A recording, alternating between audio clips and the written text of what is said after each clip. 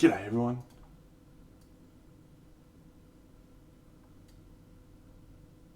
G'day. What's going on? Doing some painting today, friends. Always an exciting time.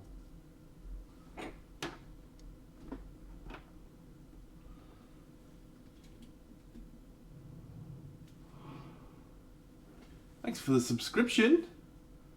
4 months. Crazy. What's going on? I think we're all good. Excellent. Hello everyone. Yes, today is the 6-month anniversary of Dressed Up, as you can tell. Dressed up for the occasion. No, just painting today. Nothing special. We're just going to paint for 6 hours. So basically we're just going to do exactly what I do every day when I'm on holidays, but I'm just going to stream it today. So it should be good fun. I'm just going to turn this brightness down on this palette camera.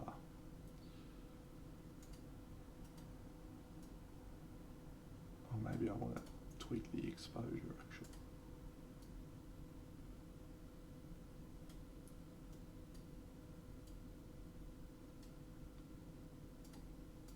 Cool. Okay. So I've got a few models left to go on Curse City. So I don't think we'll finish them all today, but we'll get very close. So, what's going on, Benny? How's work today, mate?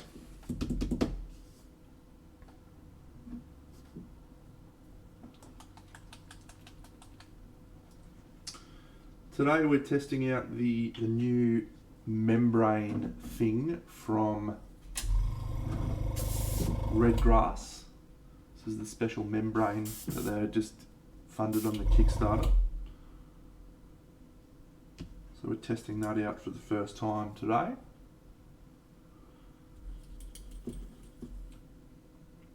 And overall, I'll be giving a pretty detailed review of the palette soon. Maybe not today.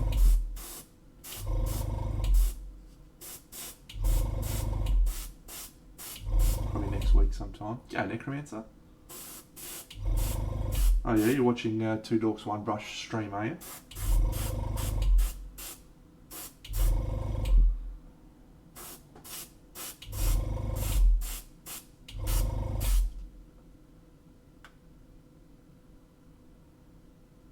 Oh, Cujo. Are you talking about the water nymph chick?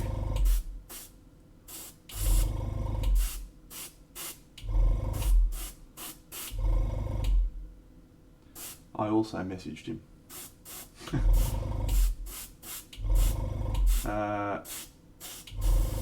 The going price was €750. And I felt, although that was a reasonable price for him, that it was out of my price range, so I made him an offer of slightly less. Thanks, Gregory. Which he said was a good offer, and he would let me know. He hasn't let me know, so my guess is someone snapped it up at the other price. So, good luck to him, I say.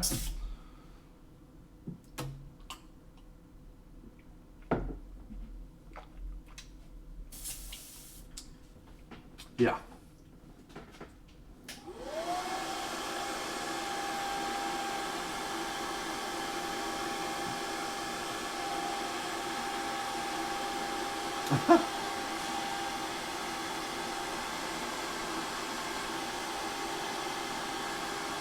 Only 3 months off a baby. You're absolutely right. Fingers crossed. Sheva Pie 24, thank you. Oh, Gregory. Tell me your thoughts. Tell me how you feel about it, mate.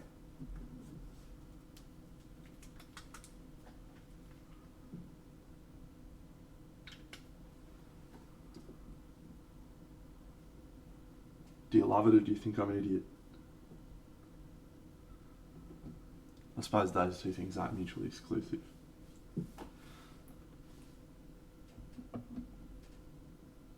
Where's my beige red at? Thanks, Joel Paul. G'day, Adam Stevens. Welcome. Cool. Have you finished episode 4 or are you watching episode 4? Where the fuck is my fucking beige? Oh, there you are, you fuck. That's basically how I felt as well, mate. But I think I've secured myself a Natalia piece, so I'm pretty excited about that.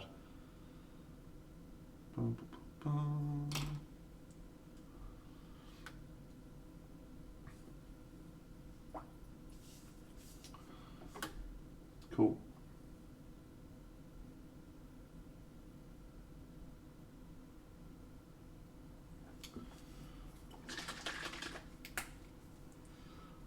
I've seen his pieces when I went to Monty and SMC. I saw them in the flesh. They're quite jaw-dropping in the flesh. Alright, so this is the new membrane. Probably not a great time to be just like rocking up there and being like, oh hey guys, I'm going to use this new thing for my fucking stream.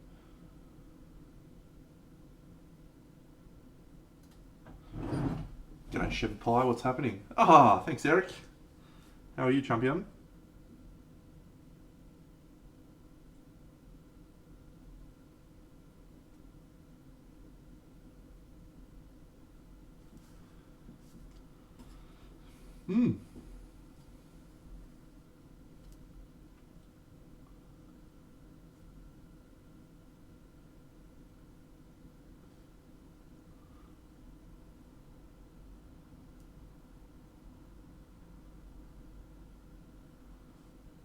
I was trying, yes.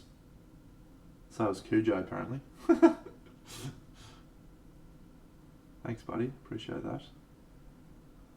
Warcaster the new game from PP, is that right? Or are you just building Warcasters from the game?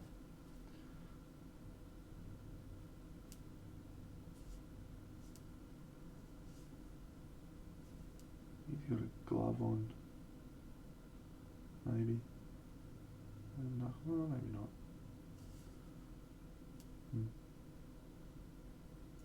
Cool. Oh no, that's definitely a glove. You can see it there.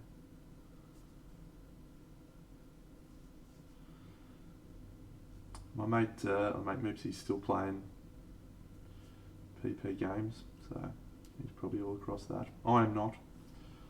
I've played him for a while.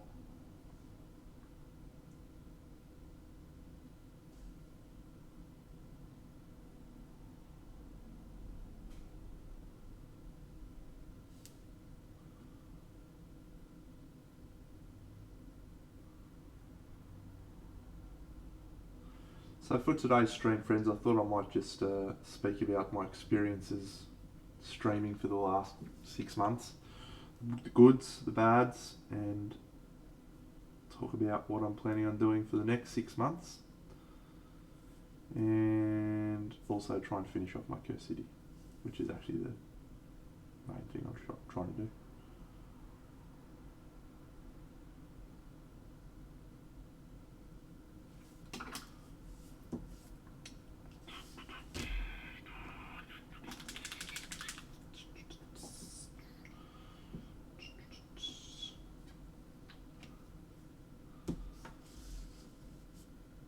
Submitted my entries that I've finished thus far for Queensland Model Hobby Expo this morning. I have submitted 15 entries. I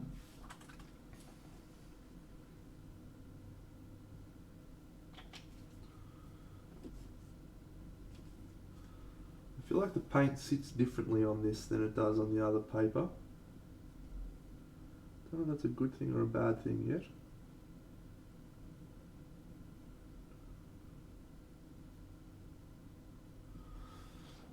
This is definitely sitting differently.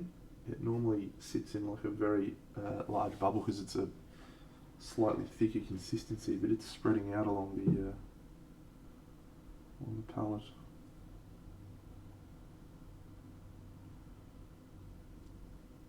Thanks, Mulman.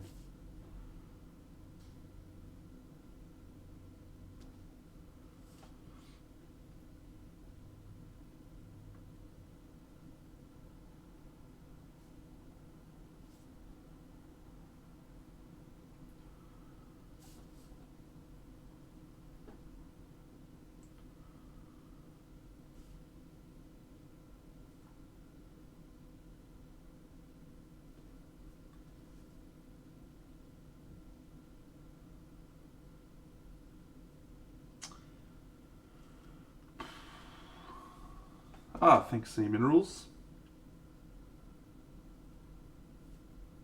Yeah, let's talk about it for a bit. So, I had planned on recording videos for my YouTube channel. I hadn't initially planned on streaming. And if you go back to the start of last year on my YouTube channel, you'll see videos of me doing painting style videos. And they were really good. But what I found was I kept getting shit tons of questions. Yeah, new membranes, mate. It's the first time I've tried it. I tried the palette, which I like a lot. The actual sponge is really good. And I even noticed a difference with my like regular baking paper that I use. It sort of, the paints acted differently on the regular baking paper because of the sponge. So yeah, it's the actual palette itself's great. I like having this little doobie whacker down here with some little water and shit in it. So that's all positive on the wet palette. But this is the first time trying the membrane today.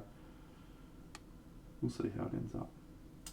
Anyway, yeah, so I started making videos on my YouTube channel, and I've got about, I think, 5 or 6 full series of me painting figures from top to bottom on my YouTube channel, where I speed up the video and I narrate over the top of it, explaining what I'm doing and how I'm doing it and why. That was really good. I enjoyed doing those, and I'm definitely keen to go back and do some more of those at some point. But I reached a point with those where I didn't feel like I had anything new to talk about. I was just repeating the same bits of information over and over.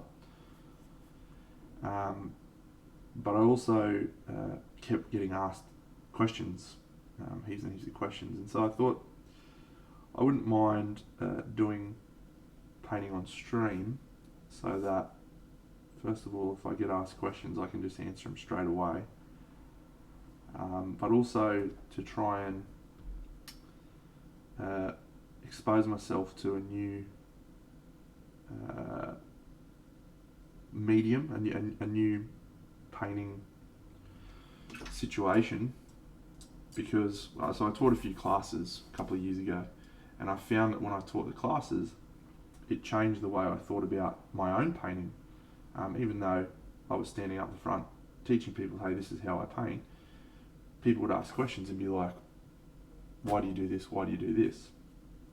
And it forced me to think about things. I've talked about the 4 stages of competence on here before, but I'll very quickly rehash them now. So the 4 stages of competence are unconscious incompetence, which is where you are really shit at something, but you don't even know that you're shit at it. And it usually requires some external stimulus to realise that you are not competent at that task. So, for example, imagine that you had never ever seen a juggler before. So you had never tried to juggle, you would never have even given it a thought before, so you are unconsciously incompetent at juggling. Then you walking down the street one day and you see a dude juggling. His name's Trent Dennison, who's a mad dog juggler. I can actually juggle. G'day, little Griff. So your next stage then becomes conscious incompetence. And so that's where you are bad at something, but you know you're bad at it. And so you take a variety of steps to improve, and that will reach you to, thanks Lil Griff, appreciate that. That will get you to conscious competence. So that is a stage where you are capable of doing the task, i.e. juggling, but you have to constantly think about the steps. So you're always like, okay, I need to time out the tempo of my ball throwing and catching, blah, blah, blah, blah, blah. And so you count out 1, 2, 3, 4, and then you catch, throw, whatever it is. It's been a while since I juggled. So you then have a 4th stage of competence, which is called unconscious competence. And that is where you are so good at a given task that you do not even really need to think about it anymore. You just do it. The steps come naturally to you, and you are, I wouldn't say master of the task, but you don't need to think about it as much. The reason I've talked about this, the reason I've explained the 4 stages of competence, is what I've found during streaming and during my painting class was I often do things without thinking about it. Whether that's colour choices, whether that's techniques, whether that's brush control, whatever the case may be. I don't think about it. So I'm in that unconscious competence stage. Oh, Nick a Jaguar. Shouldn't you be at work, son?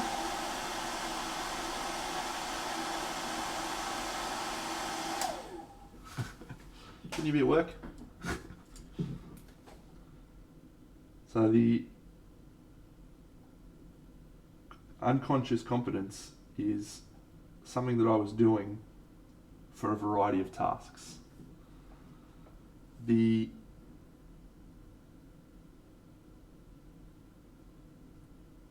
challenge when I went to a class and teach people was they'd be like, hey, why are you doing that? And I would suddenly have to stop and think to myself, well, why the fuck am I doing that? And that in itself creates learning opportunities for me. So I'm thinking about why I do things, and then when you consciously think about the steps of I'm doing this task because of X, Y, Z, all of a sudden you create opportunities for you to challenge the way that you do things.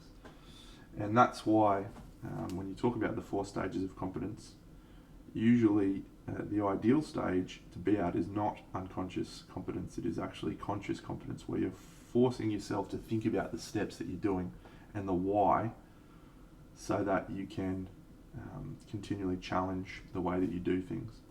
Doing things unconsciously, there's no conscious thought, so you're not actually capable of making sweeping changes as often. So anyway, that context is all about why I decided to start streaming.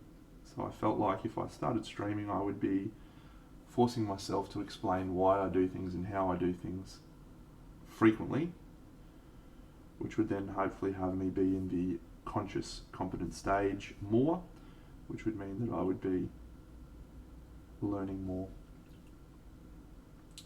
And I think that's been the case over this last 6 months. I certainly found early on I was struggling to manage both the stream itself and the painting. I'm significantly more relaxed with that now than I was. But I do think that my painting, although I'm thinking more, it's potentially gotten slightly worse over that period of time, because I haven't been fully focused on painting the model. I've been fully focused on painting a model and streaming. And so I think potentially my overall quality of work over that time has decreased, but my actual knowledge may have increased.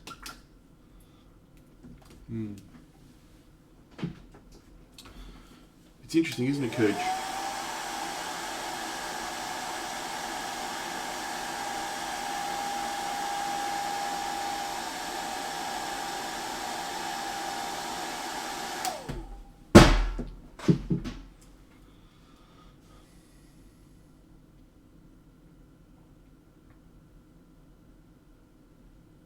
Hey Eric, if you're still around, do you feel like this membrane is making the paints take longer to dry on the model?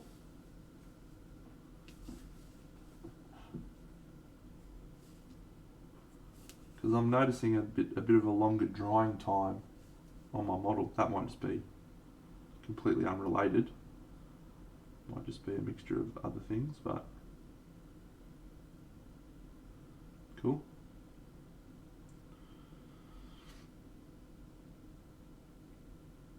So, Cooj, what do you think? How do you think the way out of the? How do you think the way out of that is, mate? Like, what's the steps out of feeling like you're not producing as good of quality work whilst providing content?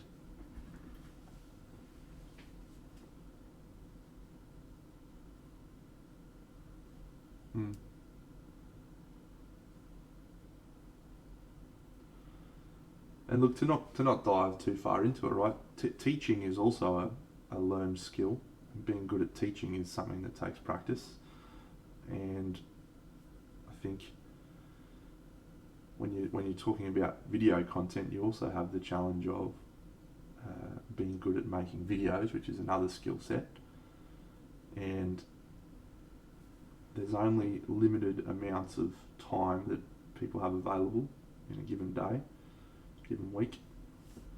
And spending your time learning how to be better at making videos, or even just investing your time in making videos, is time that comes away from your potentially your painting time.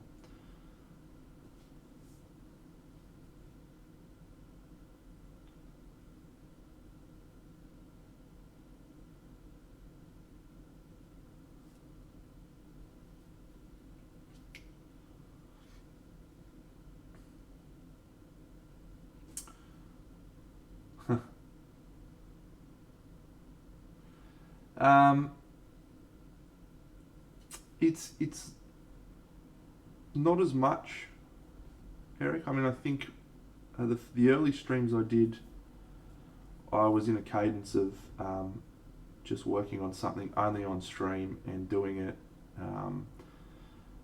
at the expense of everything else. So like I wouldn't do any other work other than my stream painting, and so I felt like I was not painting as much and then wasn't getting as much progress. But more recently I've just painted when I felt like it, like I always have, and have made a point of just streaming regularly. And sometimes I'll like put a project aside to do on stream, but I don't worry about finishing it all on stream. I don't necessarily rush to do something, but I do try and choose things that I think will be interesting to paint on stream for the stream, but it's like a secondary concern. But it was different. Welcome back, Miss Half Damage. It was different when I first started. I was keeping projects just for streaming and only doing them on stream, and I felt like I had to challenge myself to do it at that time.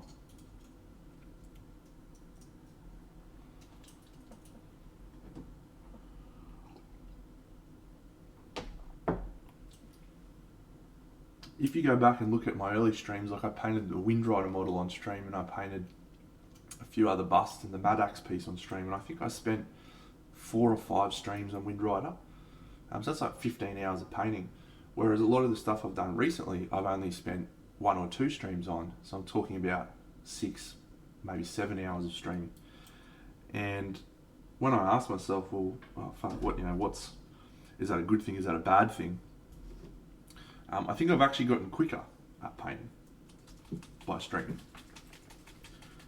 which is a horrifying thought for many of you, I'm sure, me being quicker. But I also think that my focus on the refining stage is lessened. But it's also got to do with the types of projects I was doing. What's that focus? I'll just switch this.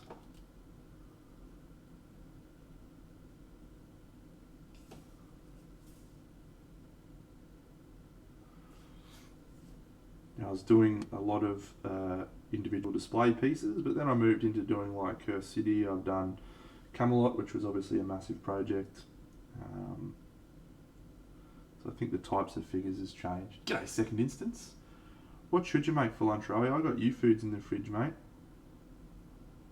So I don't really do an awful lot of cooking these days. Just get the old U-Foods out, heat that shit up in the microwave, away you go. How quickly do you think I'll paint a topless?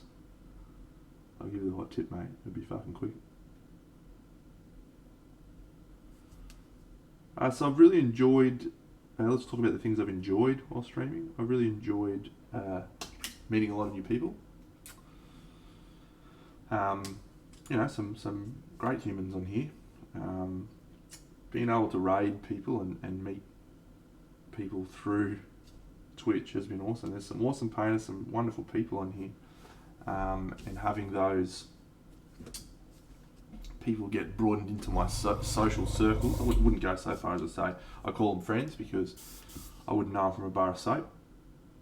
But I think it's nice to have people that you follow on social media, whose painting inspires you, and people whose work you see when you're mucking around Twitch, and just getting to know those people a little bit more has been quite neat.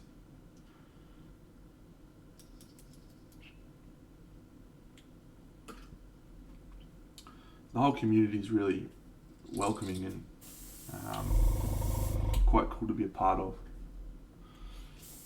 As I said, I do think I've gotten quicker at painting as a result of streaming.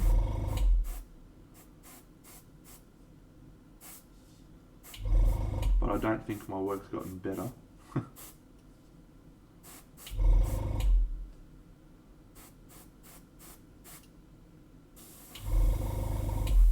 The things that I've not enjoyed about streaming. We had that weird time when I lost my little cat. So it's been an interesting 6 months really. My poor little kitty cat passed away, and it happened the day before Party Monday. I didn't feel like much of a party on Party Monday. But, and this was part of the challenge, something I find challenging still, painting is one of the ways that I relax and enjoy my free time. And so when I'm sad or when I'm not having a good time, my default response is to go and paint. And so I felt like, given that I was going to be painting, I should also be streaming, because I have this commitment to streaming and to the lovely people that join me on my streams all the time. There's this weird guilty association when you turn off a stream. You're like, I'm not streaming tonight, even though you're supposed to. You feel guilty about not doing it.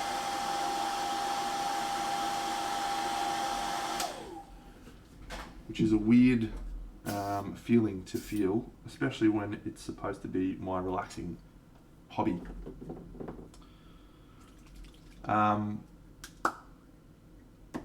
So finding a balance for that is something I'm still working on. As I said, really enjoy painting, and I've really enjoyed streaming, and there's been a lot of positive things about it, but having that sense of obligation is not something I want out of this experience. So how that ends up impacting my streaming schedules or my future streams, I don't know. I think basically where I'm at now is if I don't feel like it, I'm just not going to stream. Which seems logical, right?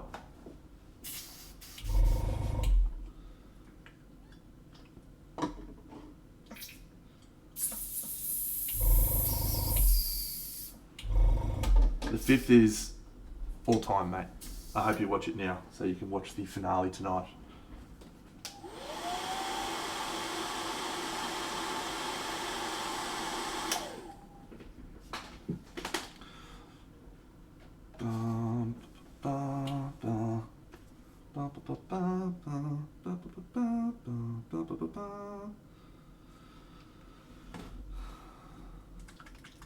Yeah, 5 p.m. for me. I'm absolutely psyched for it. Mate, I've timed my 6-hour stream to finish at 5 p.m. so I can just click over and start watching it straight away. Otherwise I probably would have streamed at 3 o'clock or something and gone through till 9. But nah, it's all happening tonight, mate. Can't wait. Then I'm going to play Gloomhaven with Moopsatron.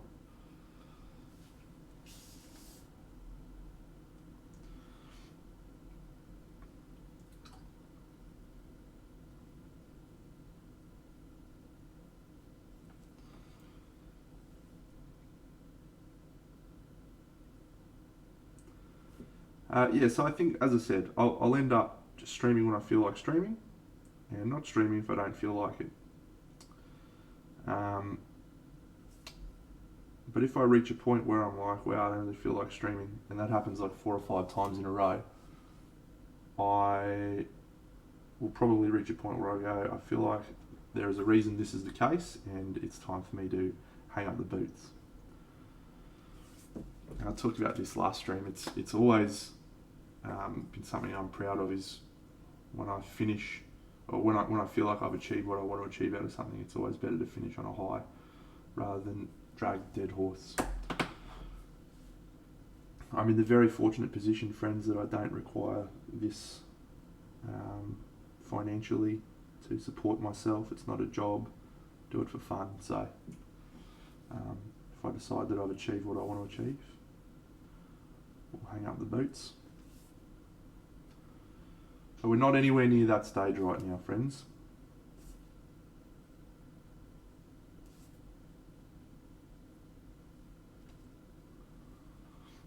Yeah, that's also been another factor. I've got a competition coming up next month. It's actually 5 weeks away, and I've been working away on stuff for that. But it certainly isn't a competition like at the standards of Monty, where I'm like, wow, I've got to fucking, be the absolute best version of myself in terms of my painting.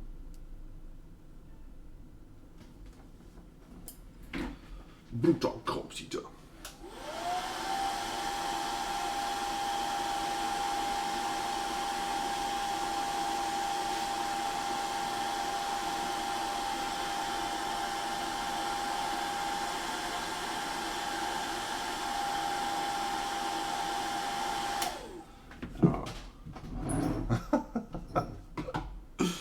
Well, Two Dogs One Brush has got me covered, hasn't he?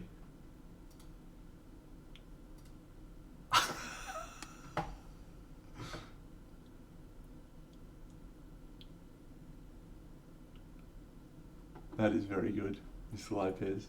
Very good. Who else is better than me? Obviously fucking Benny is. We know that for a fact.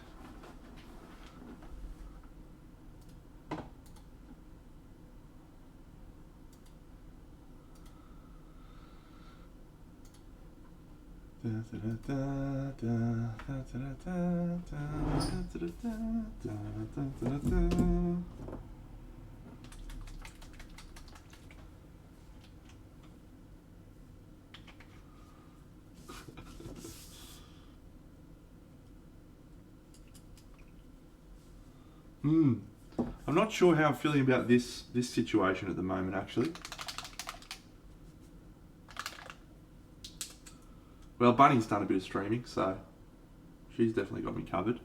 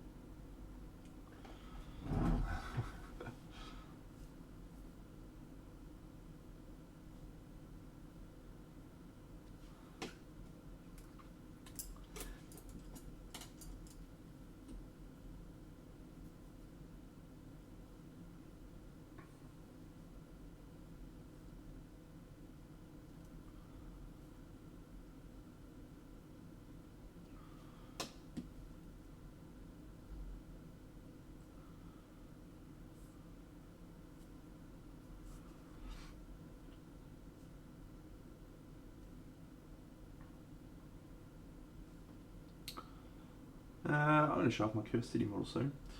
So overall, streaming has been a great experience. Would recommend it to anyone who's considered it.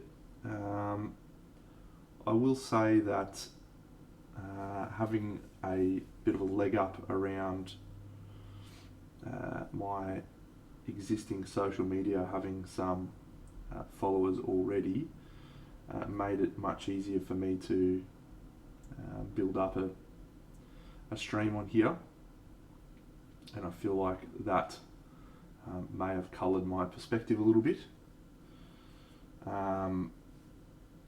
without having the really cool community of people that immediately jumped on and started chatting away. Maybe it wouldn't have been as much fun. Don't know. What was your experience like, Benny? Did you have a big following straight away? How long were you streaming before you sort of got? I mean, you get sort of 20 people watching most of your streams these days, which is pretty cool. Did that take you a while? Did you start streaming and just have fucking no one there other than you and Bunny? What was the go?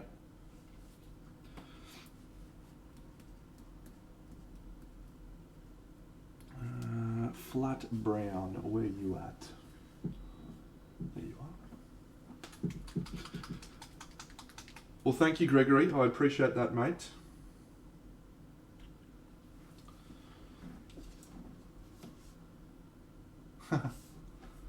Thanks, buddy. Have fun, mate. I hope you do not get TPK'd.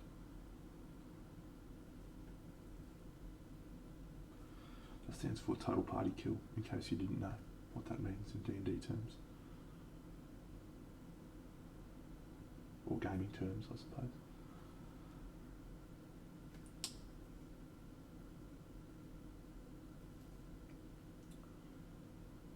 Yeah, okay, Cooge.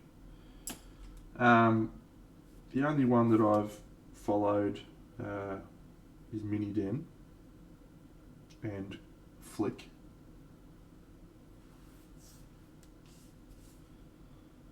And yeah, Flick's chat, without going into too much detail, I feel like it actively makes the stream worse. not because they're bad people or because they're doing bad shit or anything. They're doing fucking funny stuff. Like, they make Flick sit there for 3 minutes not talking, and then they'll fucking do raids and all the like hypes and the hype trains and shit, and it's very funny. But it also stops him painting, and like, fuck's sake, mate, I just want to see you paint. Go Wampa. So Mini Den's chat's not something I've only stayed on there for about an hour or two, and I've never really seen any people being fucking knob ends on there. Sure, it happens though.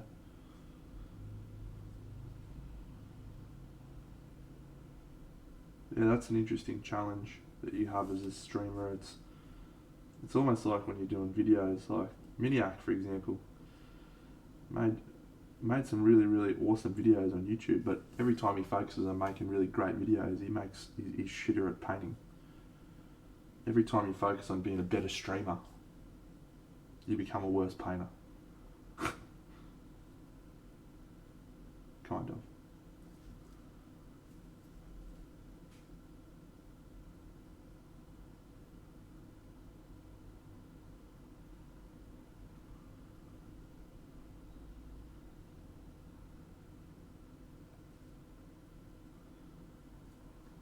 Well, you are one of the greats, Cujo, in terms of painting and delivering content. How do you manage it, mate?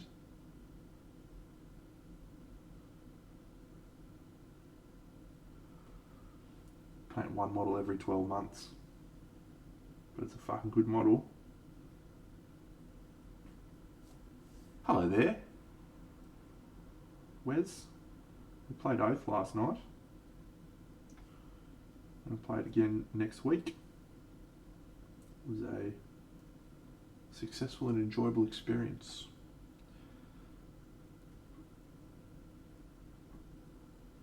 Was that actually a question directed at me? How do I balance streaming and painting toy soldiers?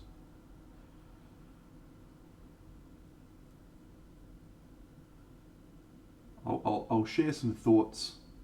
Ah, there you go. I'll share some thoughts, Wes, shortly, when I finish my little ramble about streaming, I guess. About Oath.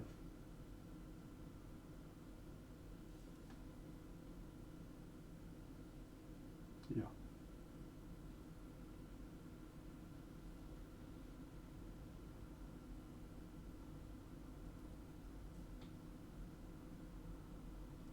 Yeah.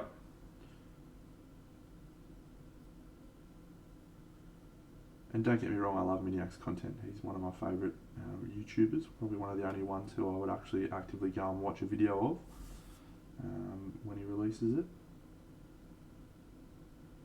if it's content that I'm interested in.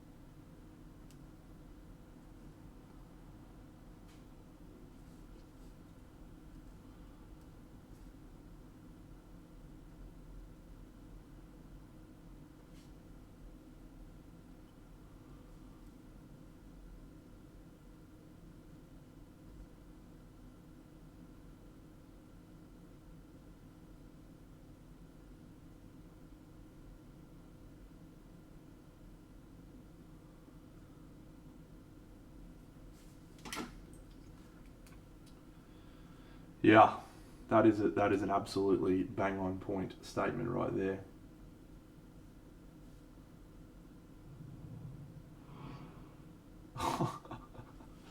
Gregory, stop it! Stop it, you lunatic! Stop it!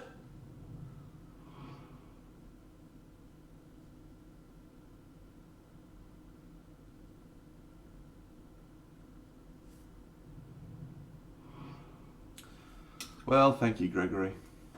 You are a crazy guy.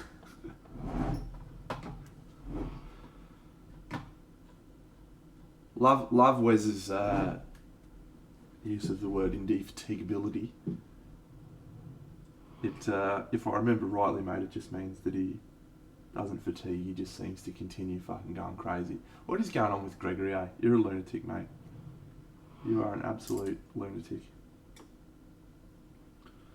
I hope one day I get to come out and visit wherever you live. I forget the name of the place now. And just give you a pat on the back and say thanks, pal. Visit your shed that you're making.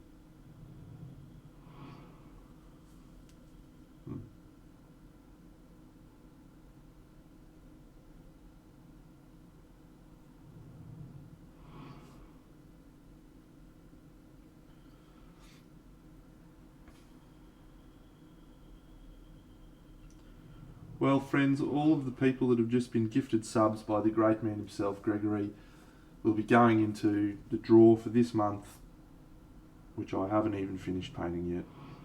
And I haven't been advertising it because I haven't finished painting it yet. I'm sure I will. Probably.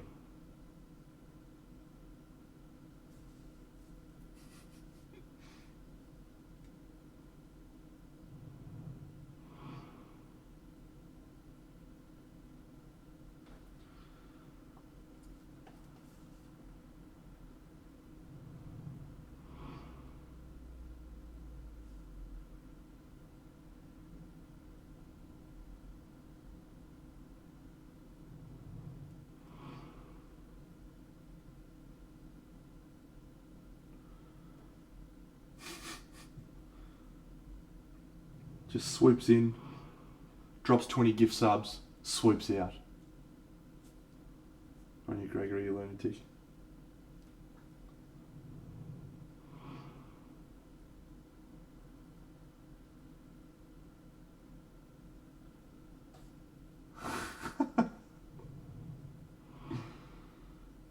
Pump up whoever you want. We can pump up Benny, we can pump up Bunny, we can pump up Topolis, we can pump up fucking Two Dorks, One Brush, who's streaming right now, probably, if he still is. I hope that fucker raids me, actually. I'm very upset if he doesn't raid me.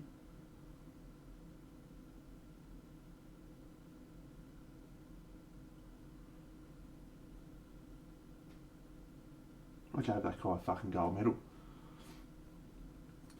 At Crystal Dragon. This is Brutog Corpse Eater. He's the ogre hero from Curse City.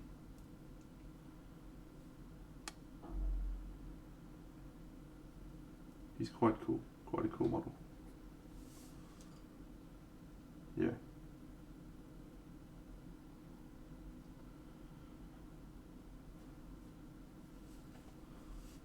I've got, including this guy, 1, 2, 3, 4, 6 models left to go on Curse City. We started it 2 and a bit weeks ago. So it's been a good little golden period. I have been on holidays, don't forget. It's not just been me painting that in a ridiculous amount of time whilst also working my full-time job. Been on holidays, so no, we're gonna have a game of it. We were gonna play it next week, but I think we're definitely gonna play Oath now.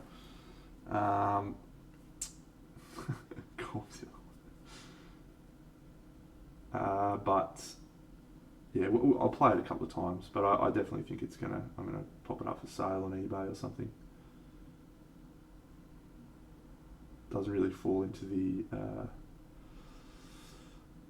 place where a lot of the people who would buy my products, the things I paint normally, doesn't fall into their niche really.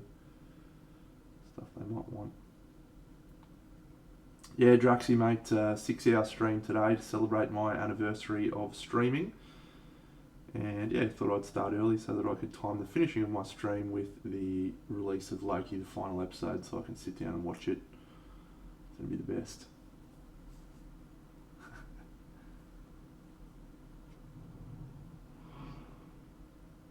Thanks, Big Tom Tabletop. I mean, I feel like if I posted up my Cursed City on my Instagram and was like, hey guys, I'm trying to sell my Cursed City, I'd probably get some interest, but I don't know.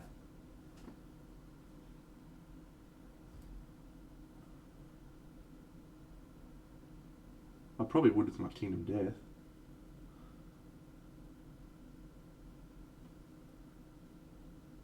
I'll probably post it to my socials and be like, hey, anyone want to buy this? And if anyone pops up their head. Thanks, pun expected.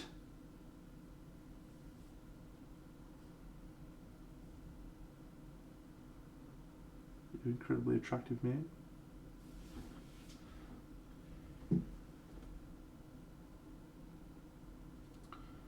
Don't know, mate. Don't know.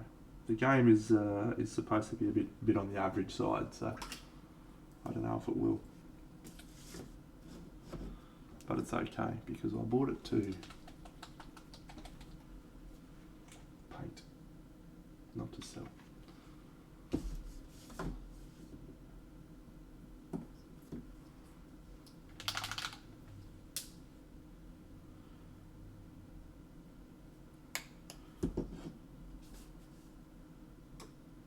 That's true.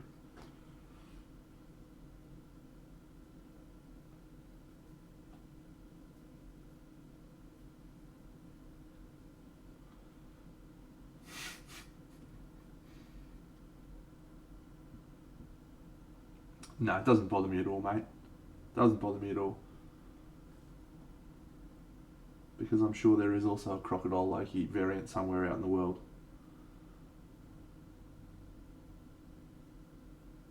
And he wouldn't have bitten off just a hand, mate. He would have fucking gone hardcore.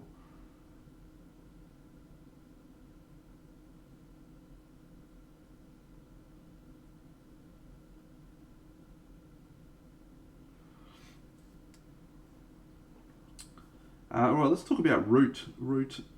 Not Root. We'll talk about Oath. Chronicles of Empire and Exile. Latest game that I played. Tuesday night games last night. The regular followers of the stream. Hello all. Croaky. That's good. Regular followers of the stream would know that I am a board games nuffy as well as painting nuffy. Play every week on a Tuesday night. Sometimes play on a Thursday. Sometimes play on the weekends. And usually squeeze another game in there as well. We play a variety of games. I have a very good gaming group, very competitive, that I've played with for the last 6 years, I think it is, we're coming up on now. But yeah, we try a variety of games. It's always good. My recent purchase was Oath. See you, Benny. Which is a board game by Leader Games, designed by the same dude and painted by the same dude who did Root, which was, I think that won 2019 Game of the Year, if I remember rightly, Root. It was like fucking, people loved it.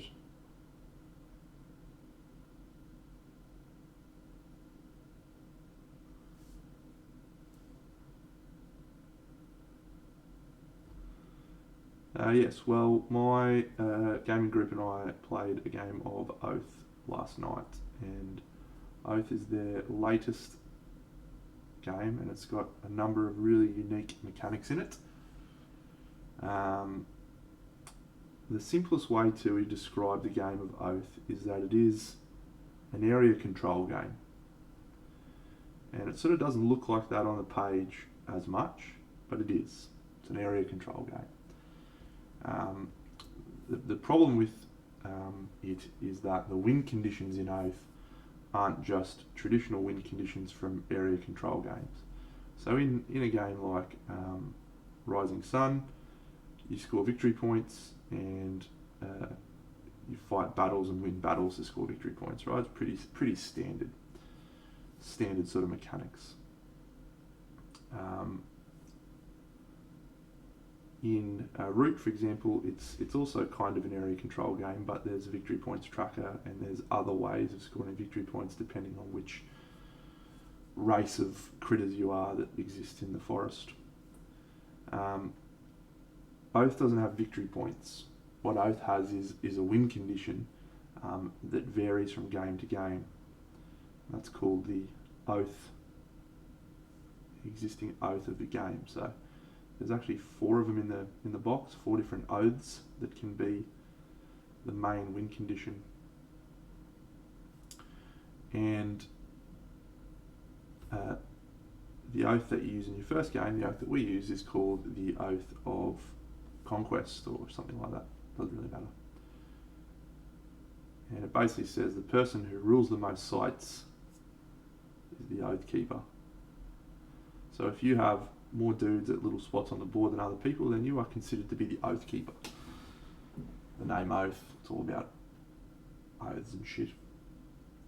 Now, being Oath Keeper doesn't necessarily mean that you win the game at that point, because otherwise the game would end at the start of the game because someone owns the most sites.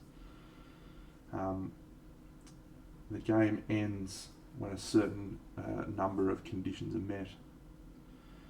One of the interesting things about Oath is it starts with a guy who's in charge of the civilization. His name's the Chancellor. And he starts with the Oath Keeper title because he is the one who rules the most sites. And he also starts with a number of other advantages. But the other players at the board play as exiles who are dispossessed citizens of the original empire who have decided to rebel against him, against the Chancellor. And so all of those exiles have little nations that they're trying to further their cause and take the most sites. And if any one of them manages to take the most sites off the Chancellor, then they would steal the Oathkeeper tile and the title, and would then potentially, if they retain control of those sites, they can usurp the crown of the Chancellor and eventually win the game that way. So there's a lot of shit going on right in this game, because I haven't even talked about the other win conditions that exist, and those are only available to the exiles.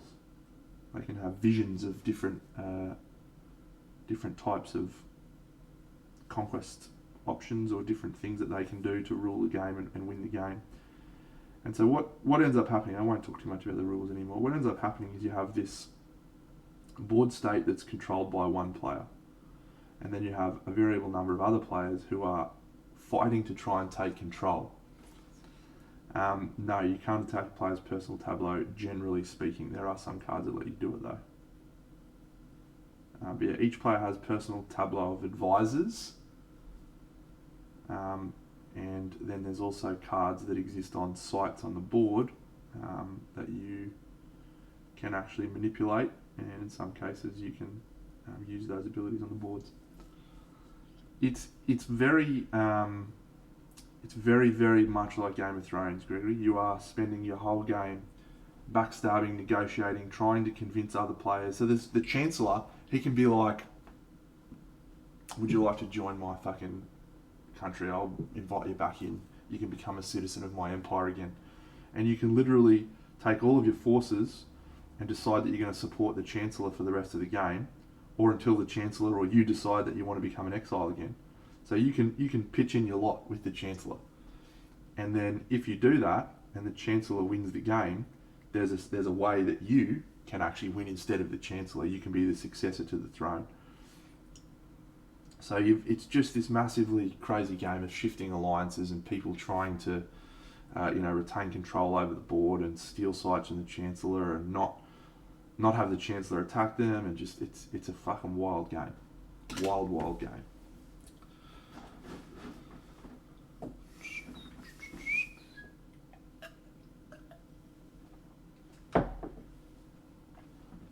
So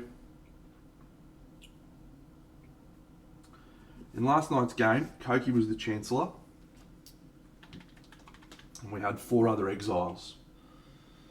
And in the early game, Koki played a couple of cards to boards. Oh, Anna! G'day, mate! Thanks for finally getting on my stream, you fucking legend. What's doing?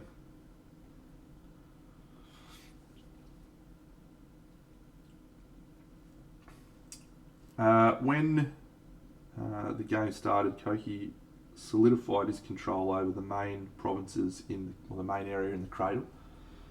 Anna, how are you, mate? How do you actually pronounce that word? Gouache? Gouache?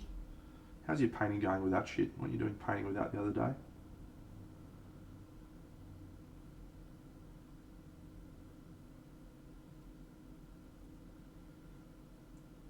So in the Cradle of Civilization, Koki's nation, he played all these cards that actually helped him in combat, and there was one that was called Mercenaries. And so basically, awesome, mate. On your Cooge, thanks, buddy. I was going to say it's pretty early for morning. I didn't see the finished result, mate, no. But I'd love to see a picture of it. If you've got one. And if you'd like to share it.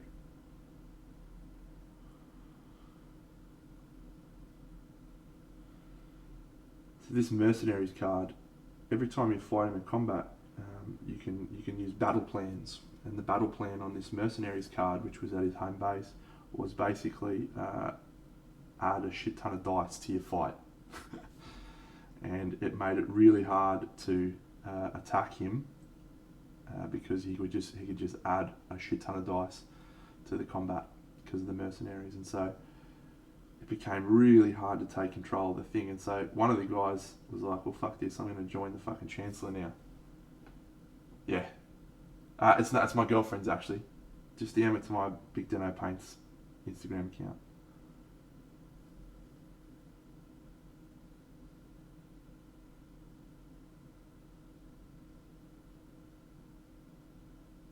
I've got some good Hugo photos too.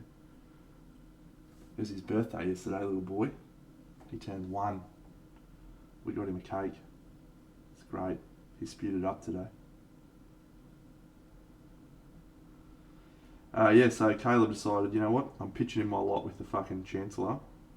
I'm joining your team, buddy. And so he joined Koki's team.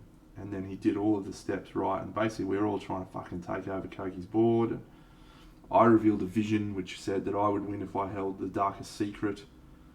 And everyone was like, oh fuck, Deno's going to win. So everyone started attacking me. Koki was like, oh my god, Caleb's about to win because he's got the Chancellor's successor victory condition 1, and if the game ends, then he would win instead of Koki. And so then Koki was like, I'm no longer making you... Was it your birthday yesterday? Oh, that's right, it was too. Fuck, a happy birthday for yesterday. Here's a present for you. Here's Hugo with his birthday cake.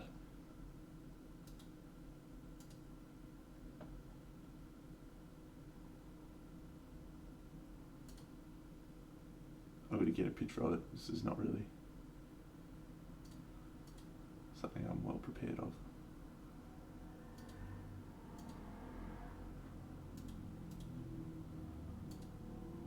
Oh shit, that's awesome, Anna.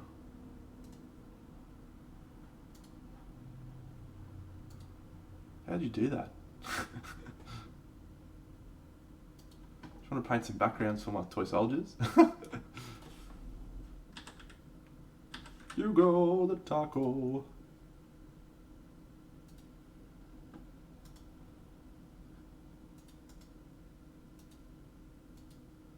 Here is my little boy.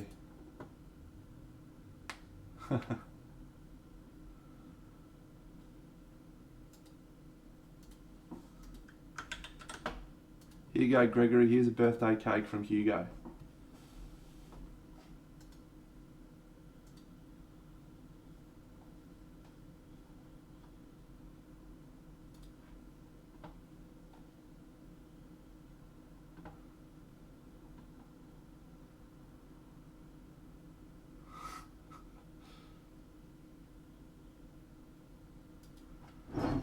He's such a good boy. He sat there waiting very patiently until we told him he was allowed to eat it, like a good boy. And then he ate it all, just absolutely stuffed his face and got sick from it. Good boy.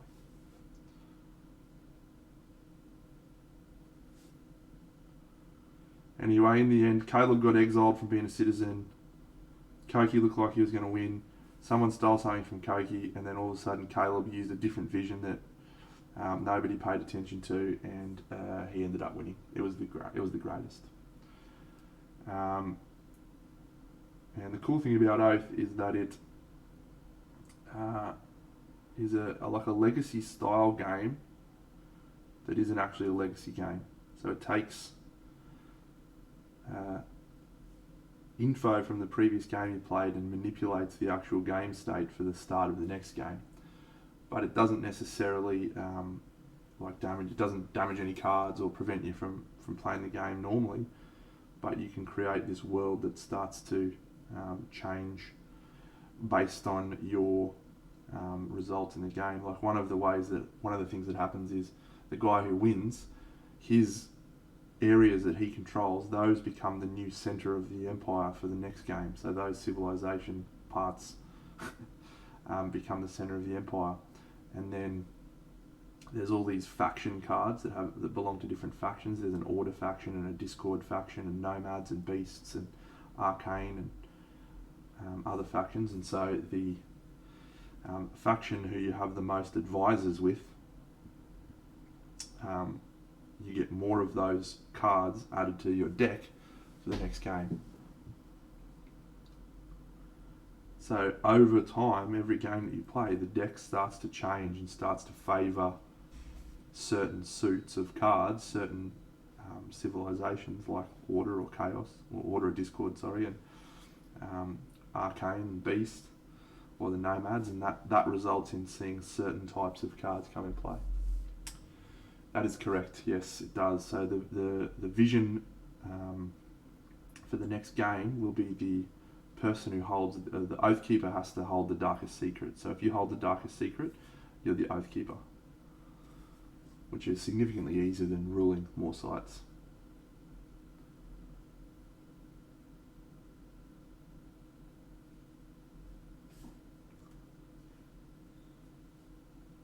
So anyway, that was a long-winded way of saying we really liked it.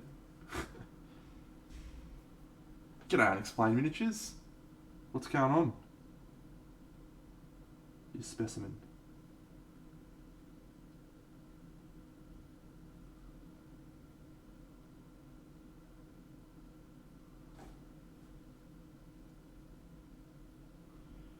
Yep, so we'll play again next week and we'll see how that goes, because the first game was a learning game. We had quite a bit of downtime and quite a bit of stuff that was like, what the fuck do we do here? And no one really knew what was going on. But towards the end of the game, we started all getting really into it. And so I think now that we know how the game works, our second game with our world that's a little bit more, designed by us and has a little bit more flavour about what happened, is going to be really cool. Yeah, I wouldn't be playing it at 2 players. I think the book actually recommends that you have a third Clockwork player. Look, Anna, I've got to tell you, yes, I am significantly quicker than Nick. I'm significantly quicker than a lot of miniature painters, but definitely quicker than him. He is fucking slow.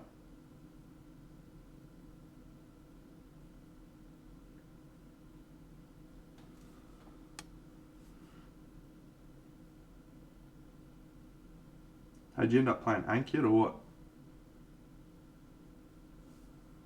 Because Ankh's actually a game that I wasn't sure I was going to like at 2 players, ended up being fucking awesome.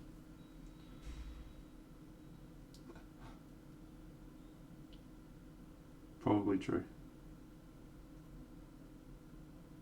Probably he would. I have a miniatures pile that's. Can you see? It's just behind my head there. That's all the models I've got to paint. Because I blast through them so quickly. I have to constantly buy models, otherwise I'd run out of shit to paint. Pipeline, cool.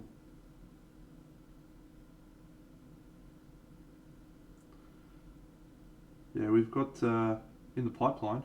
We've got Chaos in the Old World, Agricola, and then I've got a few games left to finish off my top 30 that we're going to play this year. So, Castles of Burgundy, Food Chain Magnate, and one or two others.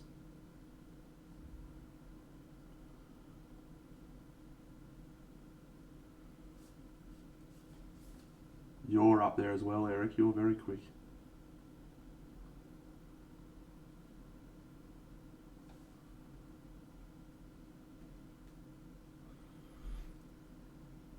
Oh, man. That is an all-time game. It is unreal. It was on my list of best games I played last year. It's a fucking awesome game. I was looking around for a copy for ages, and then they announced the reprint, and I'm just like, well, cool, I'm going to get that. Because it is a great game. But have you played Maracaibo? So Maracaibo is done by the same designer, Alexander Pfister. I also love his name. And I think it takes a lot of the mechanics, like the rondel mechanics and stuff from Great Western Trail, and maybe makes it better. If I had to pick between the two games, I think I would maybe just pick Maracaibo at the moment. But Great Western Trail, that may become better because the theme is so dumb, but I do like the deck building mechanic. No, it's Pfister, mate. I'm pretty sure.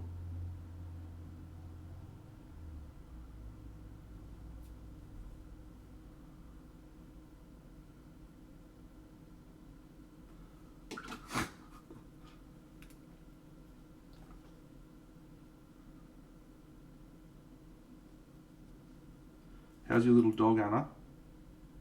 A little scaredy cat.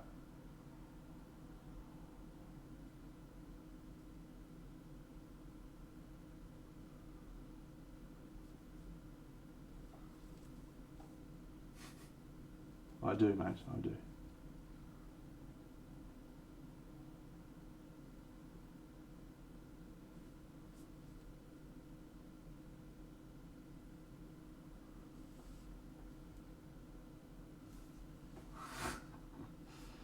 No, I gave that away to... Who did I give it away to? Someone. But I didn't win it, mate. That was Tui, remember?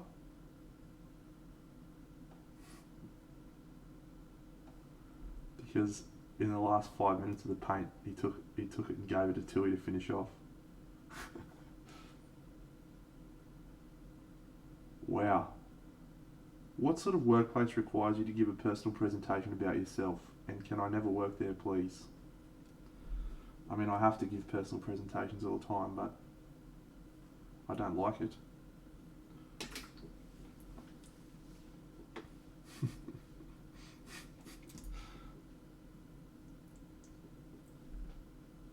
Alright.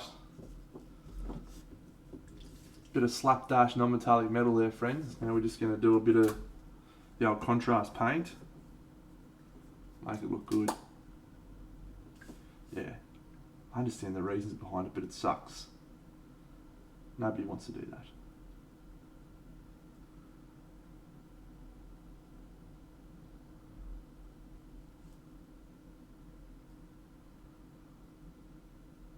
Anybody got time for that? Yeah. Oh, I'm going back to work on Monday. It's been so nice. I've had 2 weeks off to hang out with my dog, hang out with my girlfriend. In that order. Bit of a mic drop moment there, mate. Here's me, here's my dog. I'm really nice. You should all like me, and I'm leaving. Boom.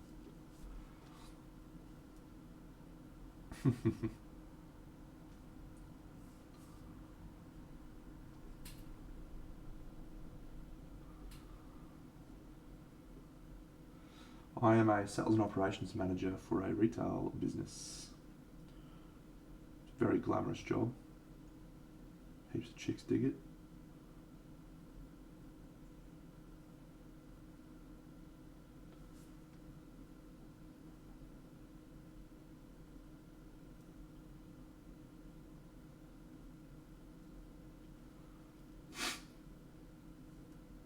Gregory knows what's up. Gregory feels me.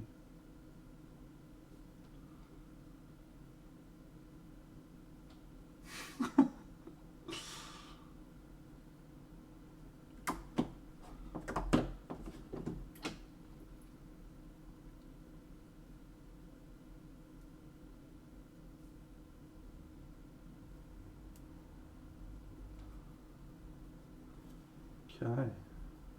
So yeah, this is my first time using the special membrane, and on the whole I'm going to say I don't enjoy it quite as much as I like using the normal regular paper thus far. Doesn't look like it works the way I like to use my paints anyway. Quite the same. Still early days. Well, Anna, the membrane is for the wet palette here. So the wet palette is a piece of sponge kept inside a small receptacle filled with water to keep the sponge moist. And then you have this piece of paper over the top, which is usually baking paper, which lays on top of the sponge and then keeps your paint moist so that you can put paint out on here. And because acrylic paints dry very quickly, they're not like oil paints or gouache paints, they dry out extremely quickly, but the water, the moisture underneath the surface keeps the paint dry. So this paint here, for example, I put out this morning at about 9 o'clock, and it's now 12:30. So that one is still completely usable, and if that was on a normal bit of tile or whatever, it would have dried out. So the purpose of the wet palette is to keep everything workable. The special membrane is a new product that a company involved in miniature painting designed, that is supposed to provide you a better surface to work on with the membrane. It's supposed to be better than baking paper.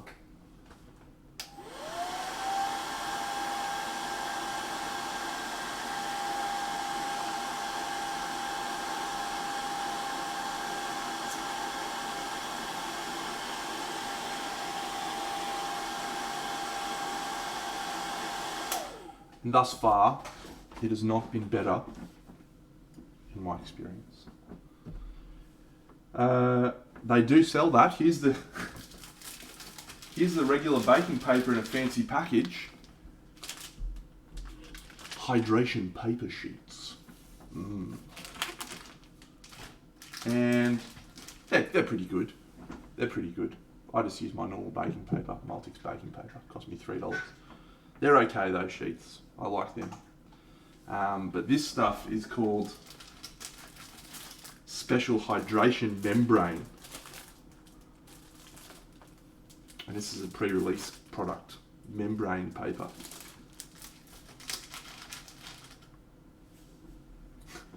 Sorry, Gregory. Do you want me to mute every time I use my hairdryer? Because I can do that.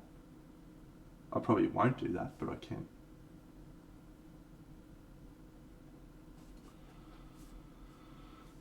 Mate, I'm a massive influencer.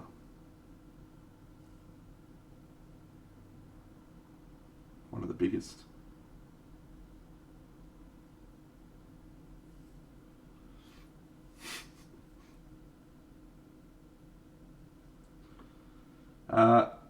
Anyway, the membrane, the hydration membrane, don't know if I love it. I definitely like the wet palette, like the actual palette itself. It's an improvement over my homemade Jobbo that cost me $4.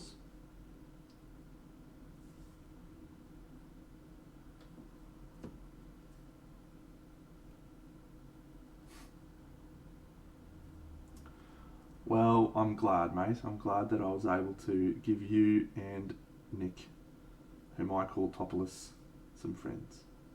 I would have thought that he would have made friends at preschool, though.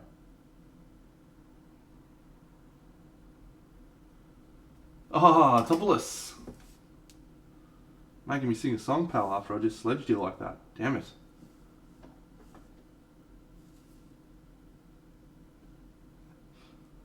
Hi, everybody. Anna, Topless has given you the song choice. You may select a song for me to sing.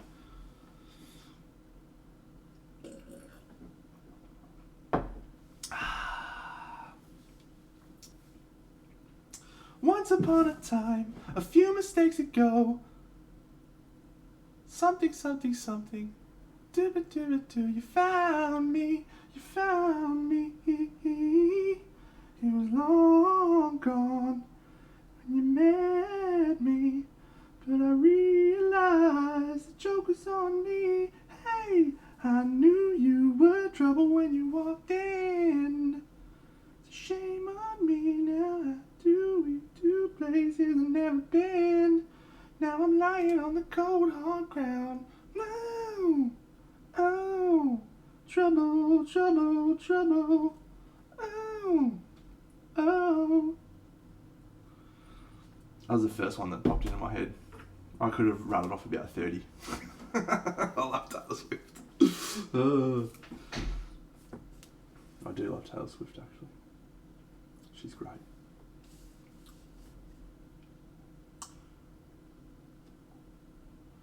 I don't think I'm that tough with mine, Swino. That would be your name, by the way, if you're Australian.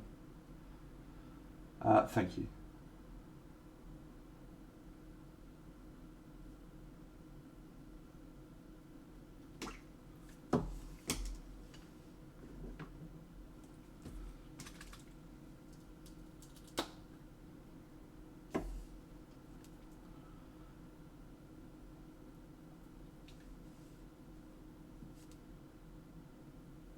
All you are is mean and a liar and pathetic and a lonely life in me. See you, Anna. Have a great night. Someday I'll be living in a big old city. All you're gonna be is mean. Yeah. All you are is mean and a lot pathetic.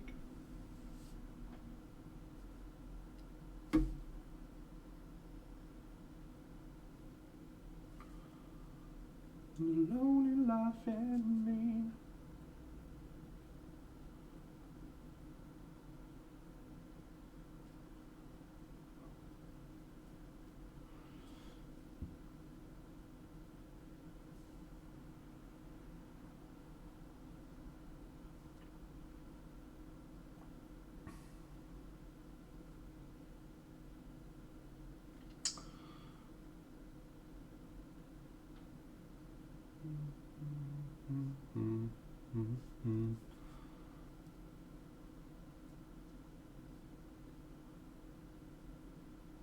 I've got Taylor Swift songs in my head now, friends. How bad's that? I'm going to be singing Taylor Swift all day. And you got 6 hours of it. Oh, that's cool, man. What a bloke you are.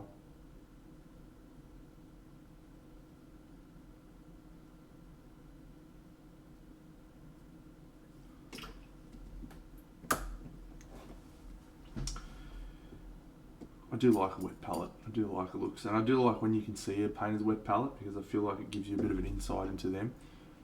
Colwell's wet palette is a fucking disaster. I'm going to message him actually. Come get on my stream, you dickhead. He's got no excuses. During the middle of the day. Come get on my stream, you dickhead. I love you. Oh, I just cracked my neck.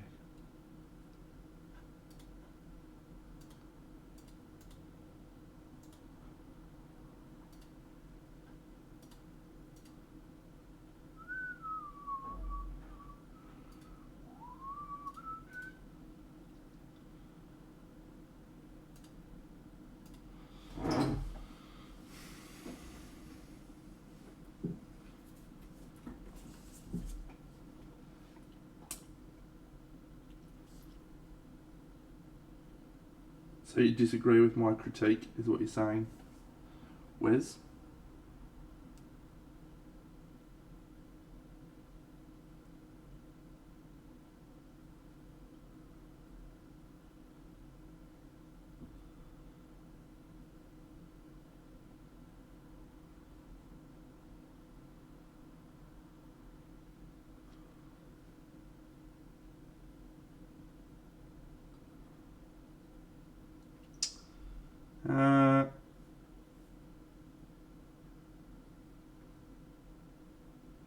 Probably the word I was trying to go for, maybe other than alive, was sterile. Because obviously, neither Colwell nor I are very realistic painters, but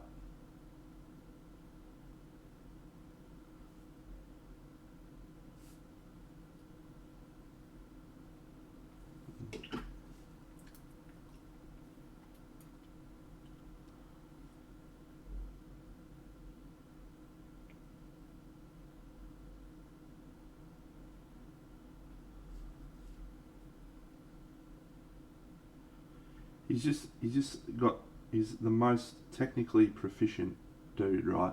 And yet I always just think to myself, oh, it's just missing like one something.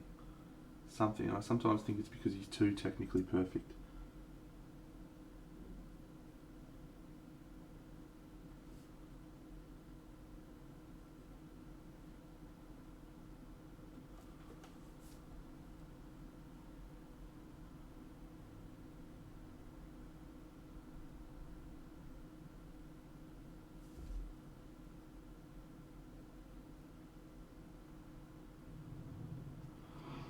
Dog Trousers, welcome. Thank you for following.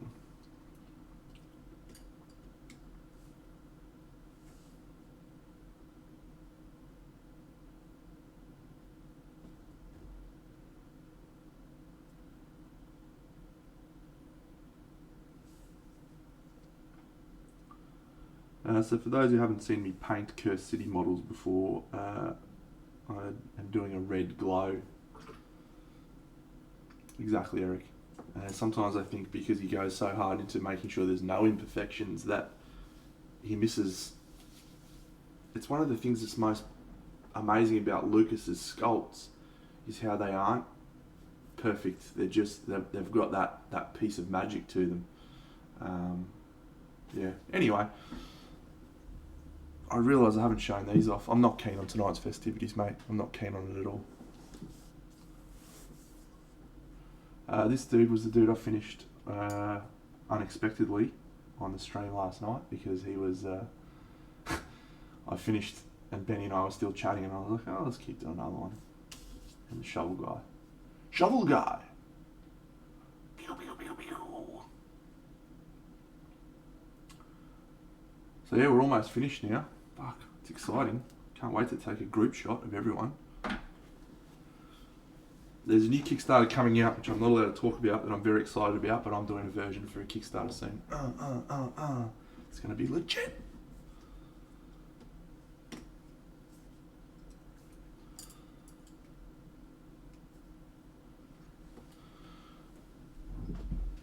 Did I say Nico Galaxy? I didn't say Nico Galaxy. How many models have I painted on my holidays? Well, there's 66 up there that I started on the holidays, I think. So yeah, about 60, mate.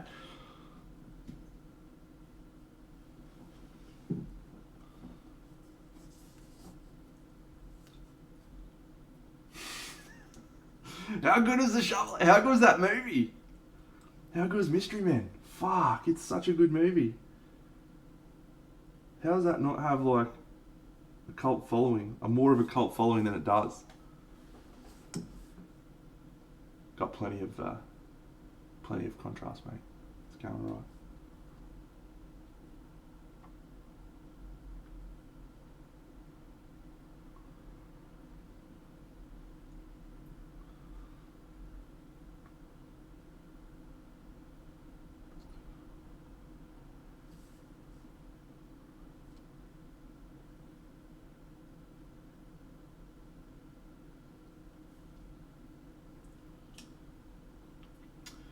Matt didn't have to go to grayscale for that one, pal.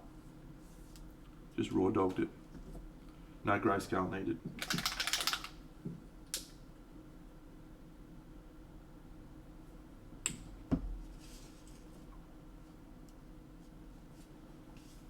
Mystery Men. It was a classic. It was a superhero movie from like, I don't know, the 90s. Had Ben Stiller, Hank Azaria, Janine Garofalo, some other fucking actors in it. Wes Studi. And they were all superheroes, but they had really shit powers. Like Ben Stiller's character, his name was Mr. Furious. And his superhero power came from his boundless rage. But literally he didn't have any power, he just got really angry. and, then, and then there was the shoveler. And his superpower was he's really good with his shovel. So when he describes himself at the start, he's like, God gave me a gift. I shovel well. And so his superhero power, he just wanders around with a shovel. She used to throw a bowling ball. The bowling ball had her dad's dead fucking spirit in it or something, and the bowling ball flew around. Just like hit people in the face. And then there was a dude who could only turn invisible when no one looked at him. Fuck. Yeah, Dog Trousers on point. It was a great movie. And Hank Azaria's his character's name was the Blue Raja, and he used to throw spoons and forks at people. It was just that was like, but everyone was like, why don't you throw knives, mate? Like, at least you can throw something sharp. And he's like, I can only throw spoons and forks. And there was one other one. For it was a classic. It was a classic fucking movie, and I don't know why it didn't get great reviews. I just remember I laughed so hard when I saw it.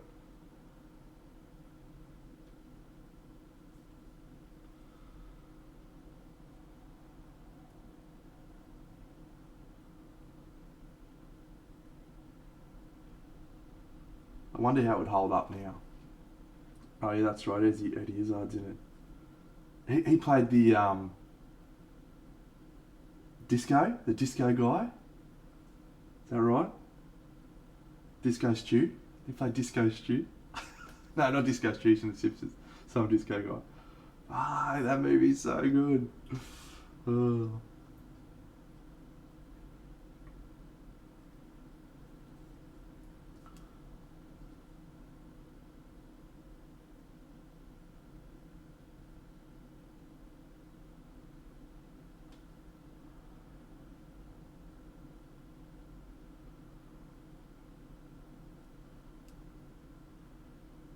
Been the longest time since I've watched that movie. For the longest time. But anyway, Gregory was like watching my stream last week when I was painting the shovel guy. And at the start of the stream I was like, I'm going to paint the shoveler. God gave him a gift, he shovels well. And no one in the stream got the joke. And I felt sad.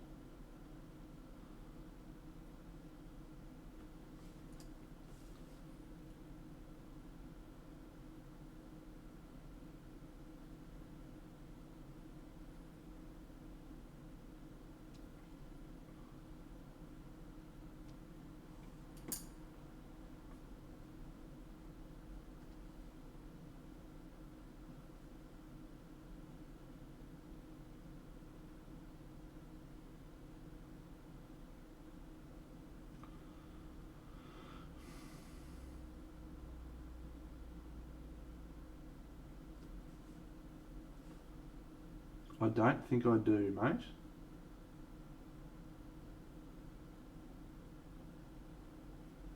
I might actually. Is there any famous ones that I should know?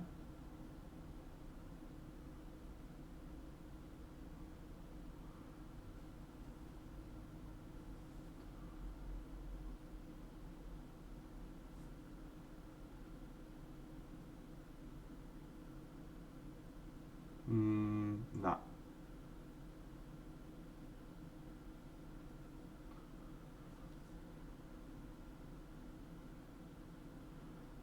Black Betty, bam-ba-lam, yeah, Black Betty, bam-ba-lam, Black Betty had a child, bam-ba-lam, the damn thing gone wild, bam-ba-lam, whoa, Black Betty, bam-ba-lam, yeah, Black Betty, bam-ba-lam, pum pum pum. G'day, Browntown.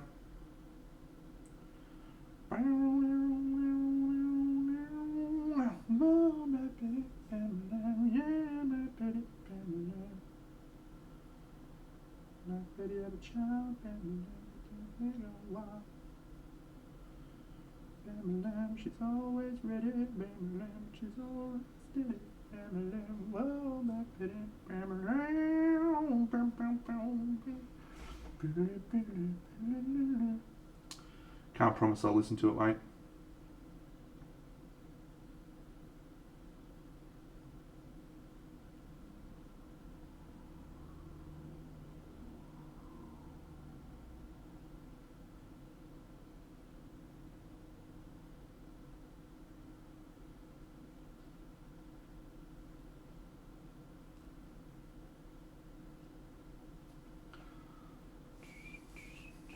G'day, Rob Crawley.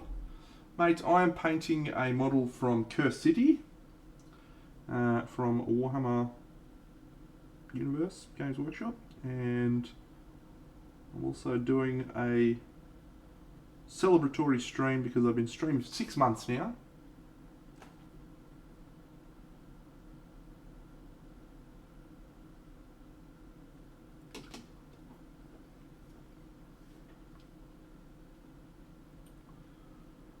Thank you.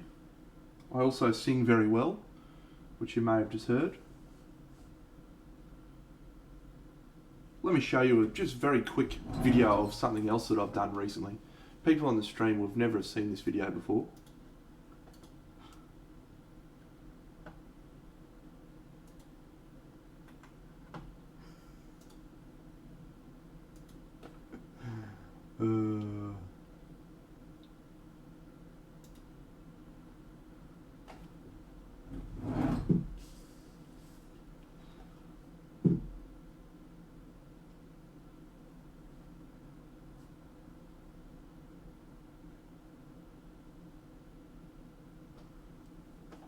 I do, mate, yes. I do have just a little video saved to my hard drive that I can just press a button and it starts playing.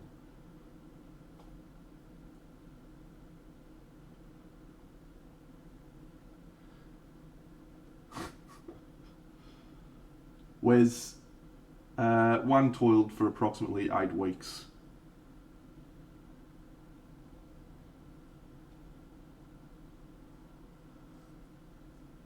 Rob, I've been doing this miniature painting for many years, but I've been doing sort of serious display painting, miniature painting for about 6 years now.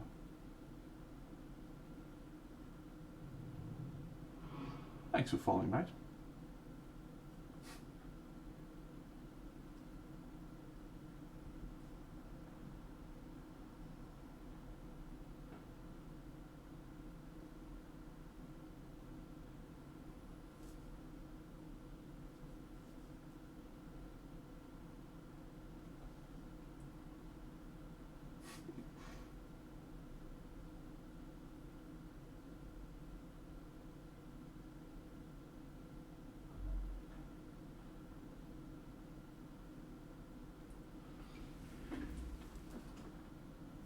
Thank you, mate.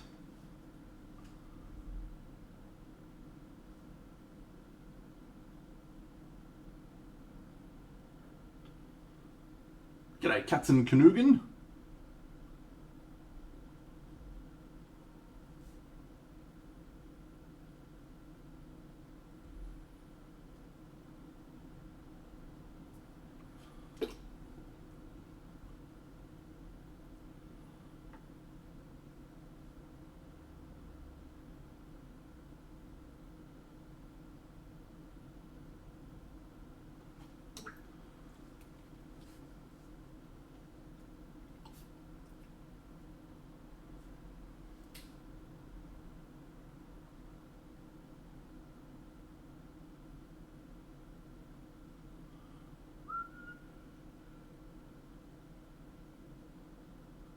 miss any other little metal bits?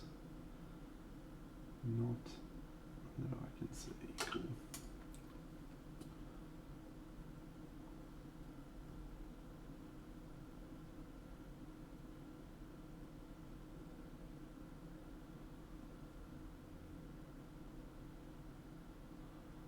Alright, stream friends, you can all decide which one we're going to paint next on this glorious stream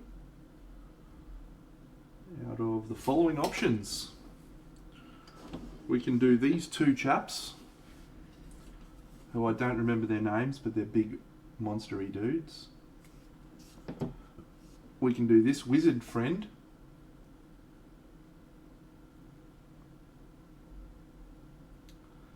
Or we can finish off my wood elf that I started this morning.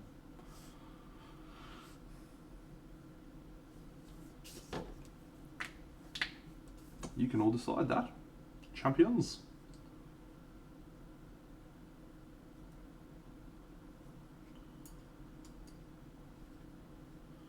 One vote for wizard friend.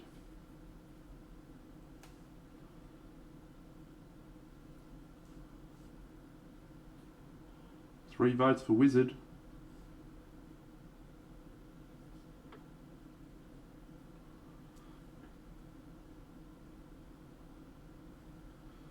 Looks like wizard it is.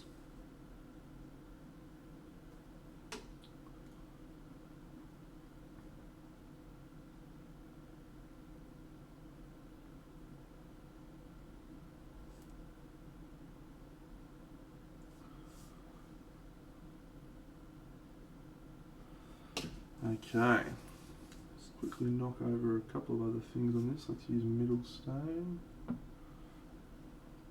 Gregory votes for the wizard or the big fighty dudes. Well, we'll probably do the wizard, I think. The wizard will be fun.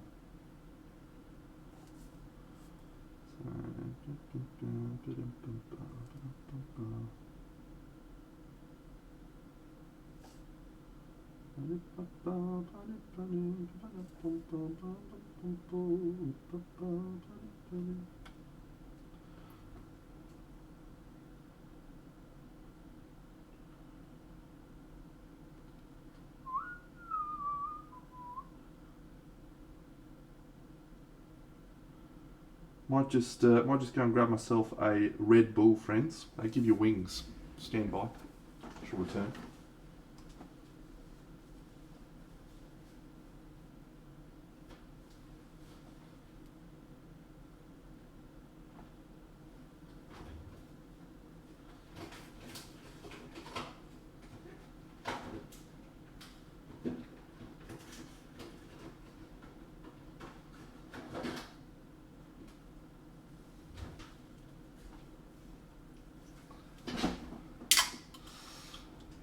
Have one, yep, just pop over to my house, grab one out of the fridge.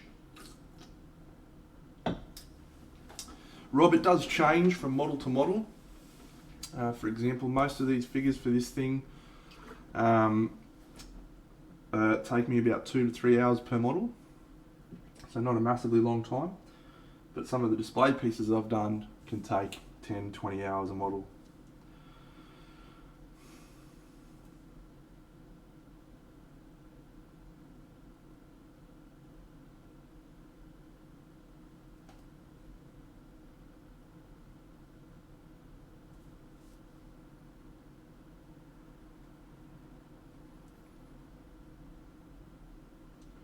So I started this chap 1 hour and 46 minutes ago.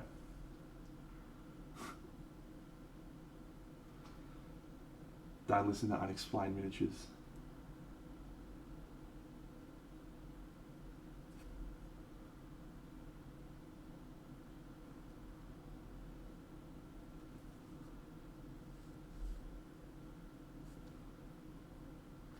I do have a wood recipe.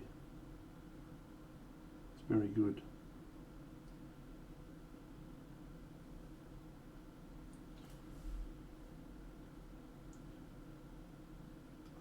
Yeah, I think it's probably just a practice thing, mate. Just repetition.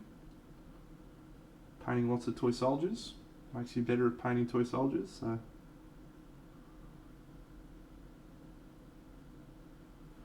much like anything in life.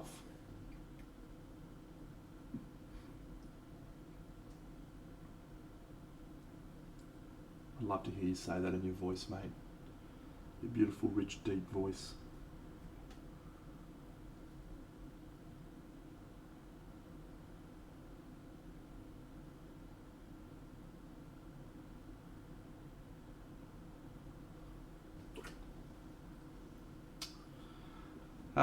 Yes, so my wood is start with a dark brown, highlight up to an ivory or a grey. Any grey is generally what I recommend for wood.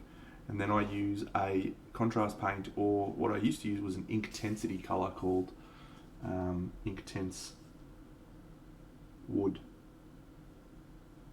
And you do a couple of thin glazes of those colours over the top.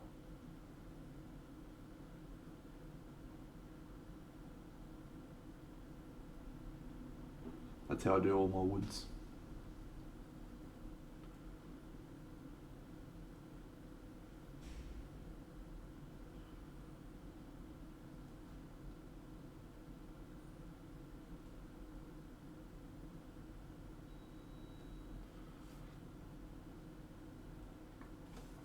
Yeah, that'll work fine. I actually think that the contrast paint wood technique is a really effective way to do wood, and it actually looks good, because one of the things about wood is it has natural variation, so having something with natural variation actually makes a difference, and the contrast paints have natural variation.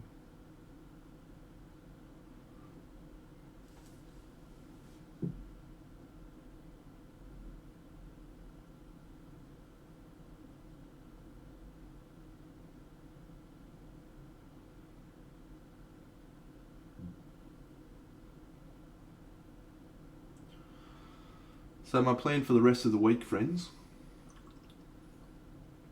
my next stream is Sunday morning, which is also the last day before I return to work.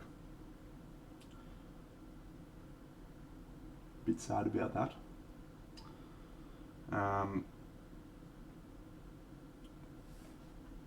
But it is what it is. I like my job most of the time. So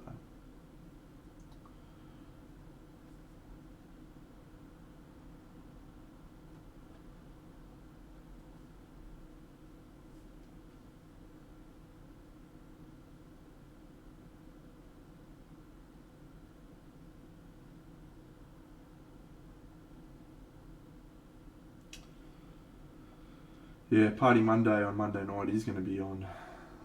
Sad. Might wear no tie. No tie. Commiserating.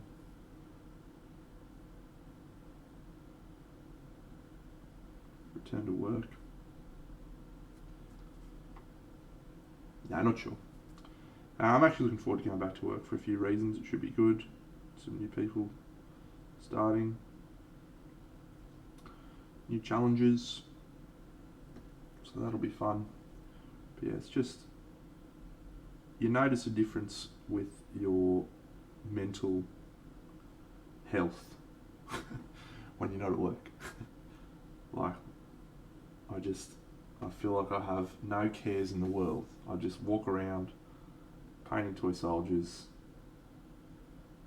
living my best life. When I'm at work, I'm thinking about work stuff all the time.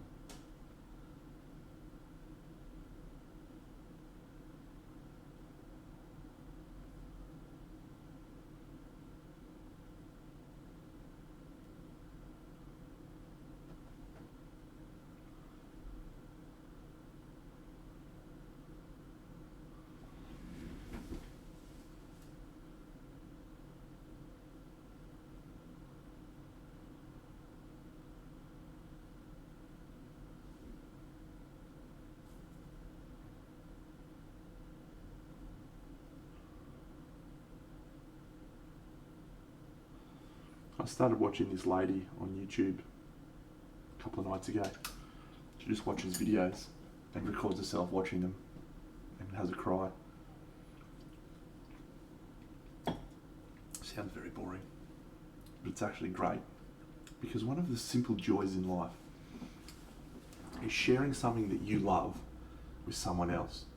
Like I've loved showing my girlfriend all the Marvel movies. I made her watch them. She's never seen them before. And getting to go and watch Avengers Endgame with my girlfriend after she'd just spent the last few months getting up to date on all of them was such a cool experience. Like, we had such a great time. And so watching people watch stuff like Lord of the Rings or Avengers or Game of Thrones, in a way, is just like getting to share that experience of loving something, being passionate with someone else who's never seen it. It's actually a really nice thing. And so, yeah, this poor summer child was watching Game of Thrones and she's never watched it before. She's never read any of the books.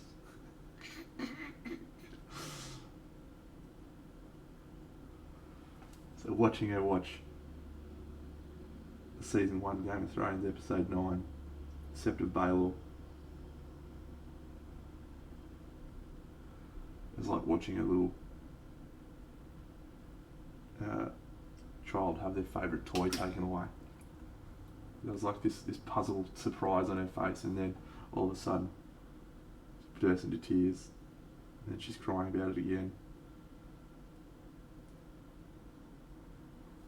But that did not compare to her reaction to the Red Wedding.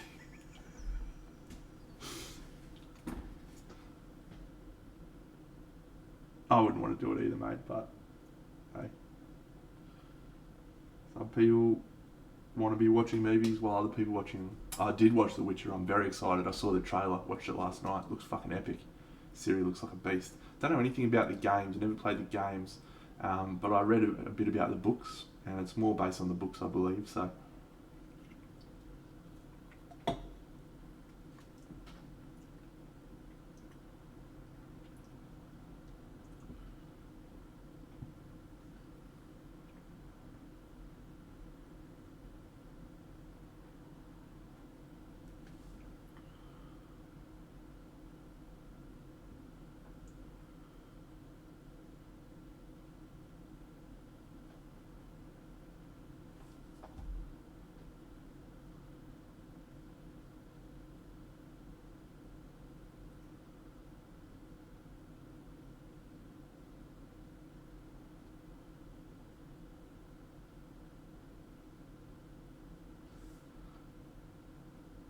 I won't talk much about the Red Wedding. I'm sure everyone that knows about everyone would know about the Red Wedding now, but I won't spoil anything. But if you read the books, it's a very different experience reading the books, because the way that he writes the books, it has a viewpoint from a character, and that viewpoint changes from chapter to chapter to other characters in the story. And it also, he tends to jump between areas of the world quite quickly. When you do that in TV, it works really well. When you do it in book form, what I found as I was reading it was, I'd be like, just starting to get invested in a character's storyline, and then all of a sudden, bang, it would hop over to someone else. I'd be like, fuck, I want to hear more about XYZ's character.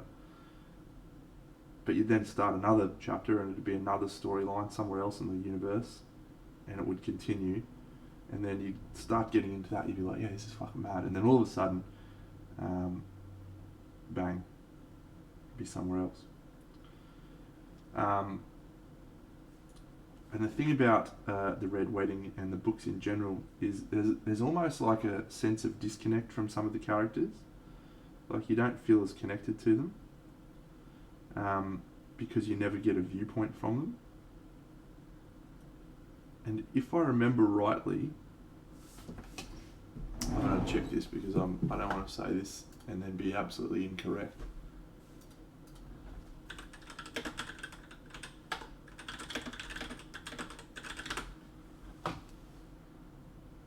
Yeah, no, I was right. Robb Stark never had a viewpoint chapter. He was never a character that had viewpoints in the book. And so there was moments that occurred throughout the show and throughout the books where you're like, you're a fucking idiot, Rob. But it was always from other people's perspectives. And so I never felt as connected to him as a character. And I think there's a reason why I wasn't too worried. Correct. Why I wasn't too worried about things occurring in the Red Wedding. And yeah, there's actually a number of like things that just, when you translate it to the screen, it sort of loses a little bit of its because it felt very dispassionate in the books, and you obviously don't feel that in the show. But yeah, it's a vastly different experience reading the books to watching the show. And so I appreciated the show, but I also knew what was coming in a lot of cases, and so things like that didn't impact me. But I definitely think that a person who had never read the books and just watched the show, I could understand them going, you know what, fuck this shit. Fuck this. I'm out. I scoot. That's true.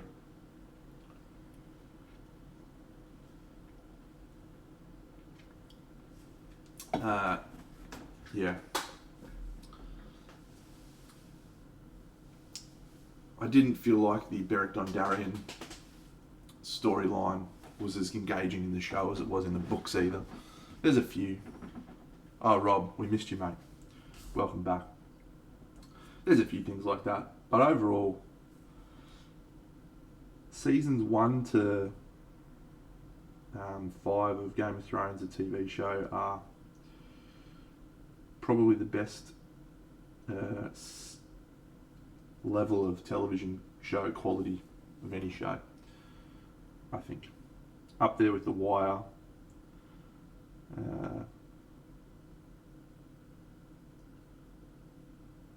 Would be hard to top seasons 1 to 5 of Game of Thrones in terms of it being the best television show ever made, I believe. Other people may disagree.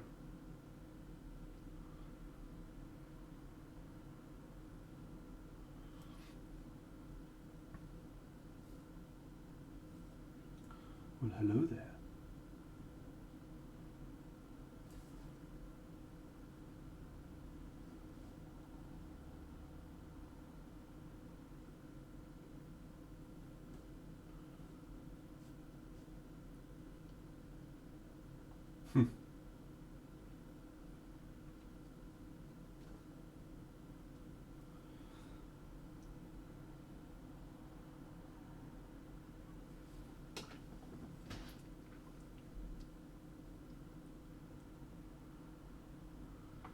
The frustrating thing about Rob was he wanted to look after himself instead of his family, do the right thing by his people, or whatever. That's not a choice that you would want to be castigated for in real life, but in the show, it's like, when you do that, you fucking get smashed.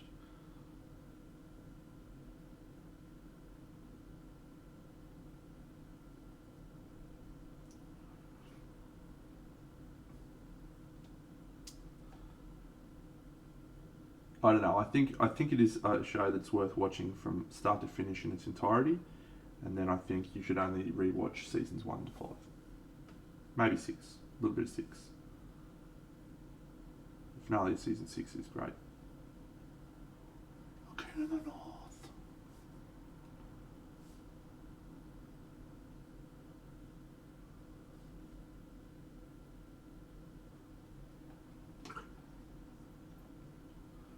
Yeah, I think I watched the first season of The Wire. I don't think I've watched any more of it. Everyone thinks it's the best show.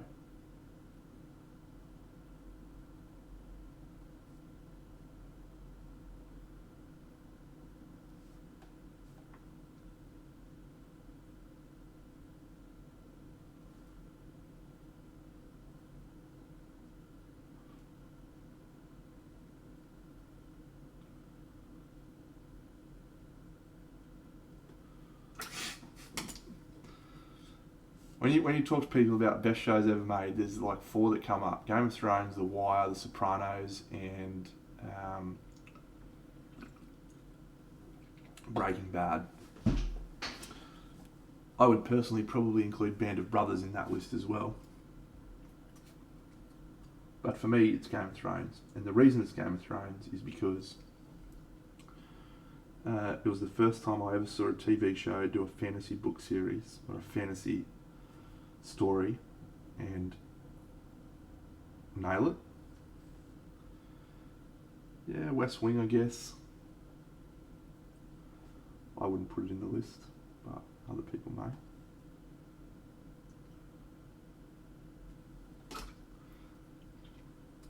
Yeah, Band of Brothers was the other one that popped to mind, but we actually were talking about that the other night. I played a board game called Undaunted. It felt like playing Band of Brothers. It's pretty cool.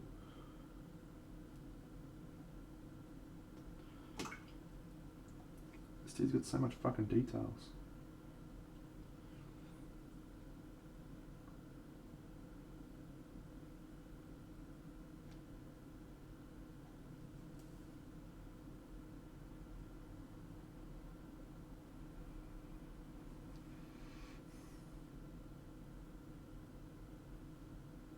Yeah, December 17th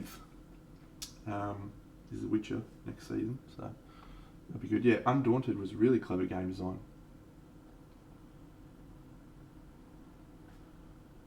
Couldn't tell you, champion.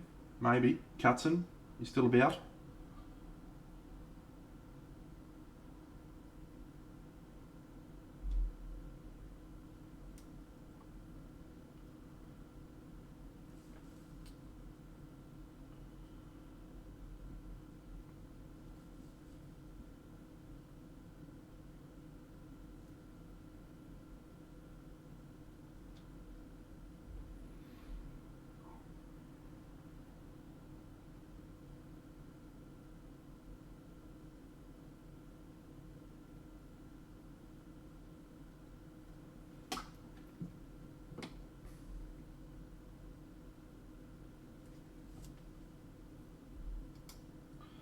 Yeah, I heard that about them, right? And then it's almost like they tried to intentionally do that in the show, like make it feel like short stories in the show. That's pretty cool.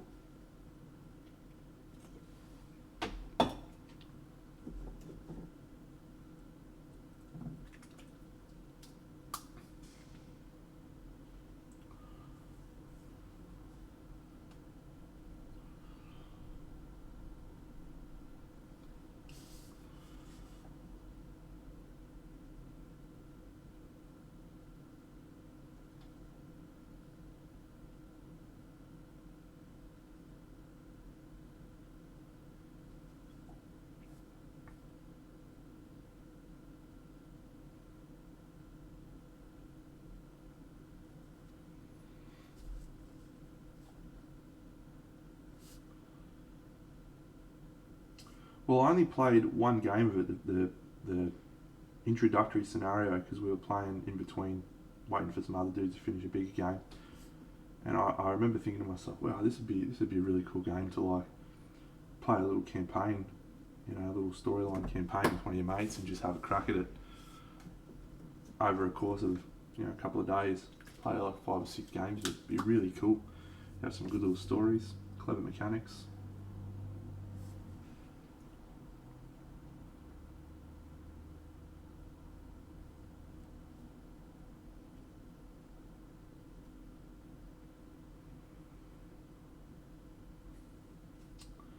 So many games, mate. So many games, so little time.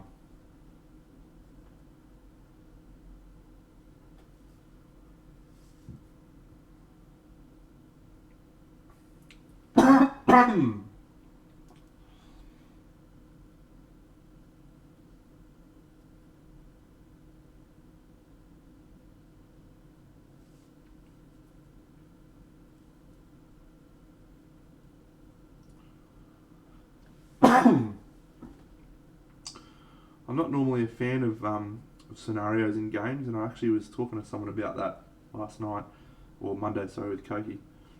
because it comes from my history with Games Workshop. I used to love tournament play, and in tournament play you'd only ever play the same scenario over and over. So I've always had this like anti-scenario mindset, and we started playing some of the scenarios in Ankh, and it just added so much to the game, like increased the variability, changed up the dynamics of how you think about the game. It was really cool. So yeah, I'm keen to invest a little bit more time into looking into scenarios. Alright, I'm going to put Brutog down for a bit, let him dry. I think we're going to do the red glow soon. I just need to do these little details, and then the rest of the stuff I'll tweak after I've done the red glow. So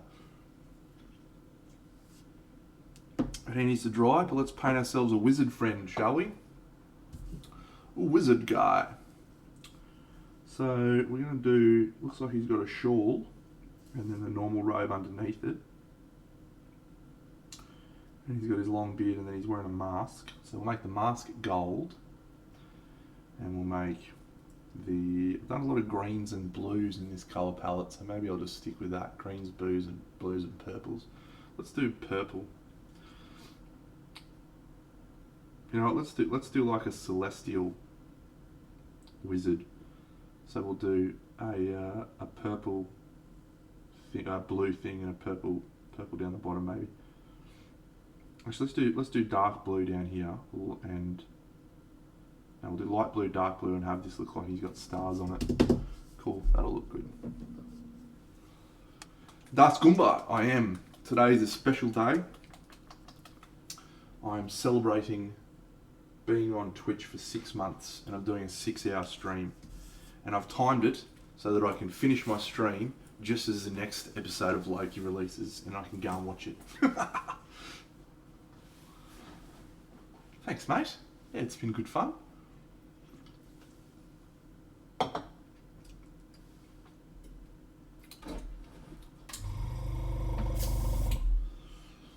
Where are we at? We're at 2 hours and 9 minutes. So we're just past a third of the way. How good.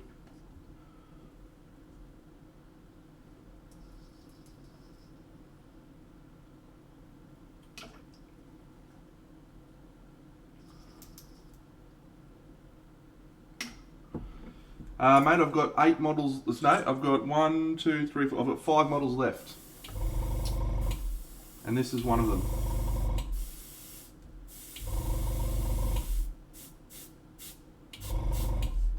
Well, I guess it would be nice if I could paint your models. I know not everybody has got an airbrush like me.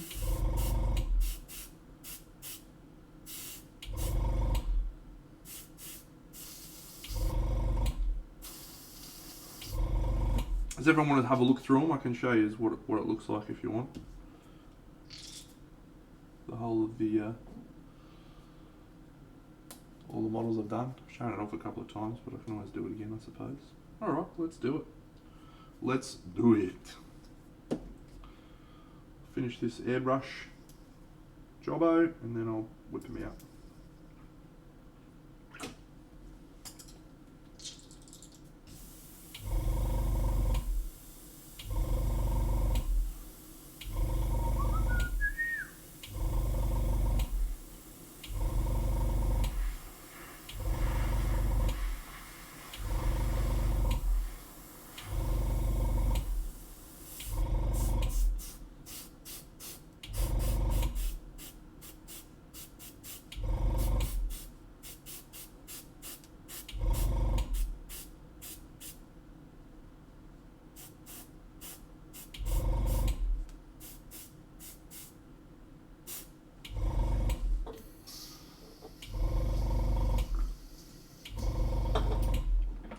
Alright, let's start at the bottom.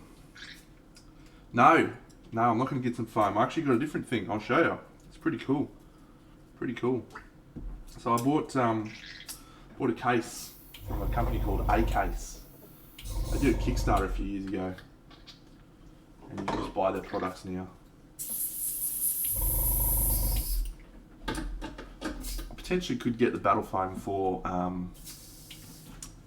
when I sell it, but because I'm going to keep this A case. So this is my A case, right? So it's got a little zippy bit, and then it's got metal trays. And so because I magnetized the bad boys, you just stick them in the metal trays, and then you got little pins that you can actually secure them in there with pins. Yeah, it's pretty good actually. So I bought it purely so I could carry my Curse City stuff around, so it would be easy to transport. So yeah, so that's what I've got for the models for the moment. But when I sell it, I want to keep the case because I reckon I'll put some display models in there instead. Anyway, so let's start looking through my Curse City models that I've been painting the last 3 weeks. So these are the little mysterious object markers. There's that one, and then there's this crow dude holding a little key in his mouth, and then there's these little skeletons as well. So those, I've done all of them, and then you've got this little dude holding a thing, and then a little rat guy. And I did the bats. Just did the bats really quickly. Same with the rats. Just did the rats really quickly as well. Don't really care about them, the models. They're just quick models, quick paint jobs. So that's all them. So let's start. So these are the skeletons that I did. G'day, Azza. What's going on, you champion? Yeah, so these are just the skeletons. Pretty basic, pretty quick jobs. But yeah, they're some of the best skeleton models G-Dub's done, I reckon. So I did all those, and then this is the captain of the skeletons. It is non-metallic metal, yes, mate.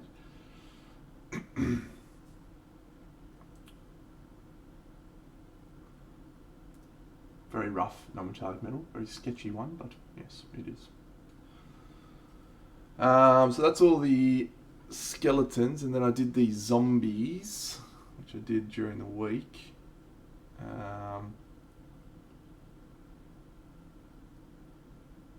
These are cool models, but my problem with the models is they have a very generic pose.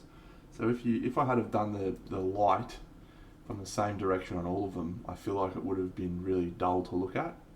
So I tried to just vary the direction of the light so they were all facing different directions, which I didn't do with any of the other models, but I did for these guys. So it would create a little bit more visual interest around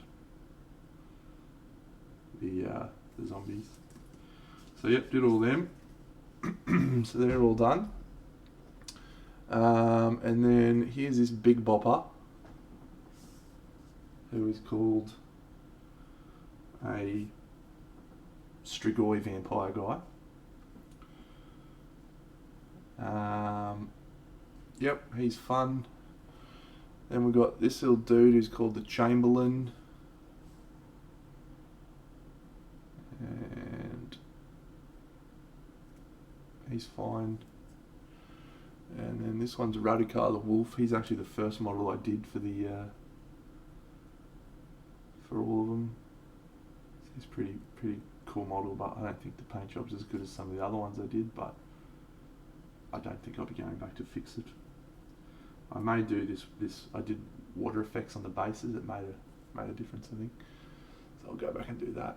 And then this is Shovel Guy, who I did the other night stream. Classic Shovel Guy. God gave him a gift. He shovels well. And then these dudes are my favourite dudes. Sorry for bumping the camera. These are called the Bloodborne. And they're kick-ass.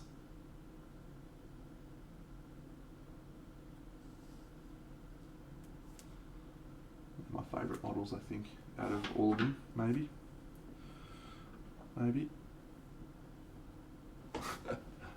And then the heroes. So I'm doing the last heroes now. So this is a little dwarfy. And this is the Pistol Pete.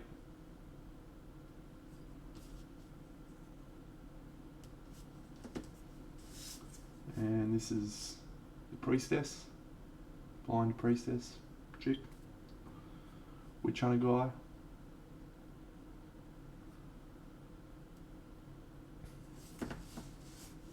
And that's it. That's all of them. So we're doing the last 6 models now. We've got Wood Elf, we got Ogre, these two guys, this guy, and I'm saving this chick for last because she's my favourite. So let's go back and paint this guy.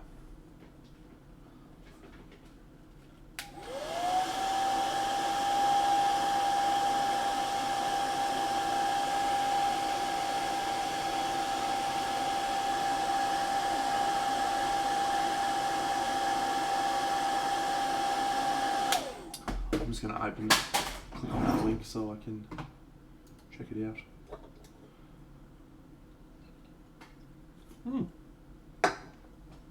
It's pretty reasonably priced actually, isn't it?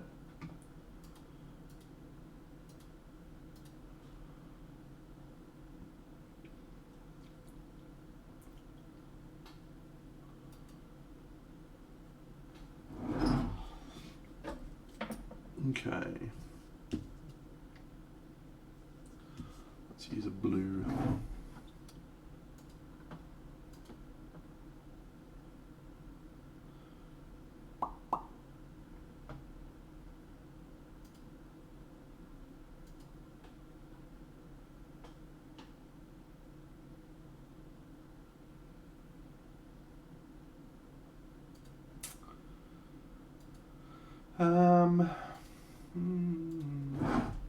Thanks, Studs Goomba. See you, buddy. Oh, you're getting a COVID shot. Oh, COVID test. Not as exciting. Really? Is it?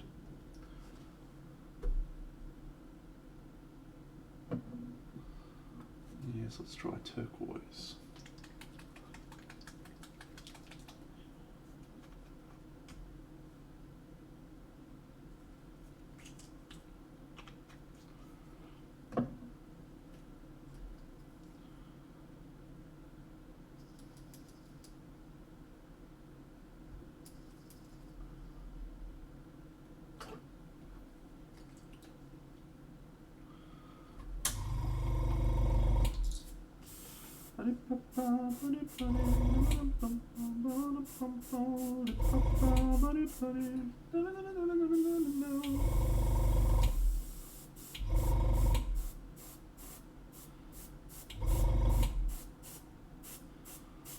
So as I understand it, you can... Hey Ray, thanks mate. You can still catch the COVIDs if you've been immunised, but you are significantly less likely to experience symptoms.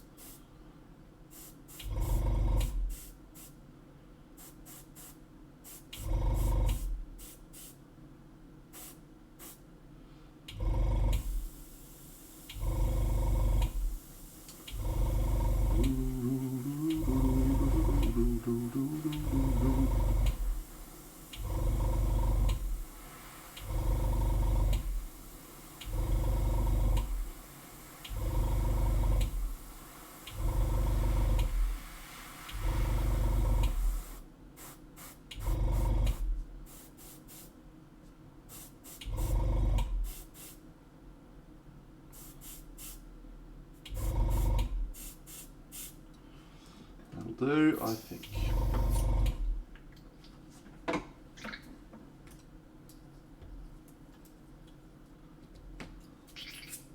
Six months of painting toy soldiers.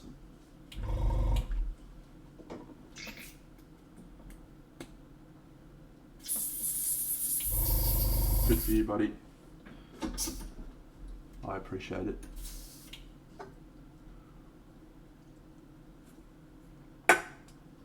All we need is for everyone to do the right thing, mate.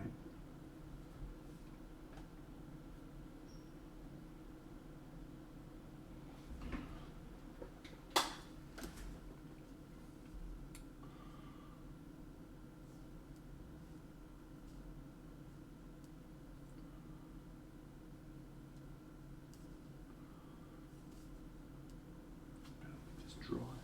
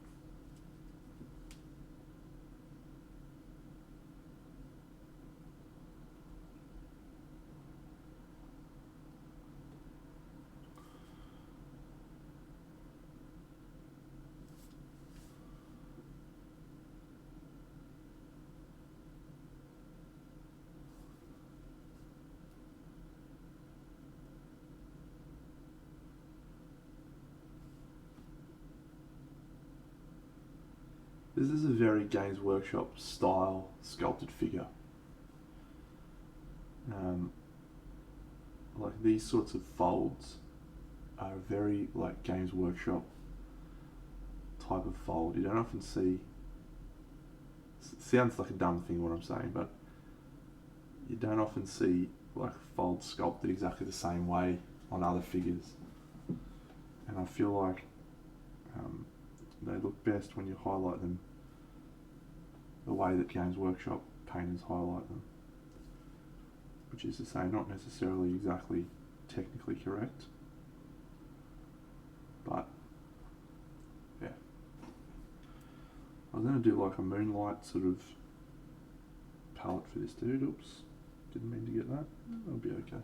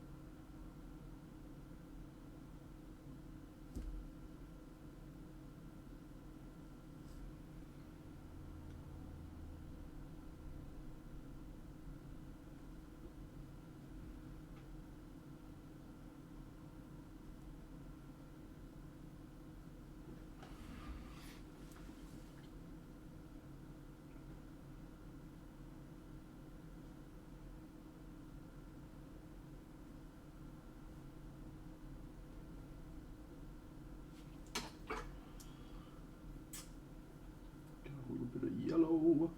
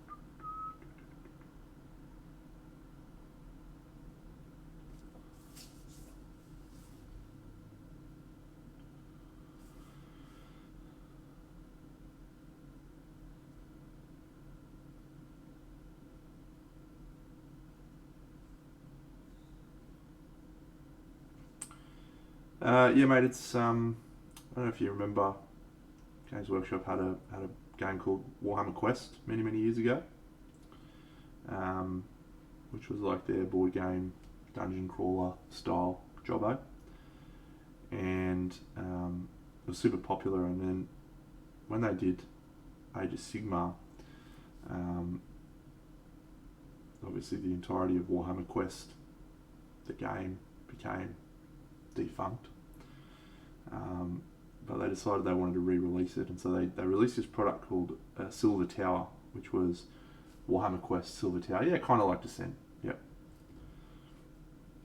And so what they basically did then is created this product line of Warhammer Quest styled games, so dungeon crawler style games, but they could then vary up where those things were set in whatever universe they wanted. And so Warhammer Quest Silver Tower was their version of Warhammer Quest in the AOS universe. Then they released a product called Blackstone Fortress, which was actually Warhammer Quest set in 40k. It's supposed to be really good. I haven't played any of them actually, other than the original Warhammer Quest.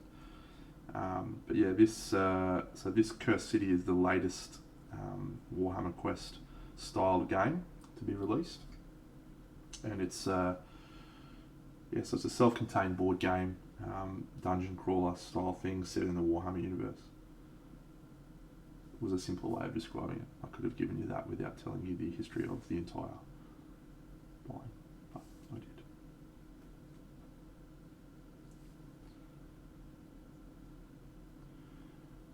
There was a bit of a furore about when it came out, because they did a lot of pre-release advertising about Cursed City, like absolutely hammered it. Everyone was talking about it. The models were really hyped and everyone was super pumped for it. And they released the game. They printed, I don't know however many copies they printed, and just did their normal thing, but it was wildly popular.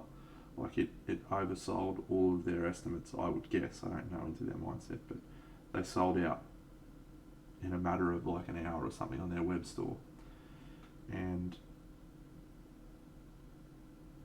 as I understand, they sold less copies of Blackstone Fortress than Cursed City.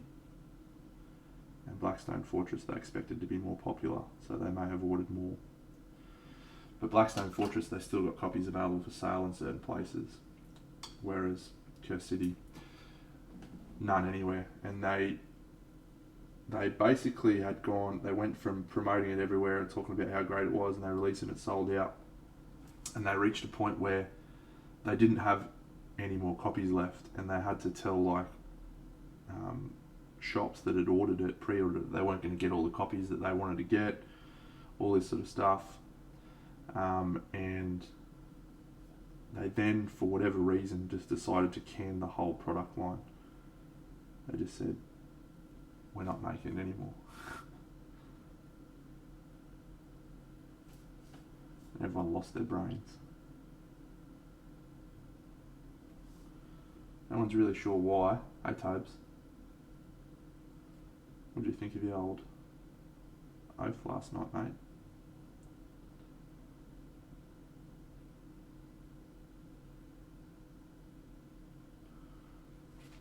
Yeah. It makes no logical sense. So there's got to be some reason, right? There's got to be some behind the scenes reason that Games Workshop has. I mean, there's no point them sharing said reason in the world, right? It's probably, the cost of shipping the product from China to there has tripled, and it's financially unviable to make any more, right? Like whatever their reason is, they've made their business choice and they've decided it's not profitable anymore, so they're just not going to make it, not going to support it, whatever it is. And them telling everyone their reasons is not going to fucking change the whinging, right? So they just said, you know what, fuck it, that's it, it's over. But the problem is that they'd previously been saying Cursed City is a product that's joining our regular rotation. We're going to support it and release expansions and blah blah blah blah blah. and that was what they'd been saying up until they made this call. And then they retroactively went back and deleted all those comments, and then anytime anyone asked, they were just like, there are no plans to make any more versions, any more copies of this game. Which I think is probably the part that most people got very cranky about.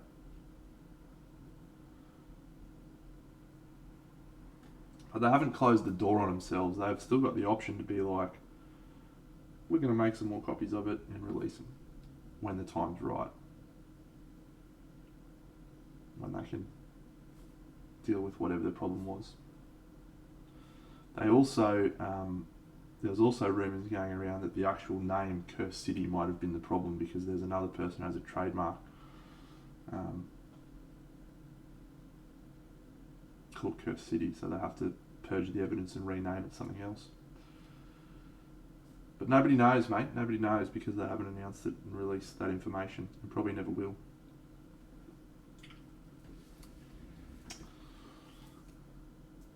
Concur with your assessment, Tobes. I'm excited for next week now that everyone knows a little bit more how to play. I feel like we're going to get to see the game at its best now.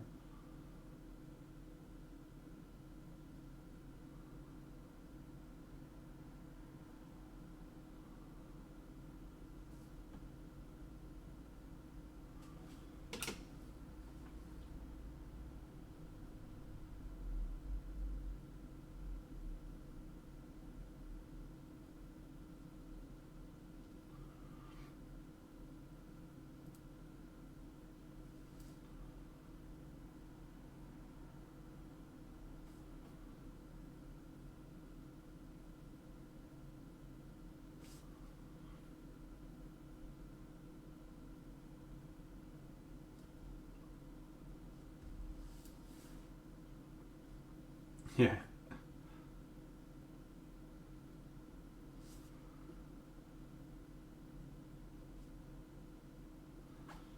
My expectation is that it will come back at some point in the future. Shadow Uvro, g'day mate. I'm doing well. I don't have a crystal ball, I don't have any inside knowledge. I just feel like they will re-release it when whatever problem caused them to fucking lose it in the first place gets resolved.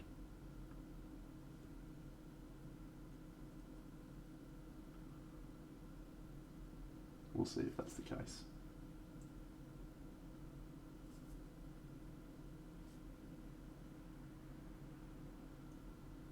I'm so excited for the finale of Loki tonight. So excited. I reckon that may have been the thing, because all of their stuff, like all of their decision making recently around the naming of their products and AOS and stuff, is also they could trademark their items. Yeah, he's like the dude from Monkey, this guy.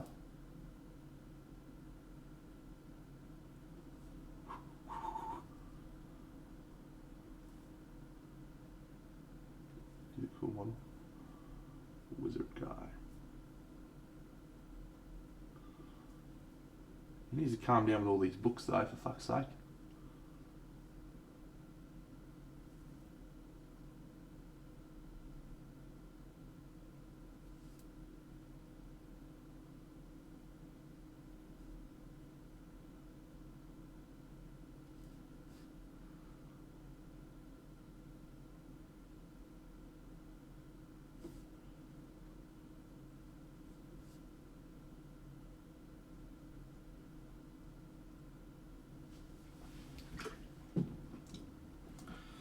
Well, the last finale went for like an hour, so I'm hoping that they give it a good solid hour 10 to go through and finish it all off. So no. The only criticism I've really had of the Marvel shows, although this one's been the best one by far, the major criticism I've had has been they've felt like setups for the movies. They've just felt like, oh, this is all about setting up for Doctor Strange in the Multiverse of Madness. G'day, useless wizard. Red. How are you, Ryan?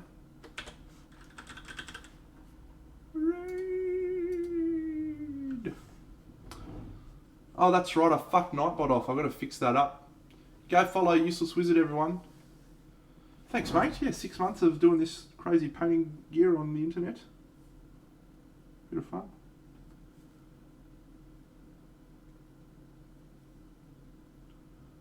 I have to get Flick on here. He can tell me how to set it up. I signed up for Flick's new fucking streaming bot thing.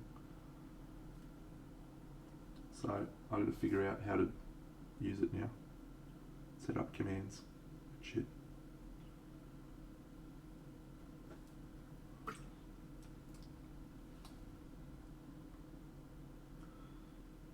Yes, it looks cool, but I'm probably going to use 1% of the functionality in it. I just like to give Flick some money.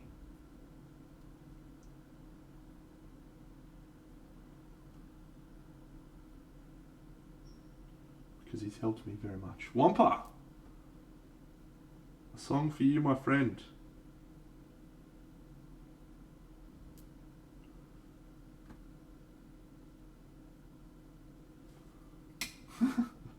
We clawed, we chained our hearts in vain. We jumped, never asking why. We kissed, I fell under your spell of love. No one can deny. Don't you ever say I just walked away. I will always want you. I can't live a lie running for my life. I will always want you. I came in like a wrecking ball. I never hit so hard in love. All I wanted was to break your walls. All you ever did was wreck me. See you, mate. Yeah, you wrecked me.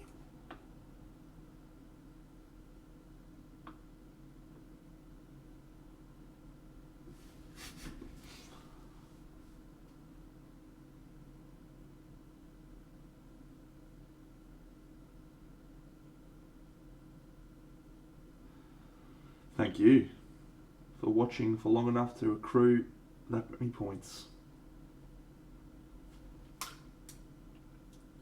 Gregory, let's not go too far, mate. It's an awful voice.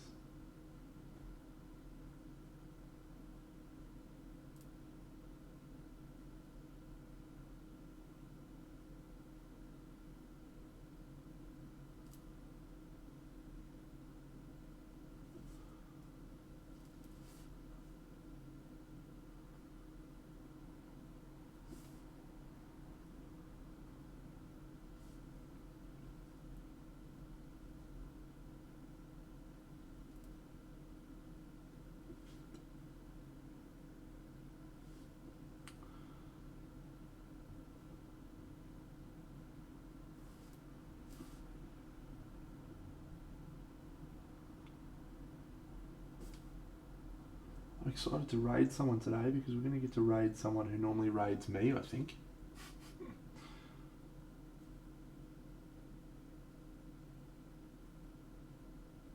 Might get a chance to raid Draxi today. Cool. Yeah, so just pinpoint where you want the highlights to be the most vibrant. Paint over them with white. And then just do some thin glazes of red. I would suggest if you want it to be super vibrant, you could just use red ink. But a heavily diluted red paint will work perfectly fine also.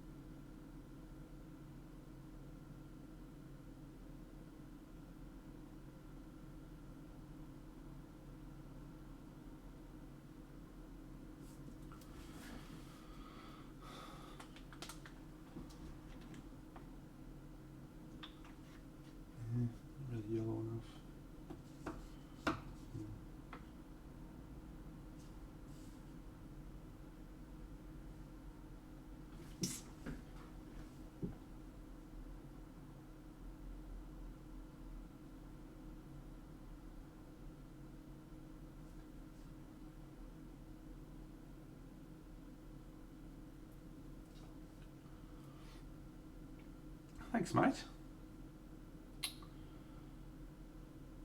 I'm pretty happy with most of them. I don't think I think I would probably have done. I wish I did Cleona, the chick with the blind, the blind chick, Florence Nightingale. I wish I did her, not purple, because I feel like the purple is a little bit too intense, and it's also the same as the purple that I did on the dwarf. So she sort of gets, beside the dwarf, she doesn't look as cool. And I don't love the Chamberlain's pastel green, minty green colour. It looks a bit shit house. But yeah, most of the other colour schemes I think I like. I'd probably redo. Yeah, I'd redo Radikar as well. But he was the first one that I did to set the tone of everything. So he sort of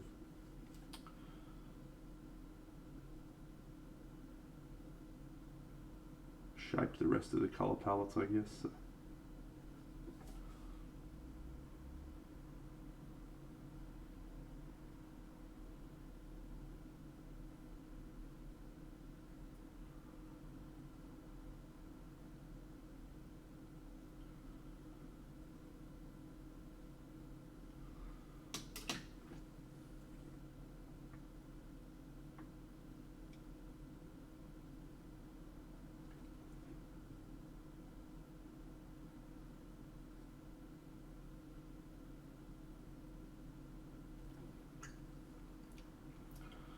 Always believe in gold. Gold.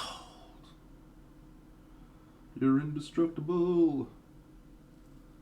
Always believe in.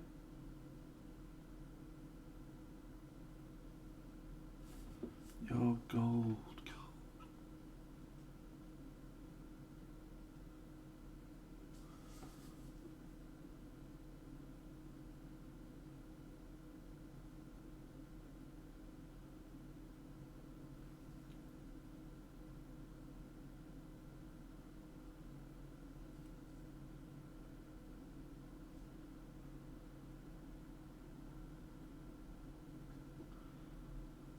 Painting board games models is fun sometimes. Oh, I've said it many times, I'll probably say it many times again. I just like painting models. I like painting different models, I like trying different techniques, different colours, different quality levels. It's nice to just pull out the gaming models and whip them out really quickly sometimes. Sometimes you don't feel like painting something for like 10 hours. Just want to crack it out.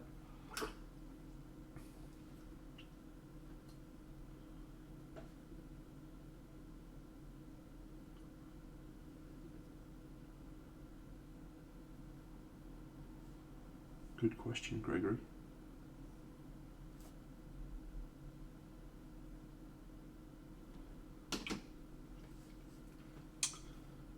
Less these days, Tobes. Less these days.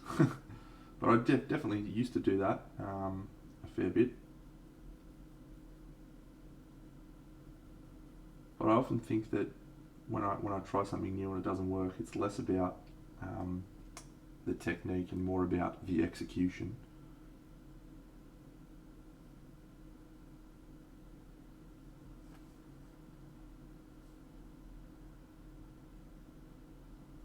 Most of the time these days when I try something new, the execution is good.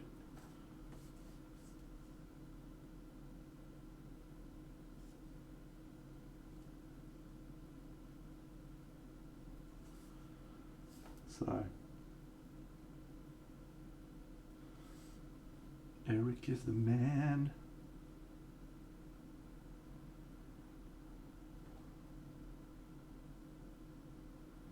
Like, I want a gold medal at Monty, you know.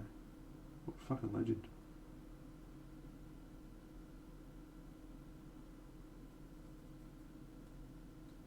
In probably the hardest category.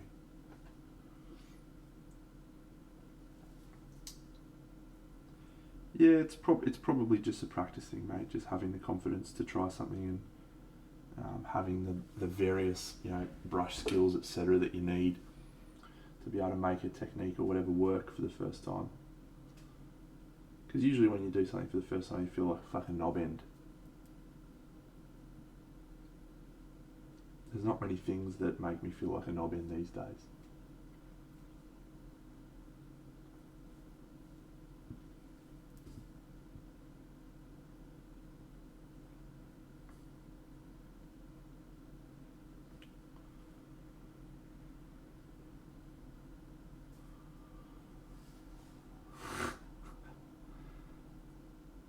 How many times has that happened in the last 5 years? Once? Once? Fuck me.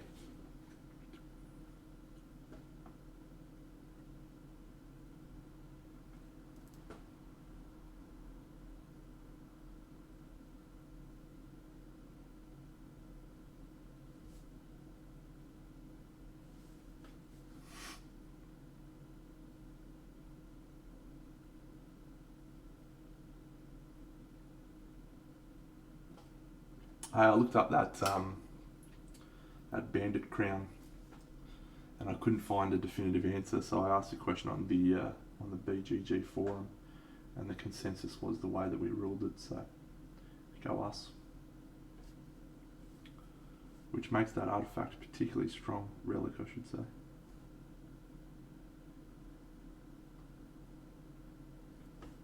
Some of the chain reactions of having all unruled sites ruled by bandits belonging to you is pretty fucking epic.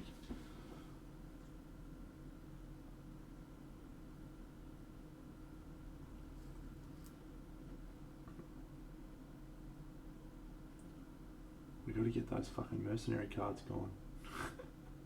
Fucking mercenaries. Fucking dickheads.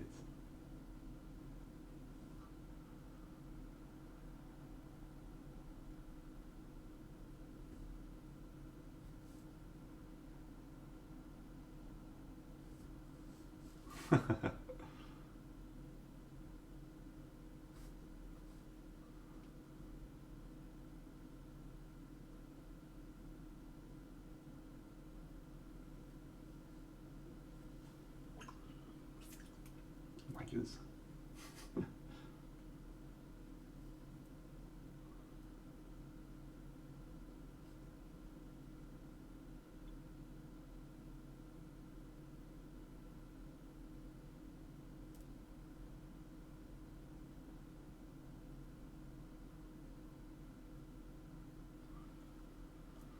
Fuck, I was stoked you lost the garrison.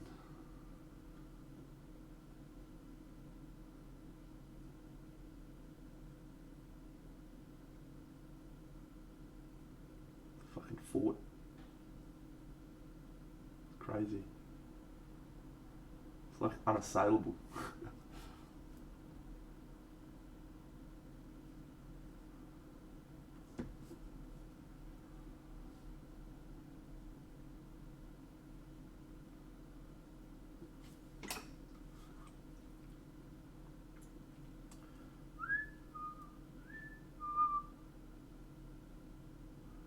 Does anyone here watch MasterChef, Australian MasterChef? I do.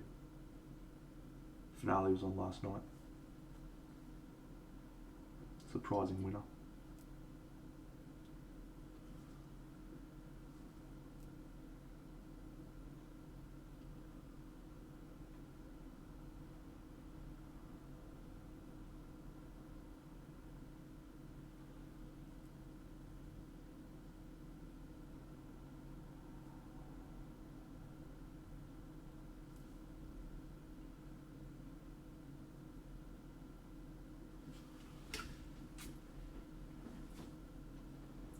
I wonder how many games of Oath it would take before you felt like you sort of understood the game. Feels like it'd be at least one or two.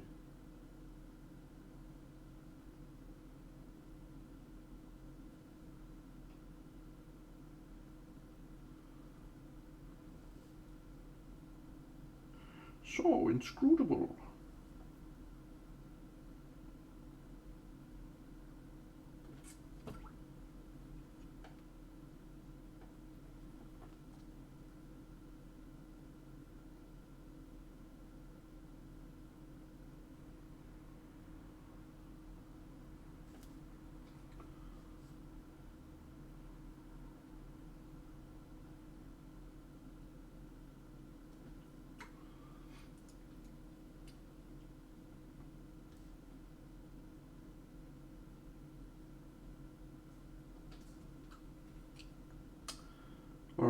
So this guy is super cool.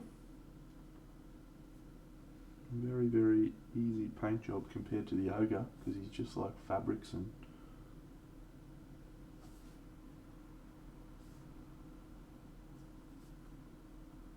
underwater stuff. He does sort of look underwater, doesn't he? Now,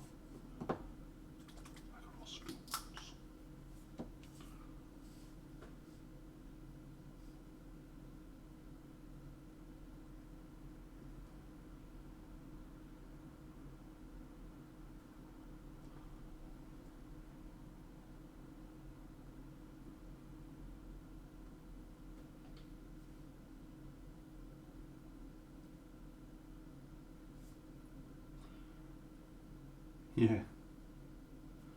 He just needs a crystal ball. It's up here. We'll get it done.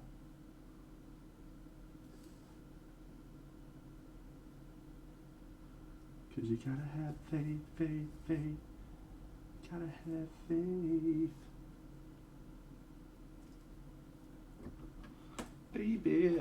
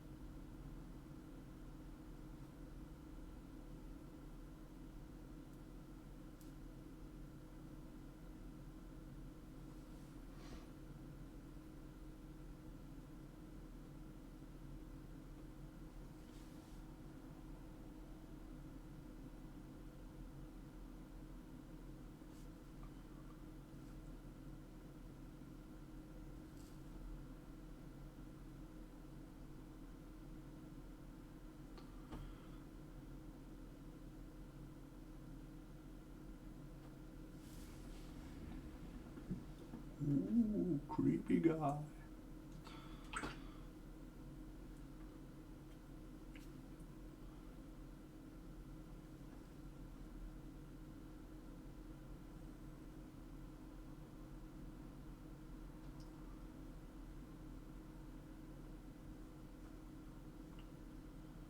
Ooh, creepy.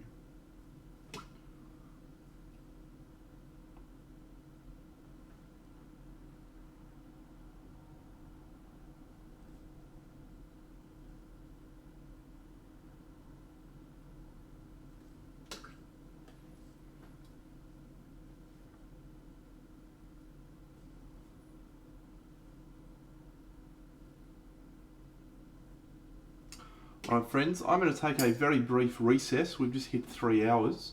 So I'm just going to take a 10-minute break, grab a drink of water and go to the bathroom. Maybe not 10 minutes, it'll probably be more like 2 or 3 minutes actually. And then I'm just going to grab myself a delicious, hello, the Mecha Kong, thank you. Grab myself a delicious cookie to nibble on. So I should be back one moment. I miss you too.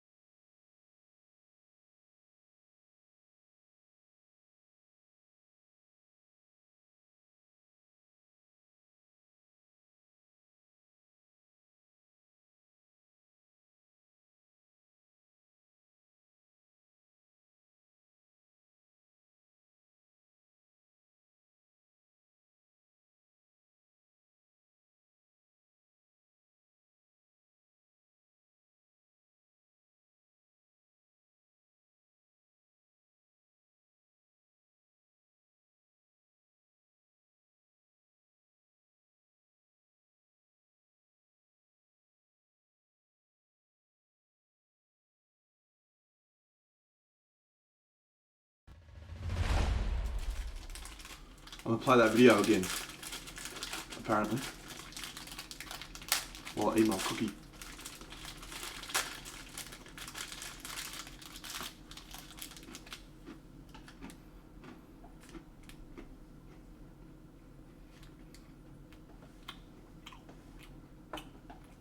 Fuck, that's a good diorama. Whoever made that's a fucking legend.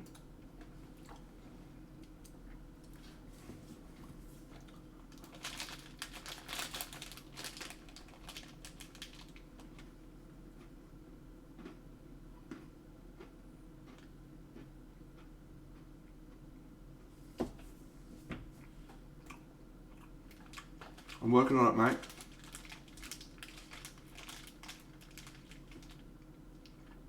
The Zodiac ideas could be pretty good. I think I may have reached too far with Camelot.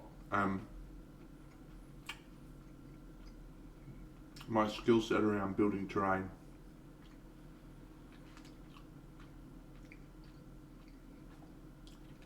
Yeah, all of it, mate. I'm going to do another diorama like Camelot.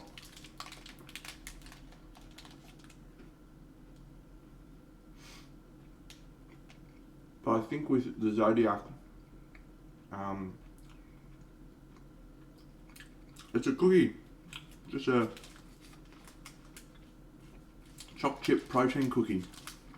Just to fuel the carbs, or whatever, so I can power on my painting.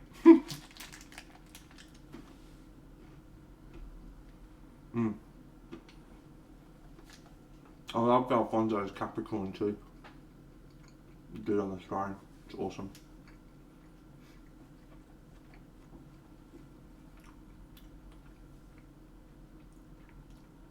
So I think the problem with Camelot is there's too much scenery, not enough focus on the models. So I think what I would do is dial down the scenery, lean into the resin 3D printed stuff a little bit more, so I can concentrate a little bit more on the models. And I think that way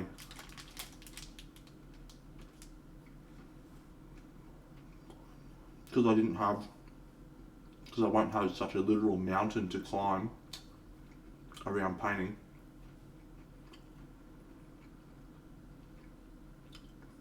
I'll be more invested in painting the models.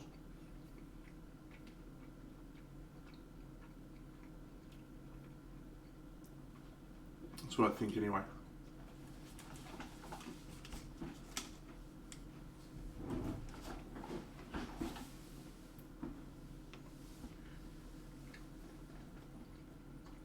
Could be wrong.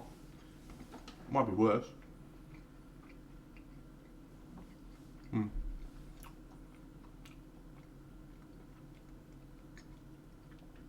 You know, it was almost though, it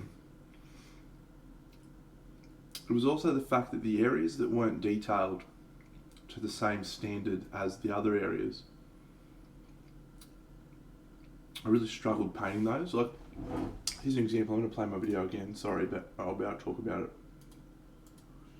So like, if you have a look at the castle wall, it's painted really well. Like, I liked the castle wall, I enjoyed painting that because of the detail, the rocks and stuff.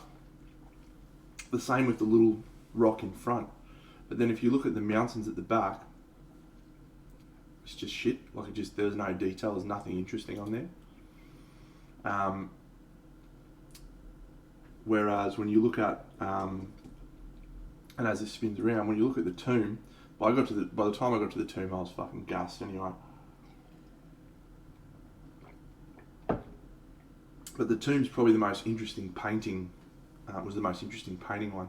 But yeah, like, you look at this one, so the rocks are pretty interesting on that left-hand side, but the little statue was a 3D print because it had that extra level of detail, the little, little cracks and whatever. I got really excited about painting that, and so I painted that.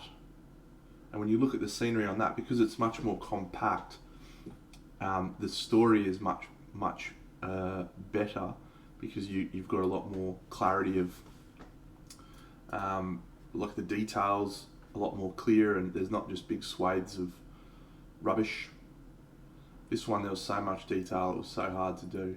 So I think, yeah, my plan for Zodiac 1 at the moment, and again, very preliminary stages because I'm not going to see it till next year. So, is to dissect it into 12 sections. So in that one I had 5 scenes. In this one I'm going to have 12. But each of those scenes is going to be linked to the next one somehow. And then each of the 12 scenes will be broken down into the earth, fire, water, wind elements. And then I'll do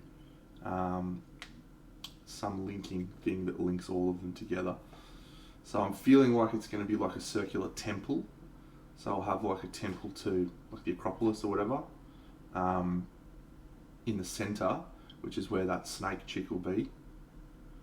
In the middle, in the centre, she'll be the central figure. And then the rest of them will have... You remember the Hunger Games? You remember the Hunger Games Part 2? When they had all of the returning victors go into the Hunger Games? It's going to be like that fucking clock water thing. That's how I'm going to do it. Sort of.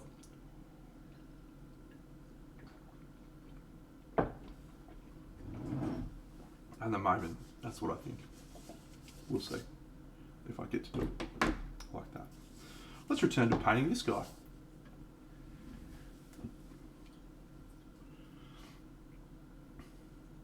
So what was I going to do? That's all going to be red, so I don't need to worry about that. Maybe what I might do is whip this bad boy out. Magic blue.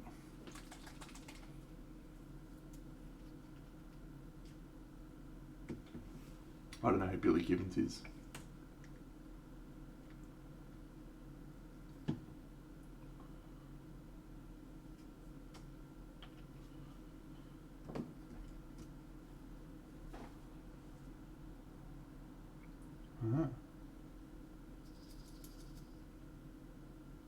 Oh, because he's got a long beard.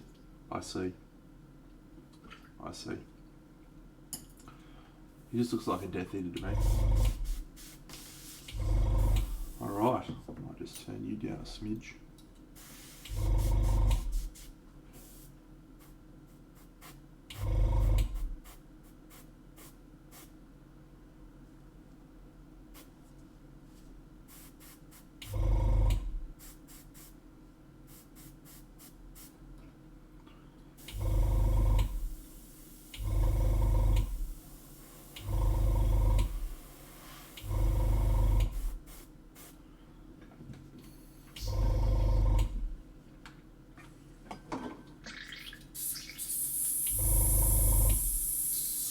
Don't you ever say.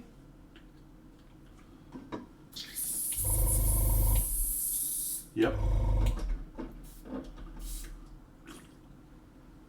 Are you a big 40k guy, mate? Do you love the 40k? You're always talking about 40k stuff. And I always feel inadequate because I know nothing about 40k.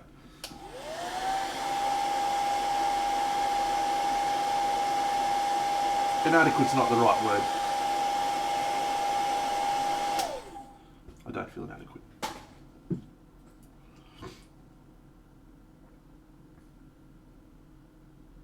I feel sad that I can't participate more.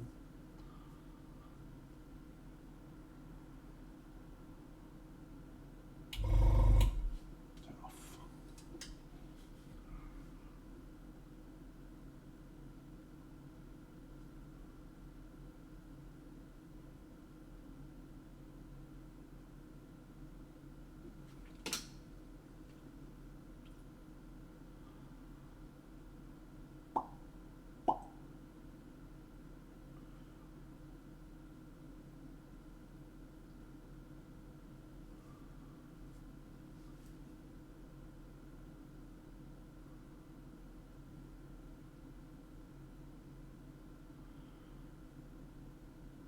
Everyone seen Black Widow yet? It's very good.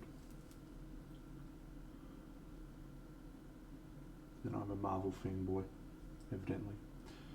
So I pretty much think all their movies are great and glorious.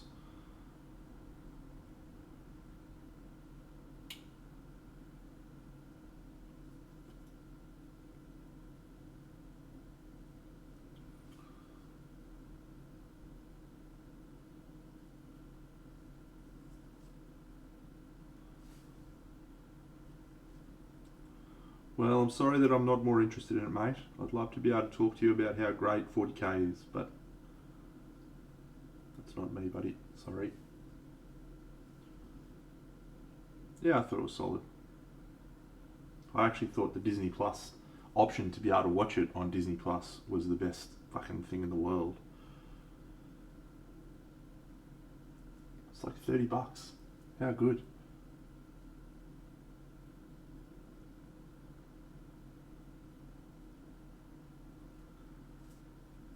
$30, mate. How much would you pay to go see it at the fucking cinemas, you dickhead, with your missus?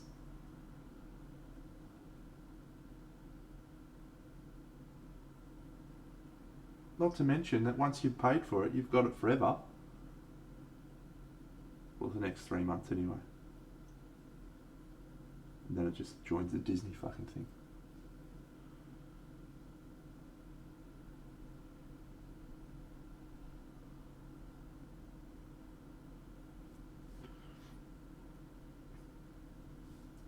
I was chuffed. I was like, this is the best. I don't have to fucking wait. I don't have to go thing out. I got a pretty massive TV though, so I didn't lose anything in terms of like the actual quality of the film.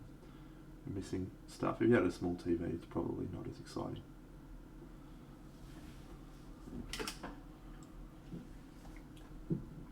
Exactly. Going to the movies these days is a fucking expensive jobbo. Popcorn, $17 a bucket. Buy yourself a nice bottle of water, $6. Cracking jokes. That's not a joke. It was $6 last time I bought a bottle of water from there. I went to go buy my bottle of water, and I walked over to the fucking machine where you put money in and get food out of, and it was $2.50.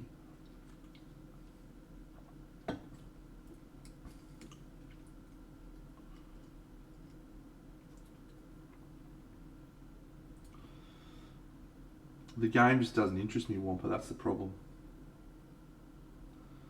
No interest in it whatsoever.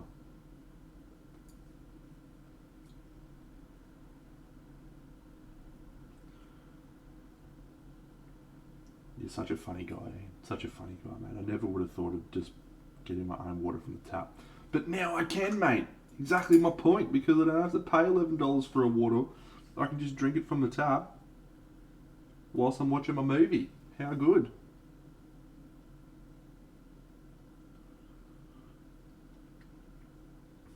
Oh shit, are we done with this guy? I reckon we are. Oh, I'll do that bit.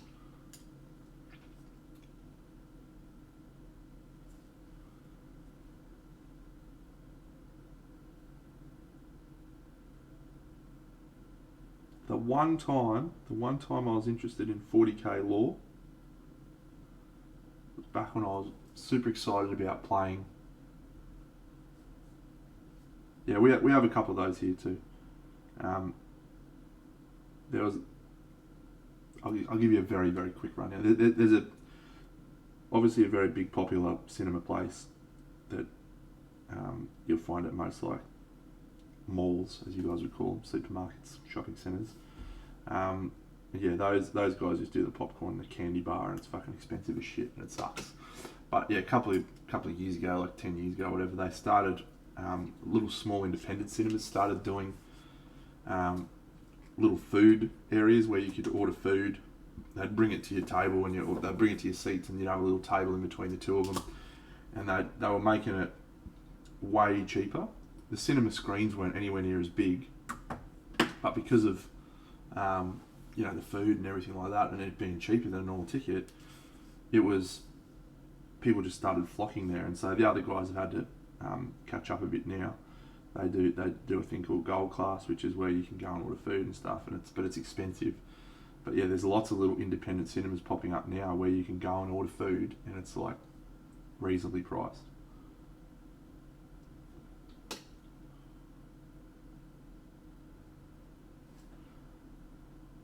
So that was a long-winded way of agreeing with you and saying yes. All right, I'm gonna do this guy. The gold class food's generally really good, but the one I go to is one at Rosalie called Blue Room Cine Bar, and when I want to do the food thing, and it's fucking so delicious there. I tell you what, the food is so good.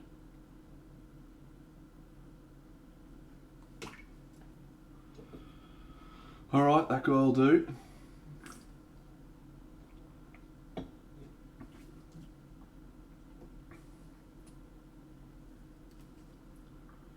Boom. Boom, boom. Boom, boom. So that is those two guys. We might finish the wood elf that I started.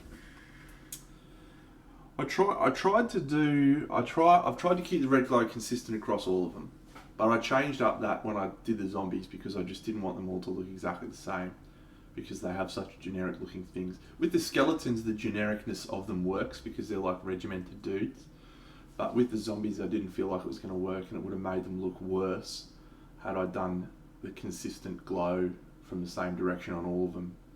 So they look more like a shambling mess now when you put them on the board and have all the glow consistent, and they look like a shambling mess. But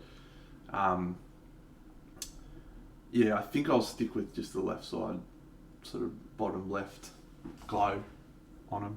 So I think that will be enough.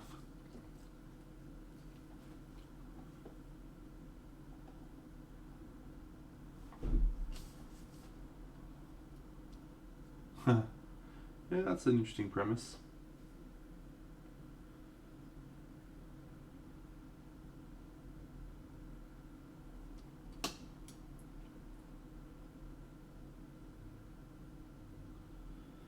So I'm going to just quickly talk about this palette now because I've been using it all day.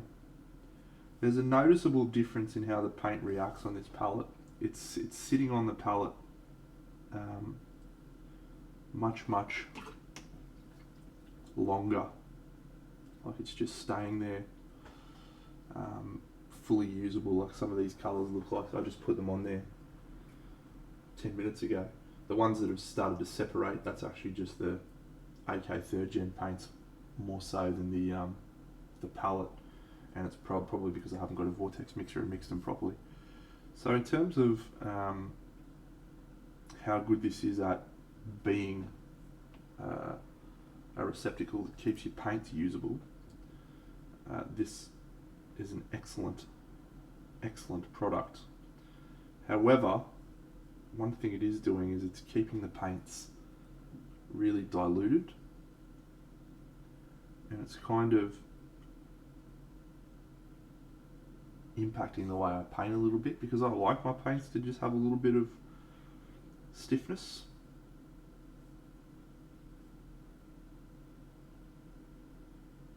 Like I like them to just be a little bit thicker than normal. From sitting on the palette for a little while, I find I can work better with them some ways. Well, the sponge is definitely a winner. Like I'm gonna switch permanently to this wet palette and this sponge because of how consistent the sponge is, how the colour of it makes for truer representation of colours on the palette.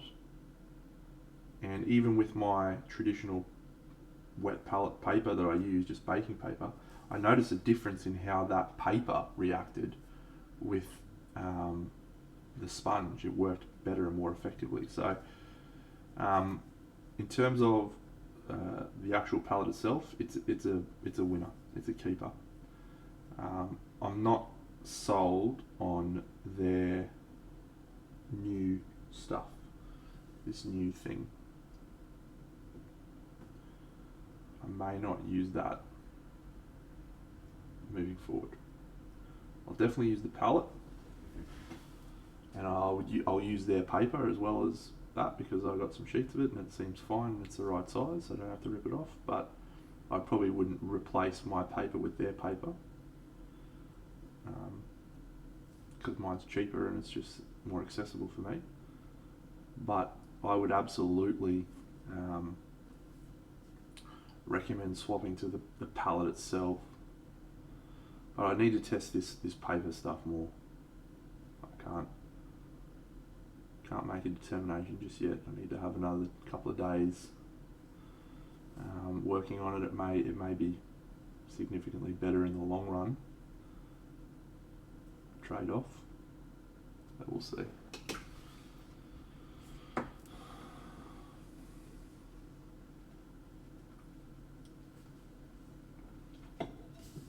This little thing's cool. I mean, I just got water in there, and I'm just using it to have a little bit of water I don't have to like go all the way over here for. I can just be like, put. But I can go without that. That's a 6 of one, half a dozen the other. Brown Town! Thanks, mate. What a champion.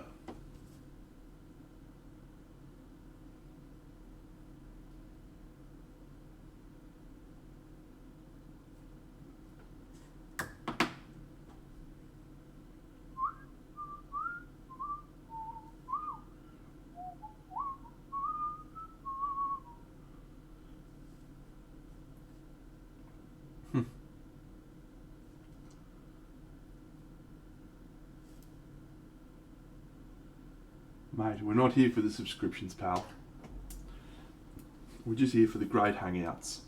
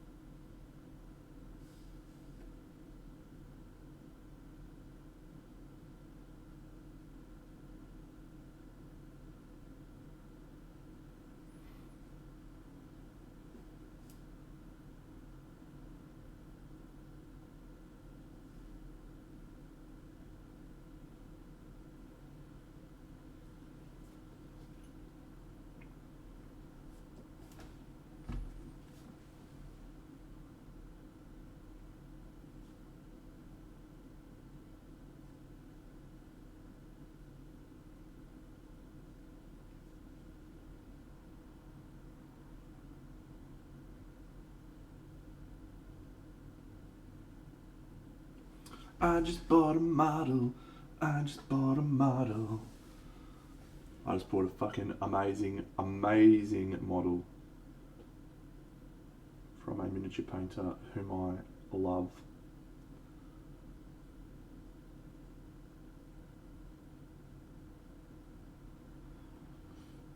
Gregory. I will have to confirm that I'm allowed to share a picture. Let me see if I can. It's from, yeah, it is from Natalia.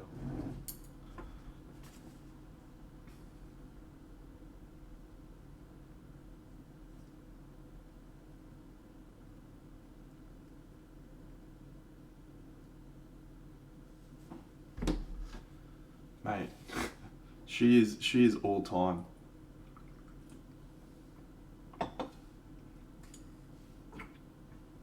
And she's just out of nowhere. Like 3 years ago, no one had ever heard of her, and now she's like probably in the top 10.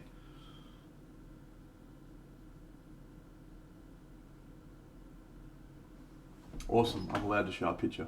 I'll just check.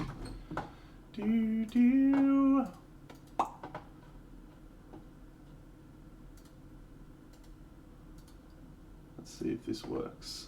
6 months, baby. Yeah, yeah.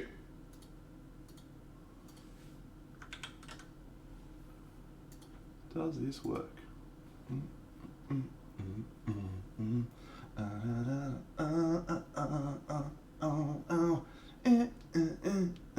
I bought that.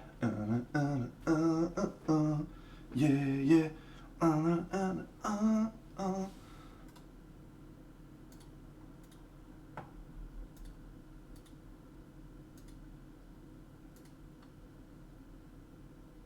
Oh yeah, she is.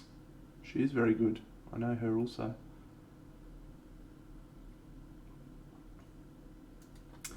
I bought that.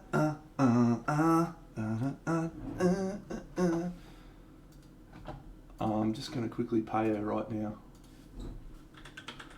so that I don't forget.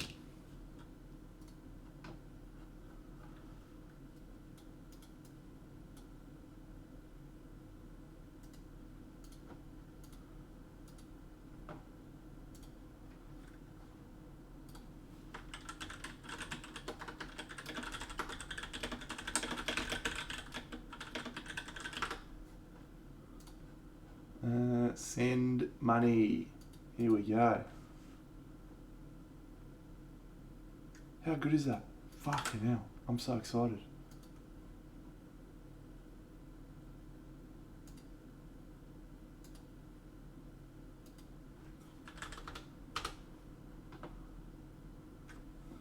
Just double check. I'm sending the right amount of money.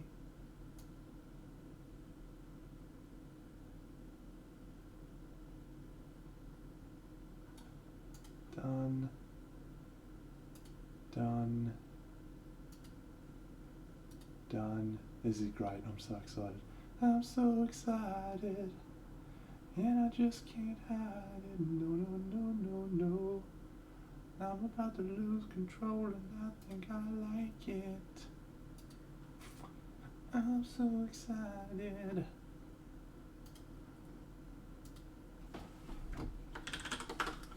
And I just can't hide it. No, no, no, no. See, Shadow Uvray? Yep, let me just pop it up on screen again. So that is Natalia Orach Art. She hasn't posted it on her socials yet, so you've all got an advanced screening of this model. You'll be able to check it out closer to on her socials. But yeah, I've been hounding her for months. I've been like, well, I need to buy one of your models, bro. Give us a fucking model. And all the ones that she's done that I've been like, that's the one I want. She's told me they're already sold. I'm like, fuck you. So she finally, in the last few models she's painted, she's been like, hey, do you want this one? Asked me first. And I said, I had a very specific request. I was like, I want it to be a female model because I feel like no one paints females quite the way she does. Maybe Lan and her. It's interesting, they're both Polish, but she's just got a really beautiful way of painting female skin tones that I want to study up nice and close. And I wanted it to be fantasy. I wanted it to be like a fantasy piece, not a sci-fi piece, because I much prefer fantasy models.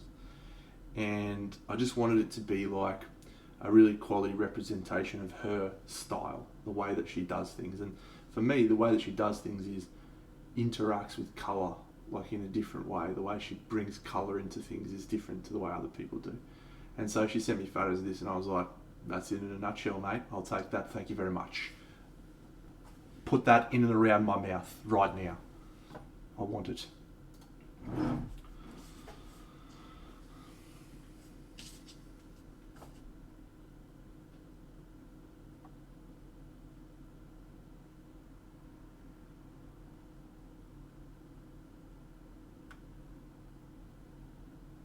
Spot on, mate. Straight to the pool room. That's a keeper.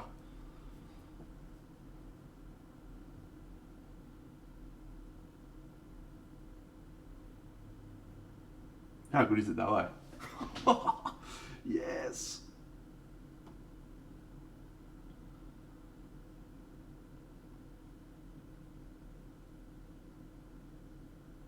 I'm excited to have a new show and tell.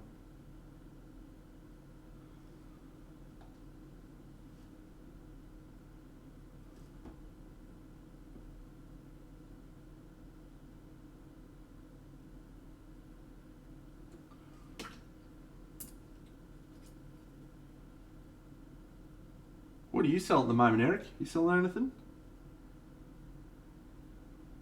If you're still about. Natalia Orach. Orach Art on Instagram.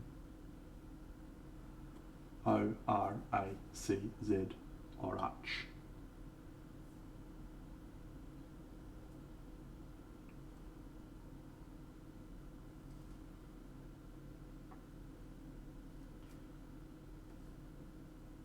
I'm just trying to think of your pieces, which one I would like. Because I think we already talked about the orc. You're obviously not going to sell that orc ever, because that was your fucking thing.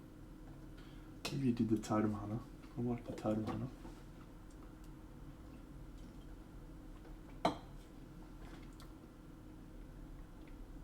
What about your Sienna Starkiller? Did you sell her?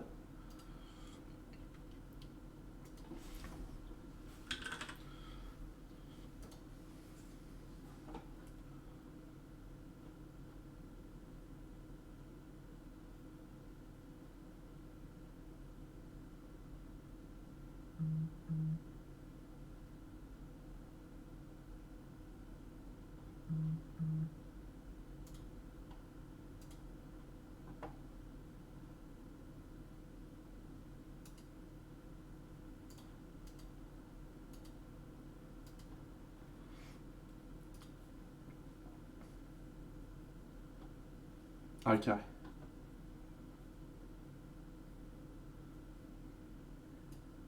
Did you? Thanks, Eric. You know where to find me, pal.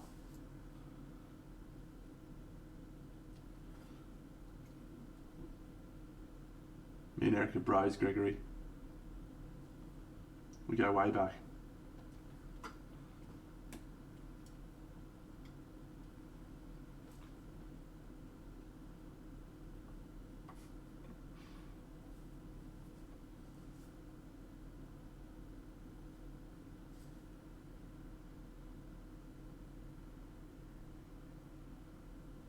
Alright, I'm going to say it. I don't like these fucking geometric shapes on Wood Elves. All the Wood Elf models I've painted recently, they've had these little fucking little geometric pattern things, and they're shit house.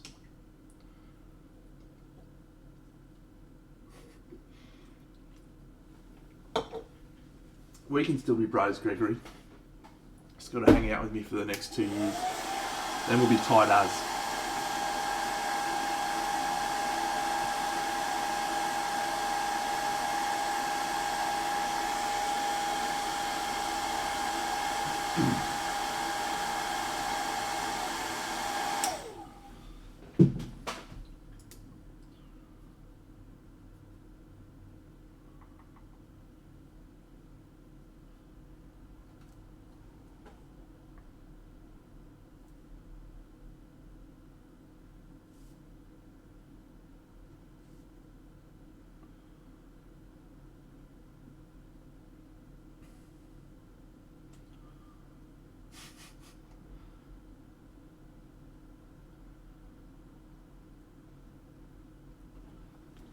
Come and hang out with me in Australia, and we'll go to the gym together, mate.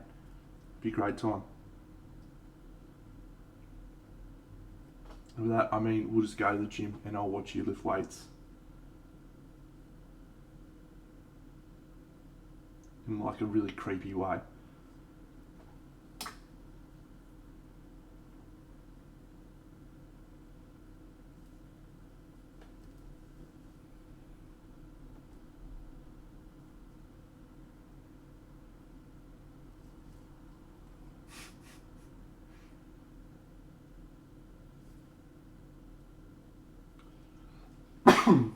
Hey, I never said it, but there's a distinct possibility that I will be in the nude.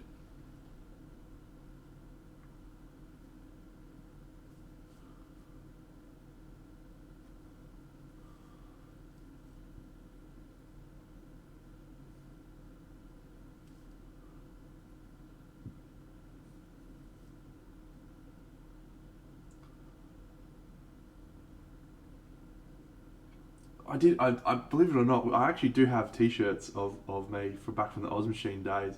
We made a shirt that had all the faces of the hosts on it. It was a fucking good T-shirt actually. I was a massive fan of it because I made the shirt, and so the other two guys, I picked really bad photos of them and turned them into absolute goobers.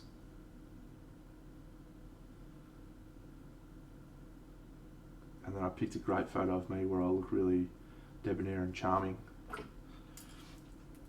It was great stuff. Absolutely magnificent.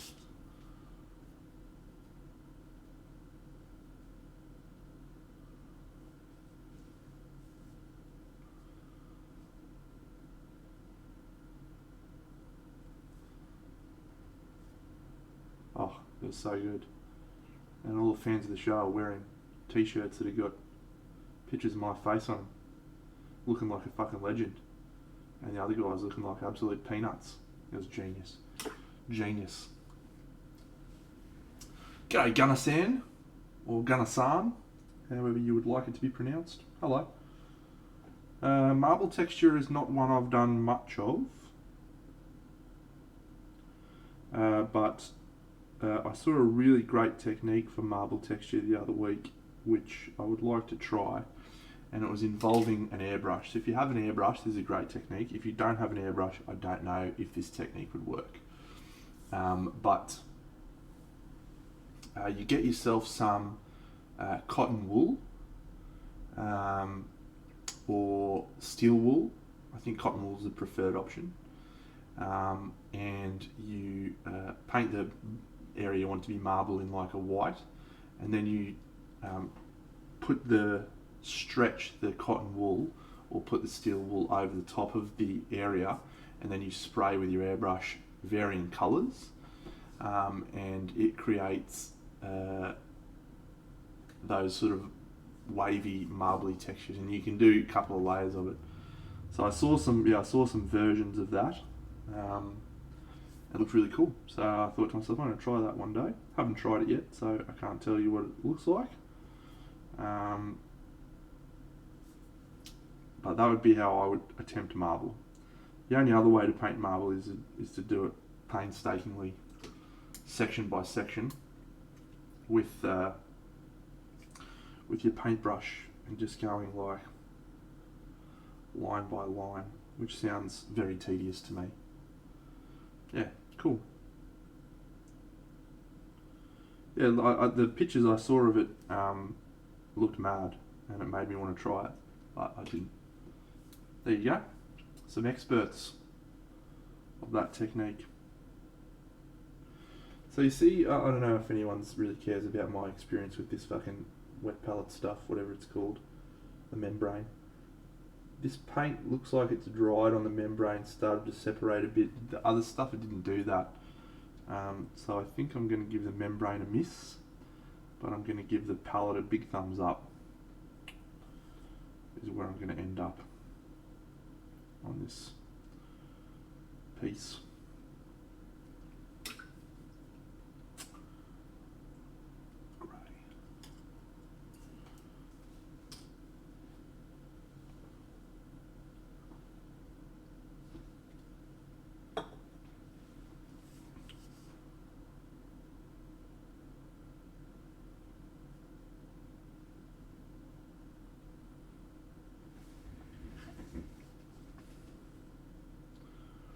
yeah, Gunner-san, if you just Google like marble, cotton wool or airbrush, should pop up a few pictures of it. See you, Eric. Thanks, buddy. We'll talk again soon, mate. Thanks for hanging around for the last 3 hours. You're a champion.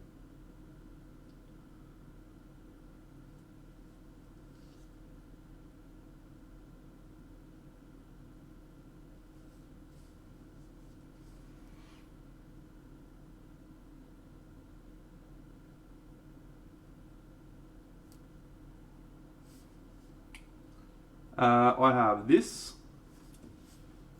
two, which are sort of very closely finished. I'll knock them over in probably an hour. Just got to do the red glow and stuff. These two dudes, which I'll do next, and then I'm doing her last. Melda Braskov.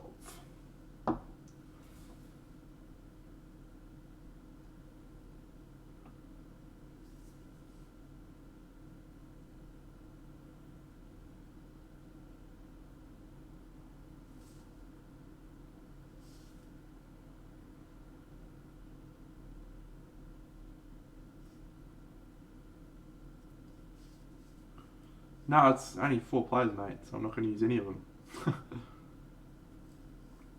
I'm just going to run the game.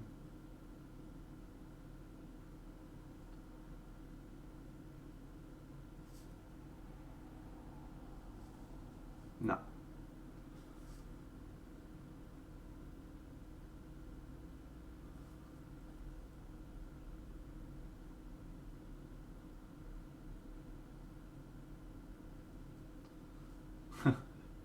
I suppose you could. There probably would be house rules on there already, actually, to take it up to 5.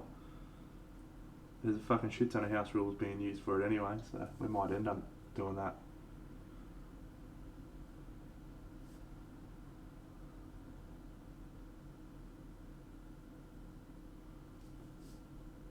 We won't have to worry about that soon, mate. You're going to have a kid soon. We'll never see you anymore.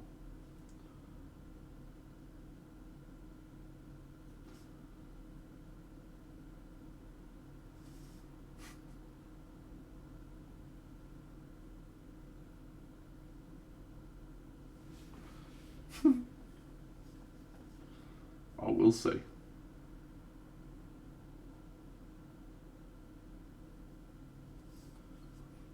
On your champion. Oh, you're reading the second book. Is that the first time you've read it?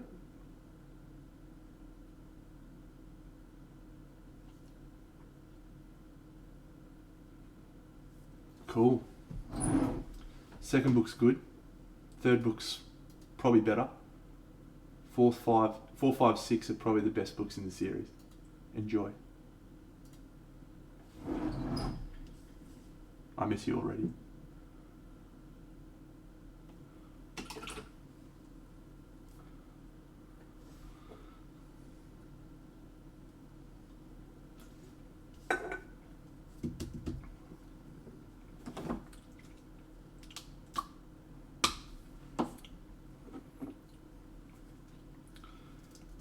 Touch it, touch it, touch it, touch me. I wanna be dirty. Kill me, thrill me, fulfill me. Creature of the night. Creature of the night.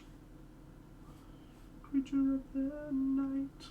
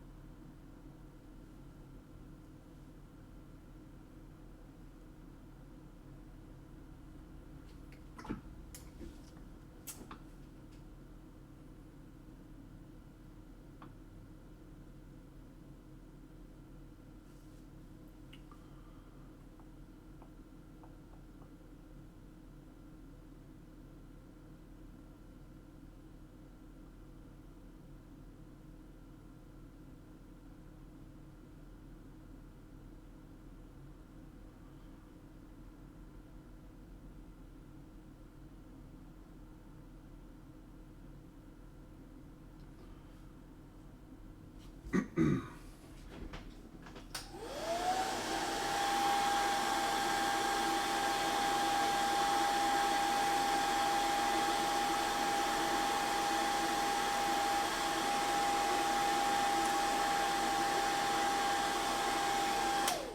up doing a lot more washes than I expected to on this guy. I have to do some more right now too.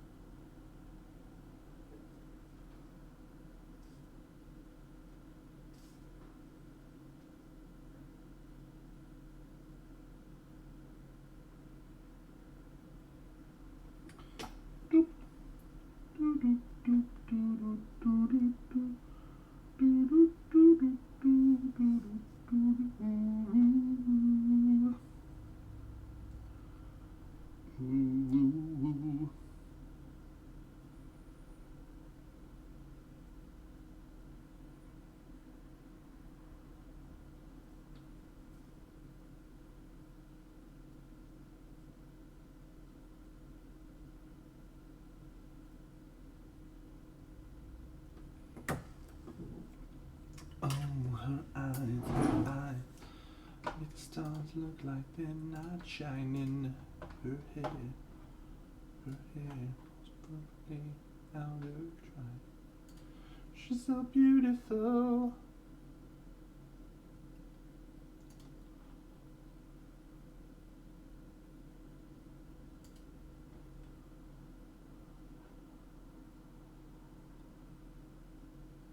Wow.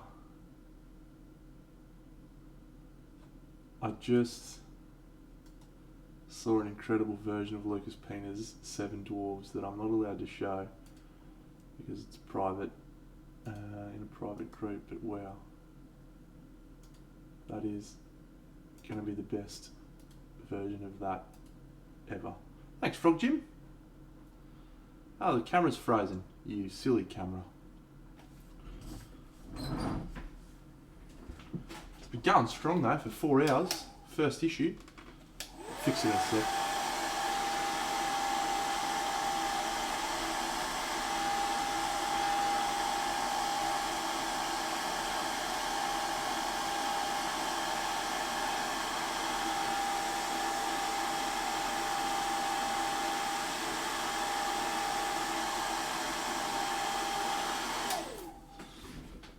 Stand by.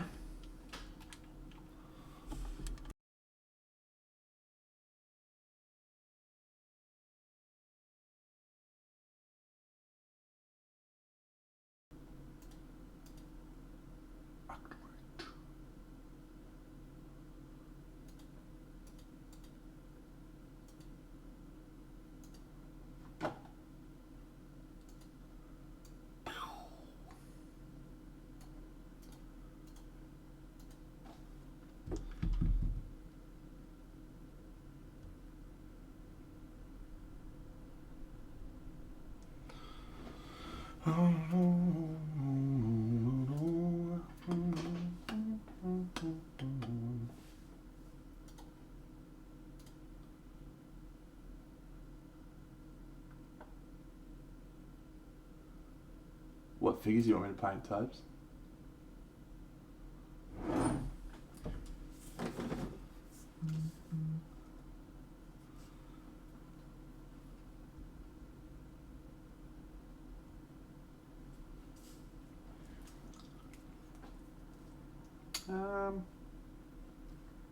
I'd consider it probably.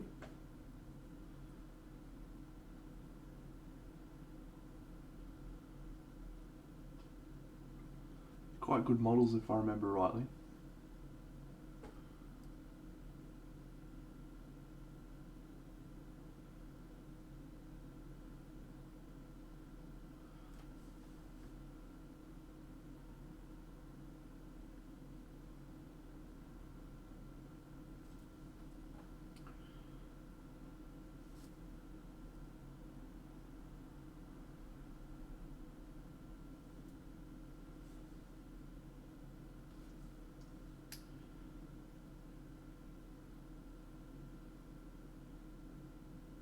My going rate, mate, is $40 an hour.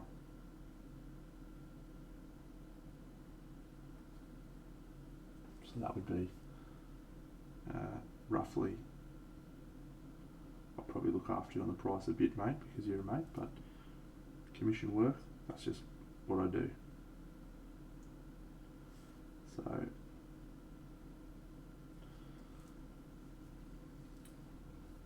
in terms of how many hours it would take, well, so far I've painted these 3 guys, and that's been 4 hours.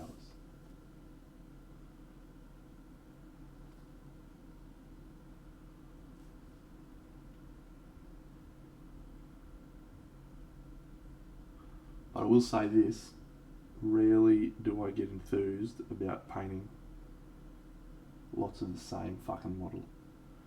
Like doing the rat swarms, the bat swarms, and the fucking zombies nearly broke me. I was like, I don't want to do this. I don't want to do this. The only reason I pushed through was for our gaming group, mate. Just for us. Just so we could play this game. If it was a commission, I would have accepted it. I'd have been like, fuck that.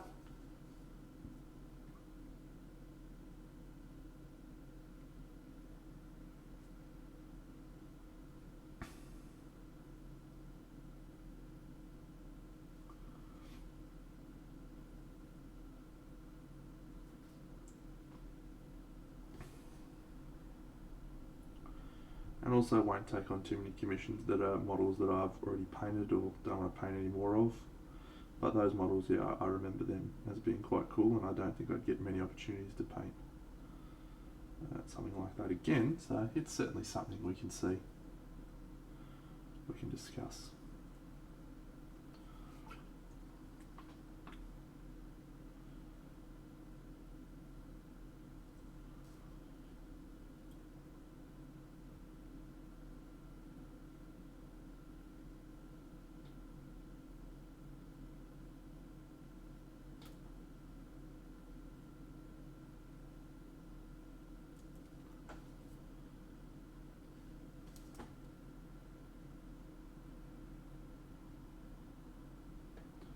I'm surprised you didn't offer me the Marvel chibi ones. You're hoping I'm just going to paint those for free because I want to paint them.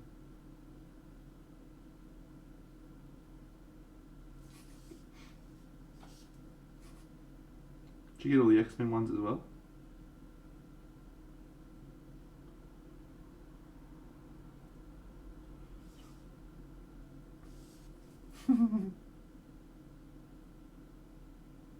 Have you played the game yet?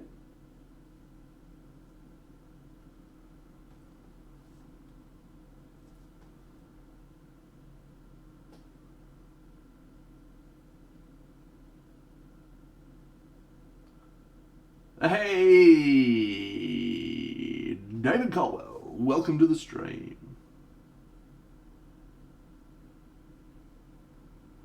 Hey mate, I just bought this from Natalia. Check this out, bro.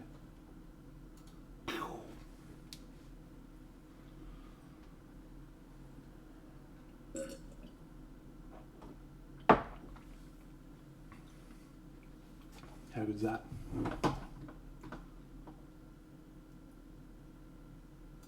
excited. I'm excited to see it when it arrives in 8 months' time. She's such a jet at skin. Yeah. Cole, I've been streaming for 6 months, mate. Can you believe that? 6 months I've been doing this for. Doesn't feel like 6 months.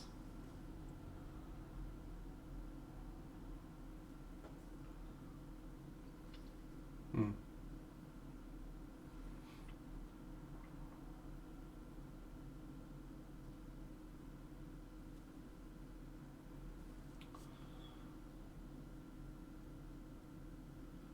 I'm just painting my models from Curse City. This is the final batch of models to do, and then Curse City will be finished.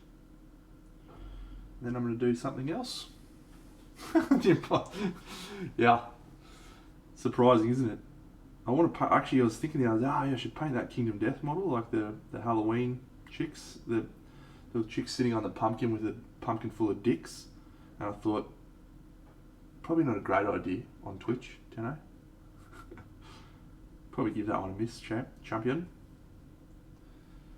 What are you painting, Colwell? More Space Marines?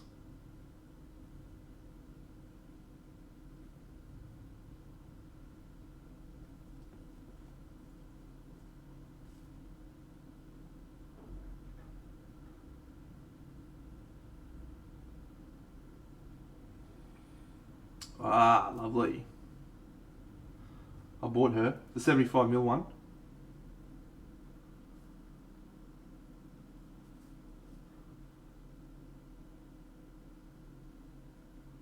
Yeah, beautiful. They loved your Poison Ivy version that much that they got you to do the box art for the 75. That's awesome, man.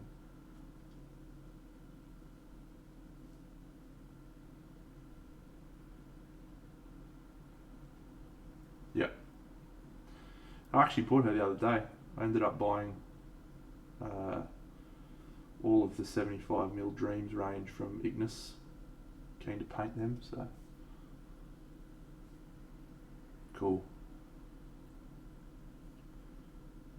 Have you progressed much on it, or did you just get it recently?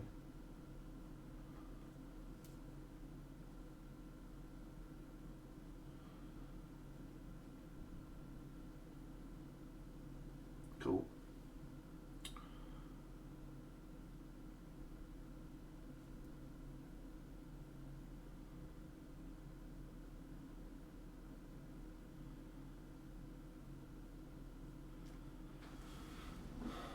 The bus is a limited edition, mate. You're never going to be able to buy it. It was a limited run.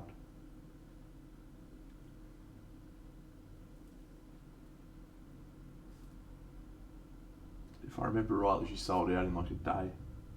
I didn't even get a copy. Colwell did.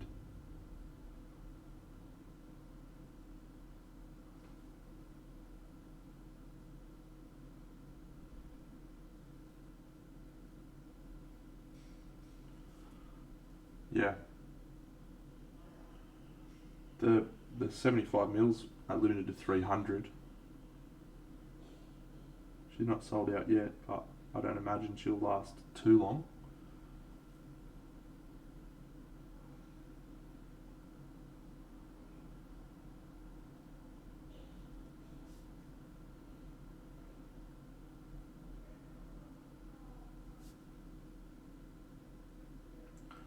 Hey, I was just having a look at the in the Mini Painters Discord. Did you see that dude's version of the Seven Dwarfs? The one that got posted today by Fran.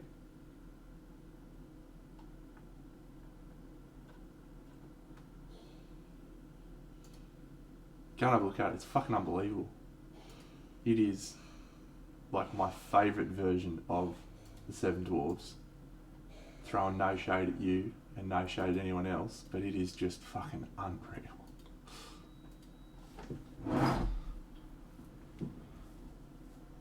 I don't want to share it on the stream in case it's a on the Christmas Santa Secret Santa Discord whips.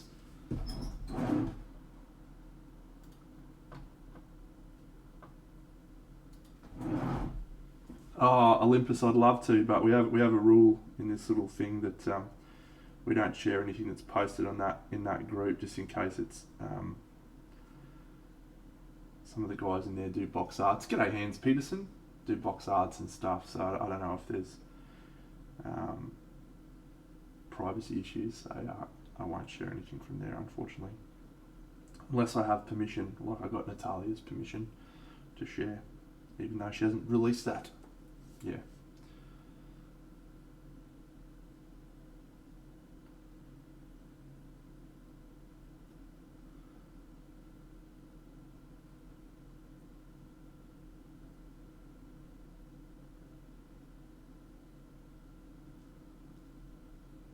It's awesome, eh?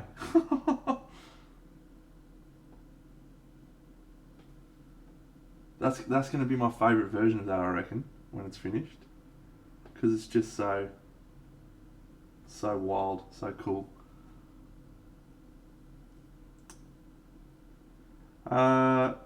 Without diving too much into it, I think Natalia has had a pretty rough couple of months in her life, and has had a bit of a block, a bit of an artist block.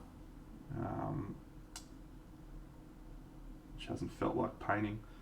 So she started to get back into it now, painting. And so I expect at some point she will stream again, but I wouldn't be holding my breath, mate. Put it that way.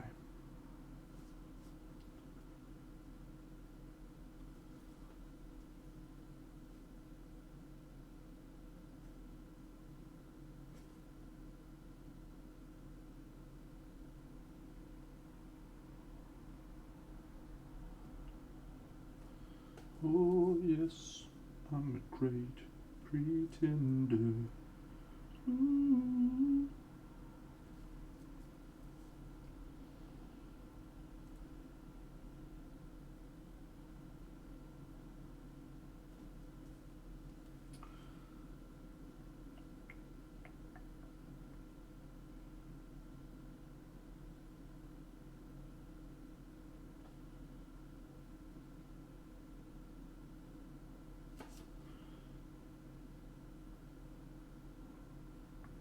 So we've got to work out how many models I've painted in 6 months on stream. It's been a fucking lot.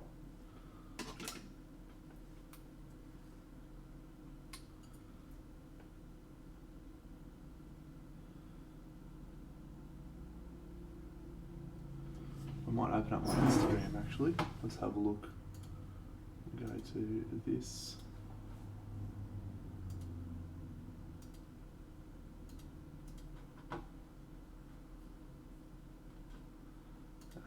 This home profile.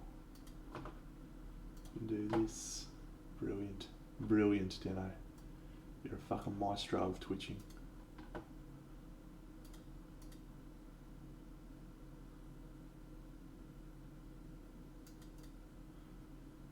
No, I don't want that.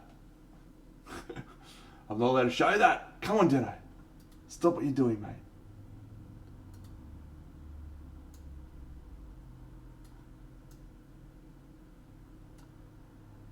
Don't look at that. I'm not a maestro of twitching.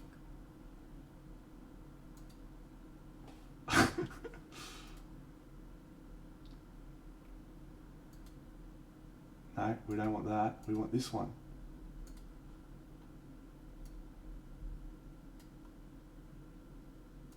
It did look good though, eh?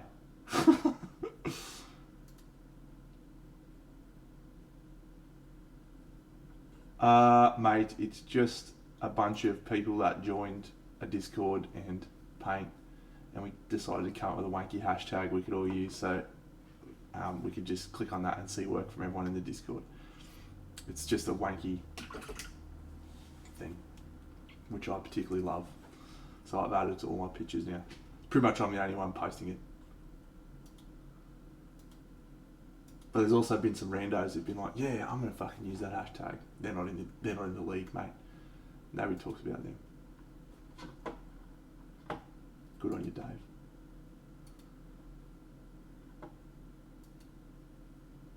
I didn't want to do that. Come on, Dano. Get your shit together. I don't want that one. I want window capture. Window capture. There we go. We don't want that. No, we want... Why is there no fucking Chrome? Why is Chrome not appearing on here? This is not what we want. I've got Discord, I've got Stream Labels, and I've got Explorer, but I don't have Chrome. Why don't you let me capture Chrome, you wanker?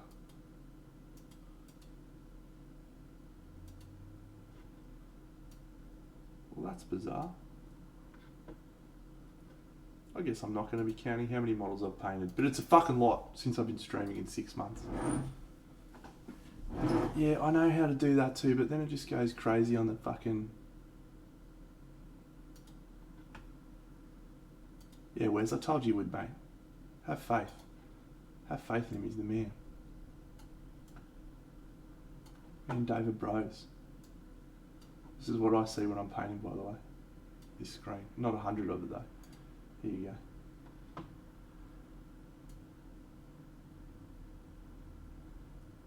This is awful. I'm not going to do this. I was just going to show you how many models I've painted since I started streaming. I'll quickly... Yeah, it's great. It's an infinite repeat. It's terrible. This model is the first model I started streaming. There you go. That one guy. He was the first one I did. January 14th was the day I started streaming. And then I did The Witch and Northern Wind and Wind Rider and this vampire and this dude with the portal and a Nurgle Blood Bowl team and Baba Yaga, and I did this Icewind Dale diorama, and I did this chick from the Kickstarter, I did Black Sheep, I did the Lady of the Lake, I did Rebel Daphne, and I did a Wood Elves Underworlds team, I did the Crimson Court, I did the Granny, I did Lydia, I did Camelot, and I've done Curse City and a Crusader since I started streaming. There you go. How good's that? It was great stuff. That was well worth it. I did do Northern Wind on stream, yes. She was the second one. Second one that I did. Not a bad body of work for 6 months, friends.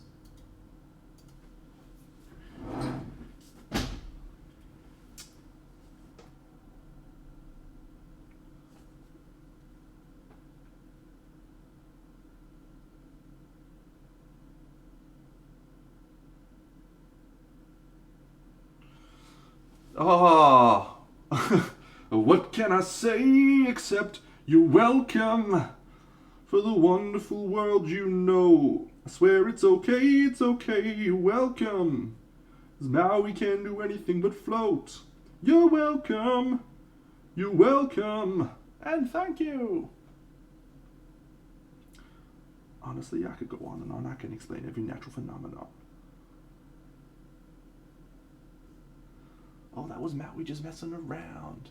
And the tapestry here in my skin is a map of the victories I win. What a great song that is. You have not painted 10 models in that time, have you, Dave? You painted more than that. You've done like 10 Space Marines, haven't you?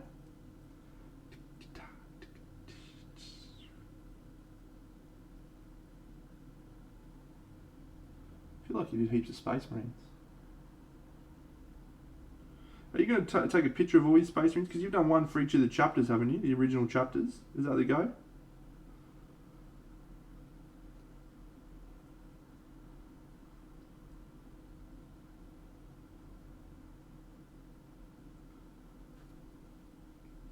Are they all finished now? Oh, okay. Here you go. I'm gonna dive deep into my 40k knowledge and see if I can rattle off as many of the Space Marine chapters as I can remember that Dave has painted. Were they ones you did early on? Is that why they don't fit? Alright, so I'm going to try and do, if I remember rightly, there was 18. 2 got lost in the warp, or 2 got destroyed of the 18. Is that right, Dave? Am I right so far? 18. Yep, cool. Good. I would recommend Plasticard Alex MF for a backdrop. So there were 9 good guys and 9 bad guys. I'm going to start with the good guys because I think they'll be harder for me. So there's Ultramarines, the yellow ones, which are called Iron Fists, the Blood Angels, which are red, the Dark Angels, which are green, White Scars, which were white. Or were they a successor chapter to the Space Wolves? No, I think they were one. White Scars. How many is that? 5? 4?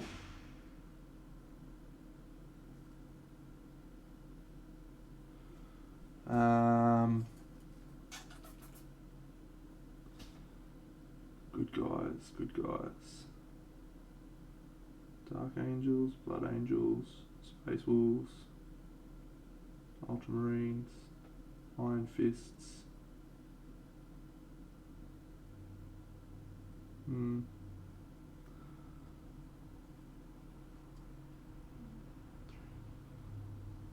So there's this is a nice colour. It's called golden brown from Chimera.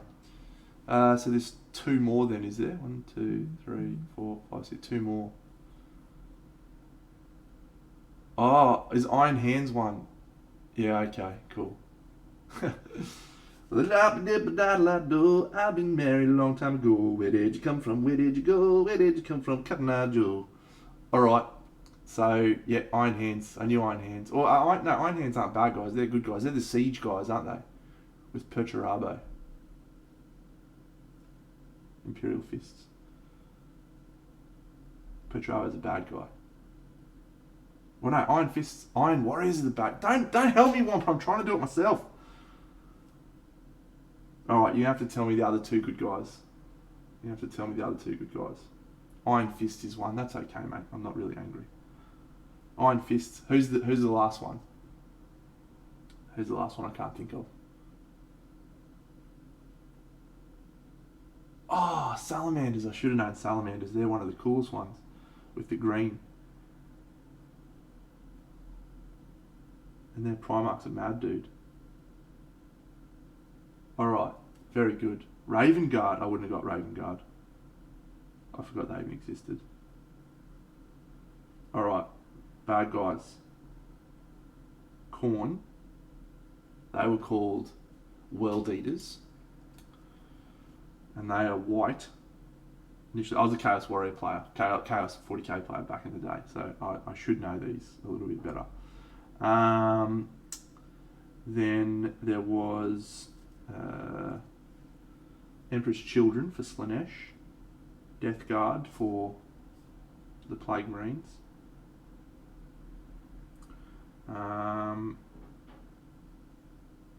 Emperor's Children were the Tzeentch ones, so that's 4. Iron Warriors, which is Perturabo, that's 5. Night Lords, which is 6. Thanks, Honey Bunny. Night Lord 6. Word Bearers, the red guys with all of this stuff. So that's 7. So which one am I missing? Hola, Brush Warrior. Hello, mate.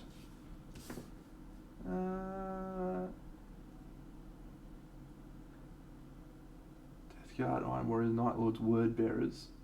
Did I? What's the Tzeentch ones then? They're the guys with the fucking Egyptian looking outfits. Hang on. Emperor's Children, Slaanesh. Tzeentch ones are called...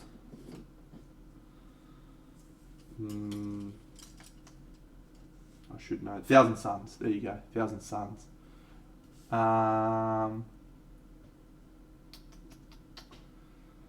So I got 1 to go. Is that right?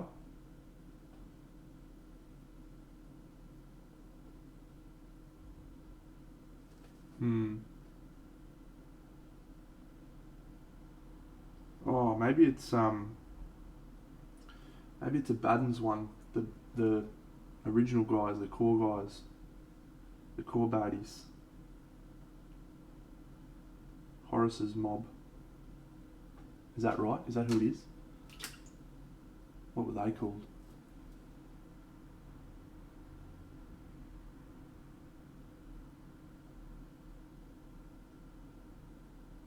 I remember who the Blood Angels hate. Lunar Wolves, Sons of Horus. Yep, I wouldn't have got that one. But there you go. That was fun. I used to like the 40k background. G'day, Dingwood. Is there one more? Oh, Is it one that was trapped in the warp or something and then escaped? Wasn't there one that was in the warp for ages?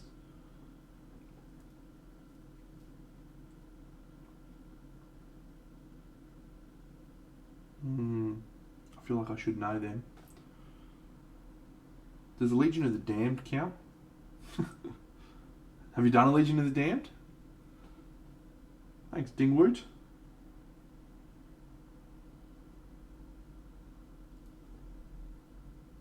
No, I don't know the spies. Who are they? And did you do the Grey Knights?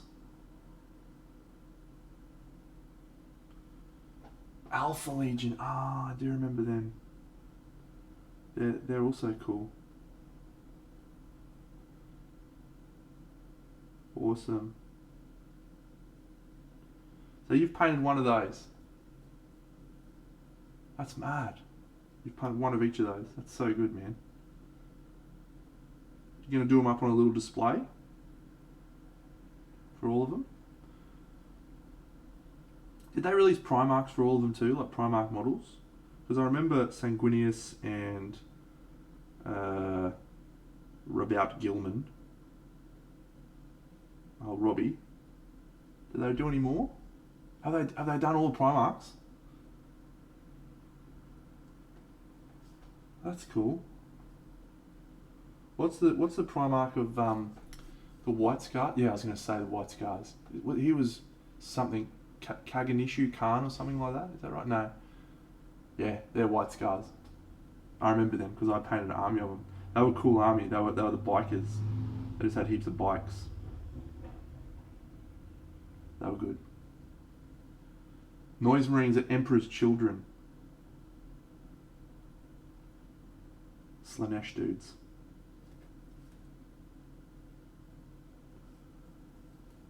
Jagatai Khan. There you go. Yeah, I did like them. The White Scars.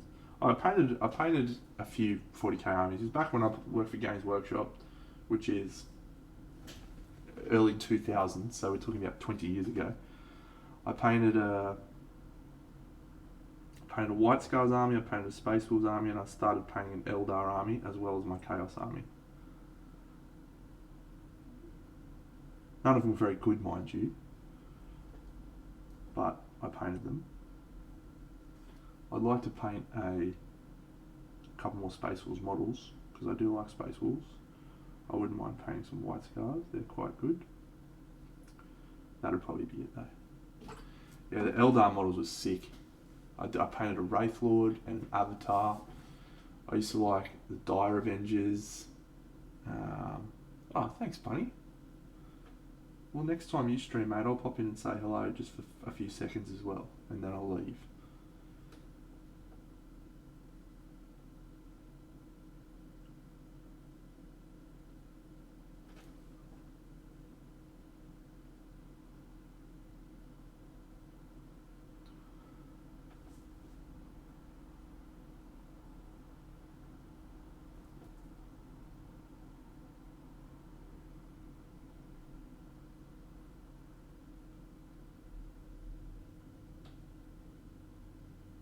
How long have you been working on that Space Marines project, Dave? That'd be... Because you took some of those Space Marines to Crystal Dragon in 2019. So that's at least 2.5 years.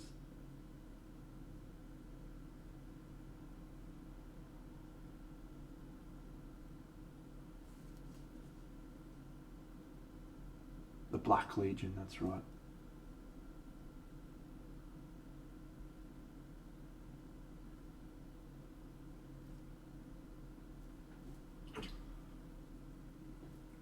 going to look mad though. Madness.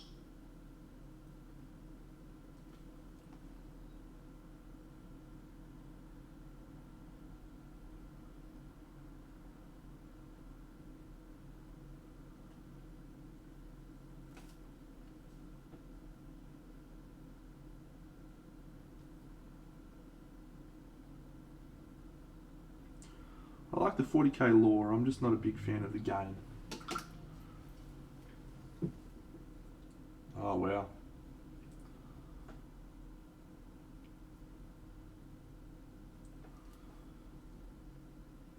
Yeah, commiserations to all of my peeps in the COVID affected parts of the world right now.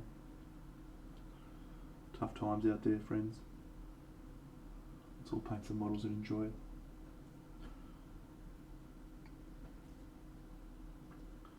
Same can be said of all Games Workshop's games, mate.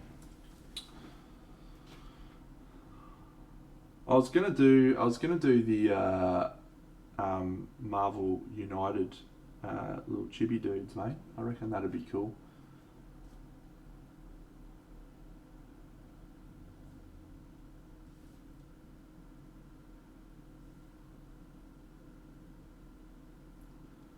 So I'll do that soon. Well, one of the guys I play games with on a Tuesday night, I play games every Tuesday with one of my mates. We all sort of buy in on games, different games each, and one of them got all of them, including the things. He was on here just before, he might still be on. So I said I'd paint a couple of those. I want to try them. I think that'd be fun. I might paint Marvel Crisis Protocol. I'm actually going to be doing some streaming for Weird Word Miniatures very soon. So they are the guys who do Malifaux, and they're setting up a stream, which I'm going to be on there doing a stream or two every month for them, painting some of their products. That should be fun.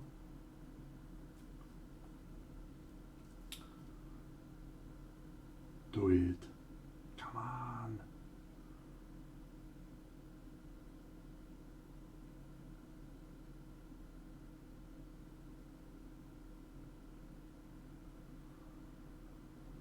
Yeah, you do that for them as well, don't you?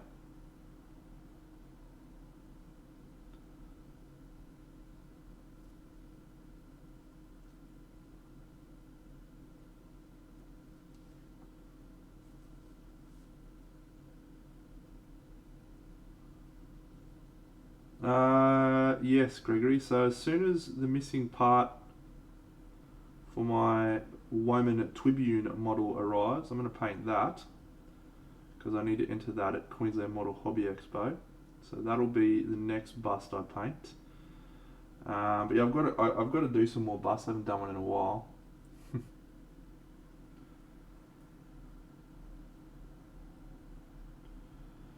Maybe we should have a look. One of the flaps that sits on his face, it's this one here. I sort of contemplated filling it in. So he's got a little flap that hangs down from his helmet. So I was thinking, well, I might just fill it in and make it look like it's broken off. But I thought, no, I'll just see if he can send me the bit. So he's sending me the bit. That'll be the next one I do. What model should we paint next, friends? We've got this one. I'll zoom out so everyone can see. Yeah, historical model. It's a really cool model actually. Where is the... Oh, it's up there. Yeah. Young Miniatures Roman Tribune. Great. Thunderdome! Raid! Hello, mate. I would normally do a shout out, but I just literally in the last day changed my bot, and so I cannot give you a shout out today. But everyone should go and follow Thunderdome Drew. Welcome. How are you, mate? I'm just going to do this every time I have a raid. I just show people what I normally paint. This is what I normally paint, friends. It's this sort of stuff.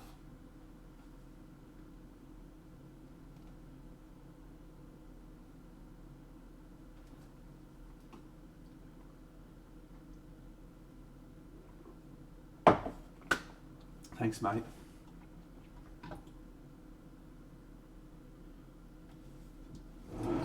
Welcome all Raider friends. This is normally what I paint, this sort of stuff.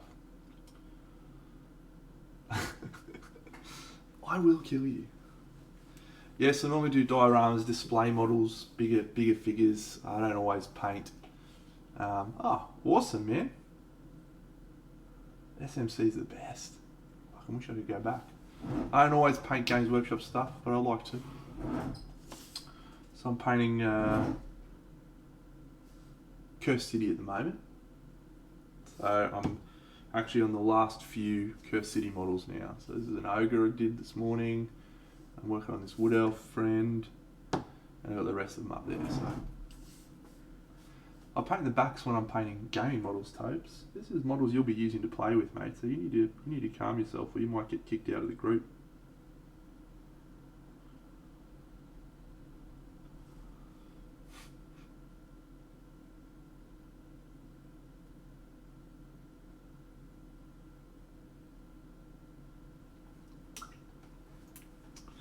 What did you paint today, Thunderdome? And do you have pictures that you can show us?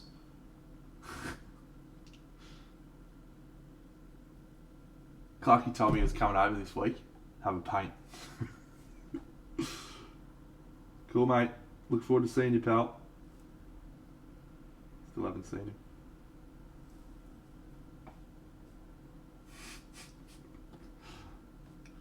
Who knows?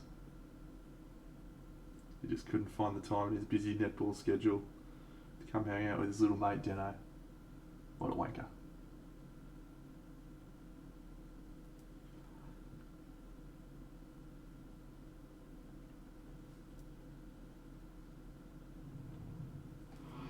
Thanks for following Beard Hammer Espanol.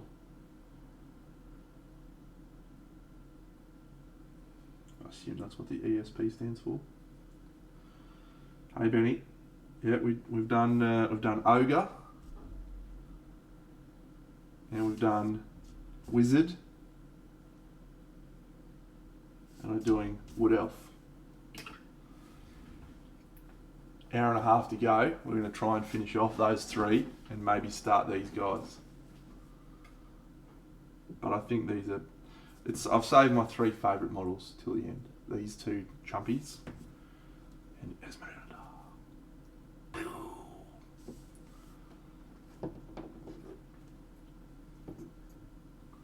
Anyway, let's go back to what I was doing before. What should I paint next? So, Eldarion from Black Crow. Not a bust, so maybe not. Haven't painted a bust for a while. What's this one? No, that's for me and Colwell to do together.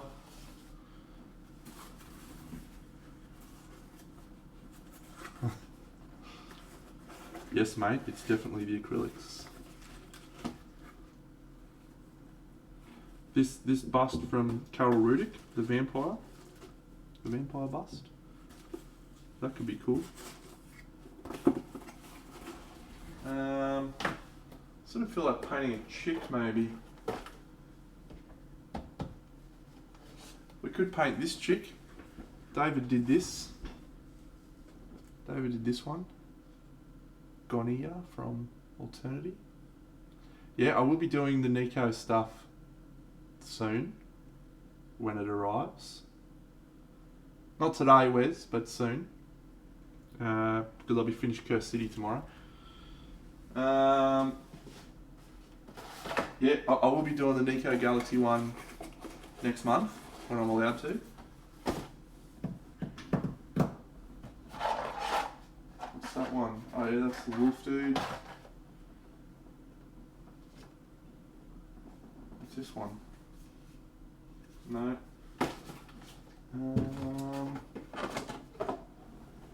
Oh, Limbo, that's another chick. It doesn't look like I've got many busts here, friends. Oh well, might have to be gonorrhea. Might have to be gonorrhea. How did I get no busts? All of a sudden I've got no fucking busts to paint. Yeah. Anyone? Yeah, alright, friends. Send me some suggestions for busts I should buy.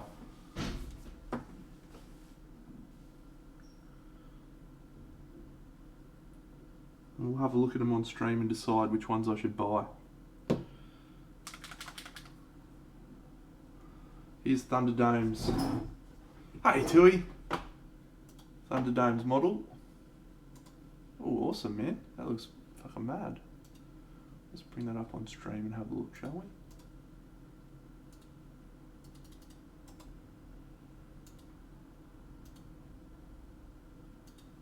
Tui, it's an absolute cavalcade of superstars in the chat tonight. We've got Dave Colwell, superstar from Melbourne. Tui, I don't know how to pronounce your last name. K from Denmark. We've got Thunderdome Drew from somewhere. It's just a cavalcade of stars. Marwin from Singapore. What a superstar he is, if he's still around. This is awesome, man. Looks quite big too.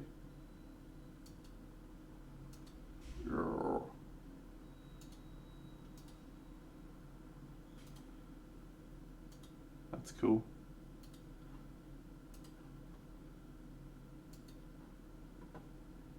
Yeah, big bopper. Awesome, mate.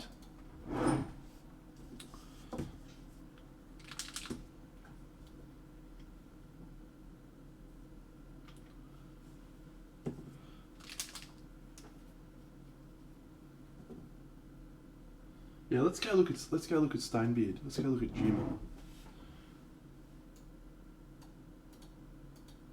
Let's go look at Jim's stuff. See if we can find any busts that are worth buying. Oh. Hey, nice, Wes. That feels like a step up for me, mate. As in for you, not for me. In terms of your last piece, how do you feel about it?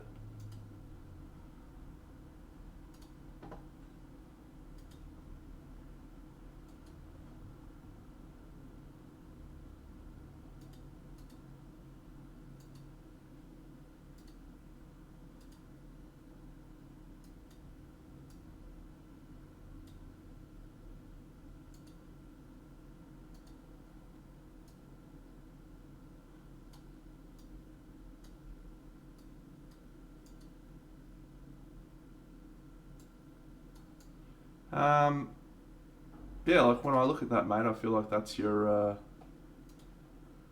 best piece thus far. How come you tagged Sergio but you didn't tag me? What a fucking idiot. Fucking bullshit.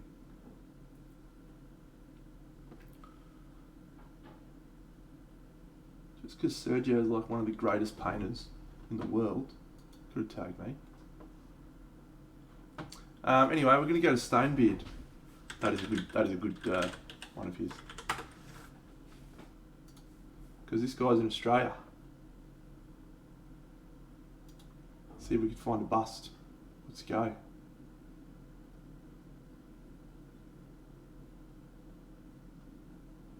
None of those are ones I'll be getting because they're all Kickstarter ones. Nico Galaxy, the Galaxy Classics. I've painted all 3 of those already. So I shan't be doing those. Galapagos. That could be good. What do we got here? Ooh, creepy tables. I haven't done cozy. Suppose we could do cozy. Pedro Fernandez. No. Oh, I do like that one. Let's have a look at that one closer. I've already ordered all of those. Ooh, Raven Queen. Let's have a look at her. That one is... So, this is all Carol Rudick stuff, right? I've done a Mitriel. I've done that guy in both bust and figure form. I've done that one. I've done that one. I've done that one. I've done that one. I haven't done that guy. So, I'll have a look at the Raven Queen. Oh, should I do it? Oh, maybe this wizard actually. I do like that wizard. Yeah, good call, Dave. Fuck, that's cheap too for that bust. Oh, I've got Uther over there, haven't I?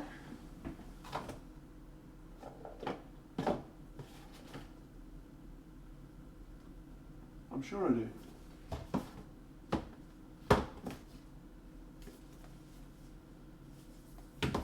I'm sure I've got him over here somewhere. Didn't I order him already?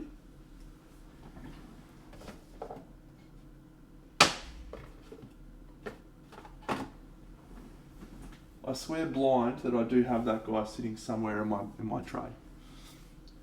Octavius is on the list for sure.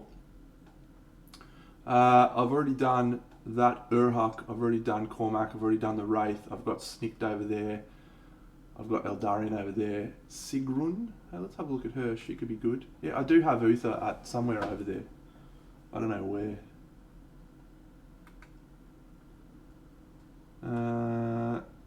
That one was one I was thinking of as well. Cozy. Oh, is that my paint job? Fuck, that might be my paint job on that one. Let's have a look. Yeah, that's my paint job. I did that. Yeah! It's not the box art. That's a lie. But that's my paint job. Life. Does he have them on here?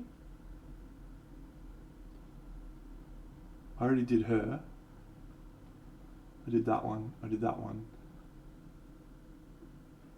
Okay. I feel like one of these ones. No, okay. Yeah, I've got...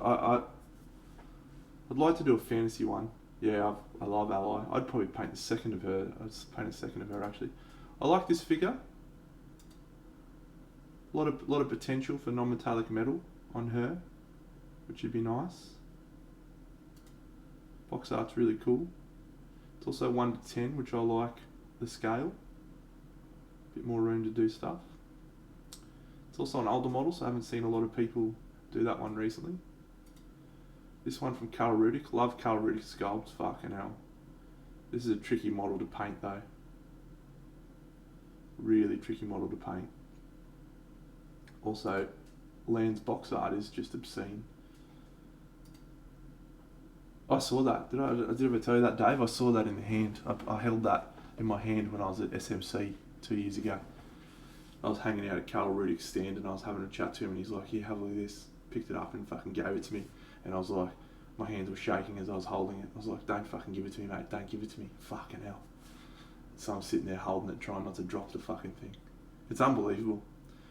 It looks... So I don't want to say it looks better in the photos because it doesn't look better, it looks different. It looks different in the photos. Like in the hand, it looks crazy good, but it doesn't look like that. It's like a fully different feeling. It's like the colours are more intense in real life than they are in that. It's really hard to describe. They're unbelievable. Him and the other guy from Poland, Michał Szymeczko, Michał's, mate, his Limbo Miniatures chick on the wolf is like ridiculous. Octavius has got to be a strong candidate, eh? I haven't painted a wizard type character for ages. Benny did a really good version of that too. Be nice to do a better one than him.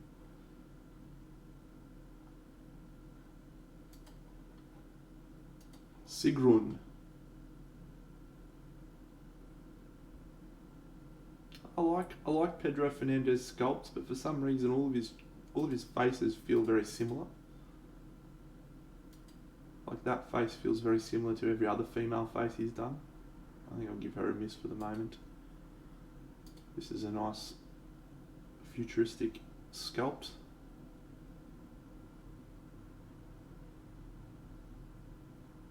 I like the dagger. That's a maybe. Cozy. There's Dave's version. Look at that. Look at this. Look at the orange peel texture. Magnificent. How do you even do that, Colwell? Platform. 9 3/4. Magnificent. Alright. I already did that one. That's mine.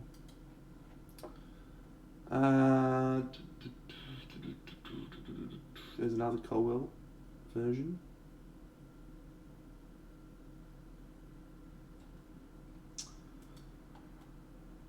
I like this Bear Rider actually. I think it's a really cool model. I've seen too many painted versions of it, which is a shame.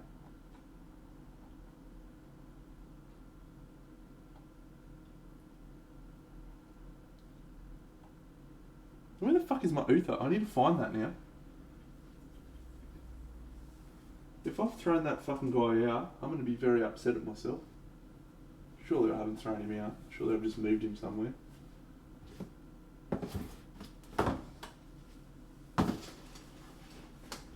I've got to find him, friends.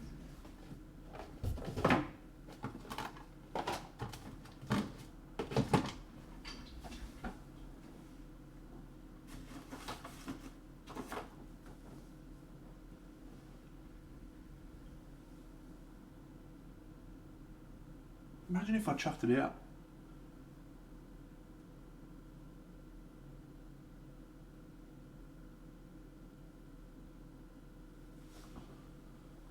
The answer is Plasticard.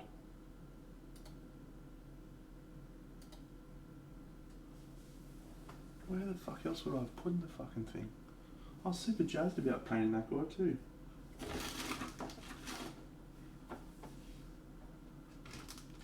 Could be somewhere. I need to clean out in here anyway.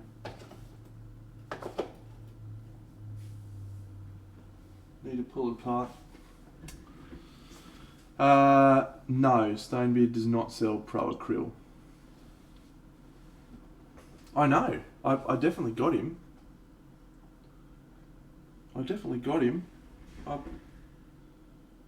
Like every now and then I'll do a clean up of in here. And sometimes I just put stuff there and then I chuck it out. But I don't think I doubt I would have chucked that out. It's definitely not in the fucking pile, Dano. Look again, mate. See if it's in the fucking pile again, you dickhead.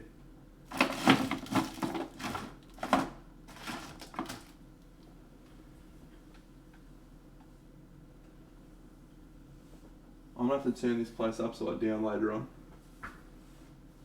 But I'll tell you what, there is a strong possibility that I've chucked that out.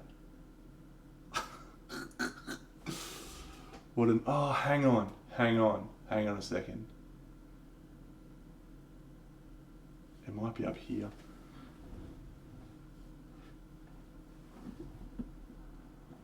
You know what? I've got my little... Yeah, I might have chucked it out, but hang on, I've got to do this now. This is going to fucking piss me off unless I do this. I've put all my Curse City models up on display. Gav might have taken it, that's also a possibility. But he hasn't been here since I bought it, I don't think. I have all my Curse City models, and because there's so many of them, I've set up a little second tier.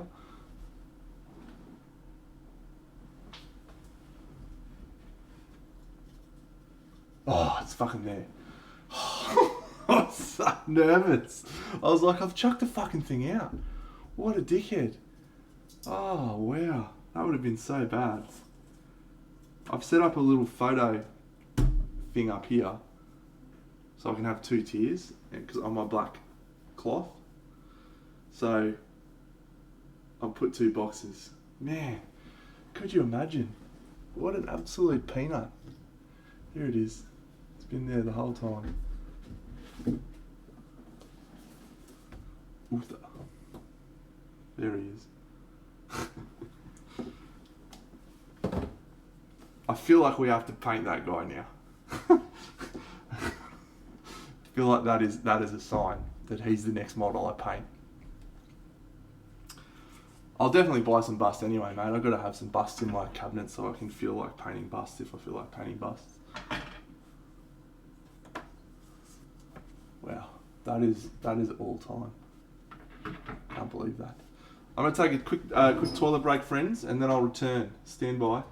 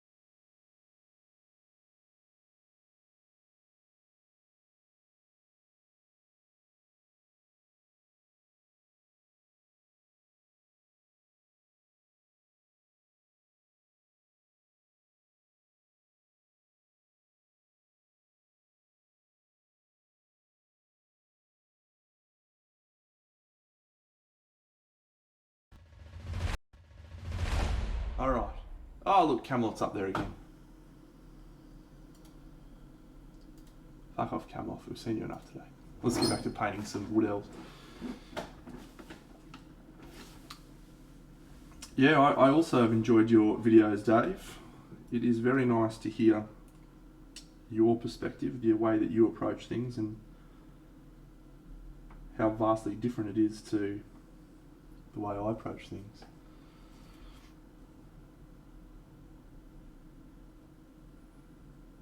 Because that's what I want to learn. I already know what I do.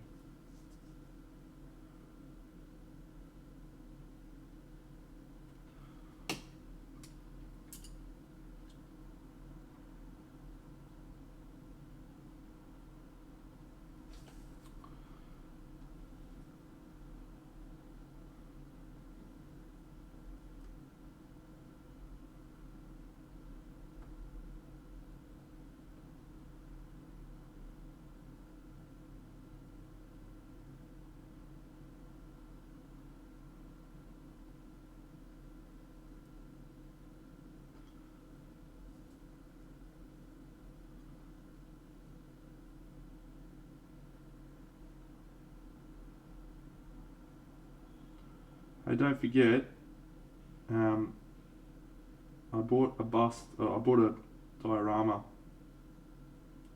for you and me. We talked about ages ago. Severak v Solrak. Remember that one? We were going to paint it for Crystal Dragon. We were both going to do one half. I've got that sitting there. I might go and see Jim, my plinth maker, and build it up. So I'm not in any rush. Just tell me when you've got some time to do it. Because it'd be cool to do that. It's the one with the purple light from one side and the orange light from the other.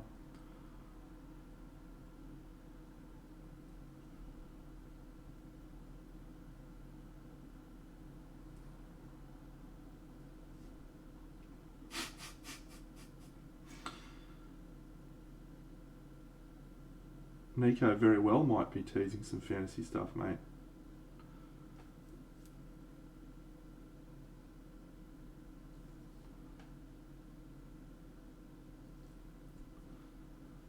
Some people in the chat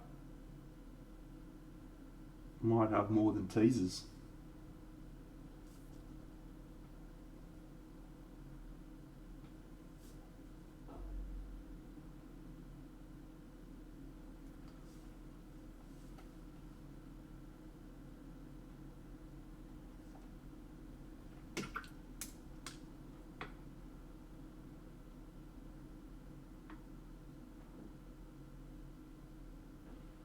Dave, I'm using this special membrane from Redgrass. Everyone else in the chat, I suppose. I'm just talking to Dave today, but everyone else in the chat. Yeah, I'm using this membrane from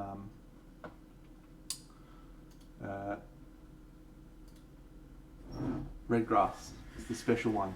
They sent me one of the new ones to try out. I'll unreservedly recommend the palette. I'm not convinced on the membrane just yet.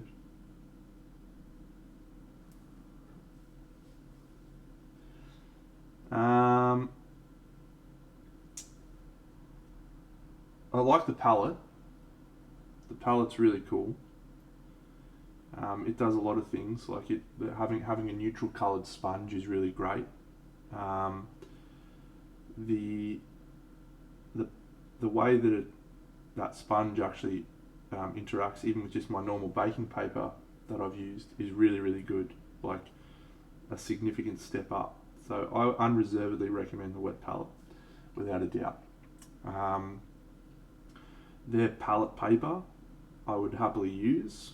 I'm probably not going to go out of my way to buy more of it. They did send me 50 sheets, so I'm in no need to go out and replace it anytime soon, but the normal baking paper that I've got works just as well, if not better, as their paper. So, but the sponge is really worthwhile. I've got this little doobie whacker down here for a bit of water and a bit of inks and stuff. It's good, I like it. not really necessary, right? But it's cool to have it there. The hydration membrane, I'm not a big fan of. I've liked all of the things, and so I was excited to use that today. But this this material, it's interacting with the paints in a different way. For my painting, for the way that I paint, and this may be different for someone like Dave who uses the paints differently to how I use them. I find this is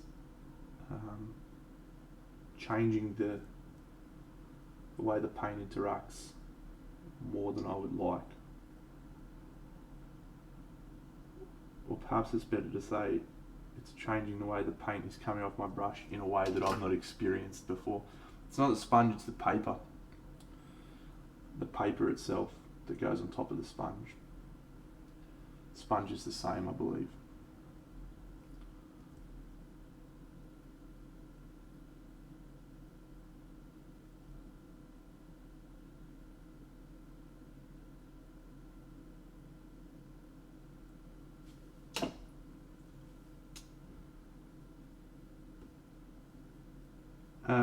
The opportunity to get one of these actually popped up at a really good time for me, because my old one, the sponge in it was just cactus, and all that was only $3 to replace it.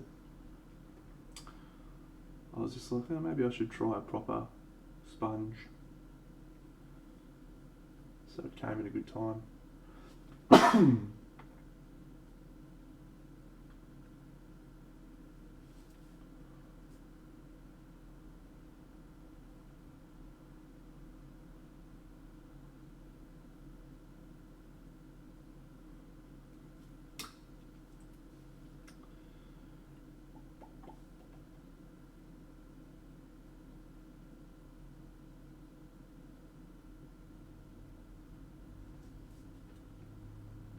Yeah, you've said that before. Does it dry out too quickly? I would struggle, I think, if it dried out too quickly.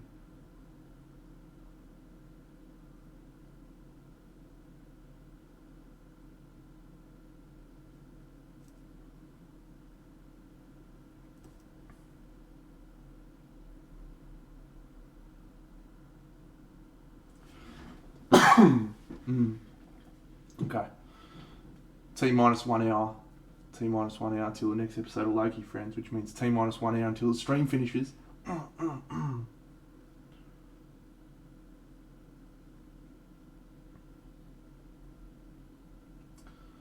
Prior to this one, I also had my wet palette really full. I wouldn't do that. It is the final episode, yes. Yes.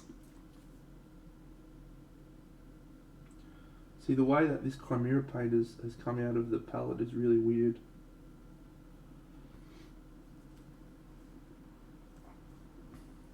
When did I start streaming? I started streaming 5 hours ago, my friend, because it's my 6-month anniversary of streaming Little Toy Soldiers.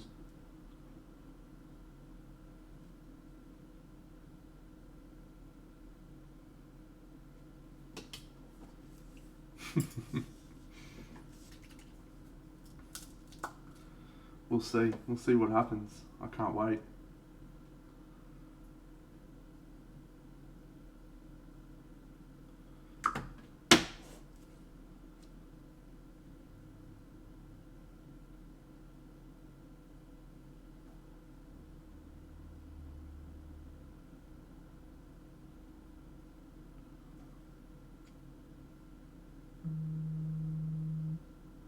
Oh, my girlfriend's trying to call me.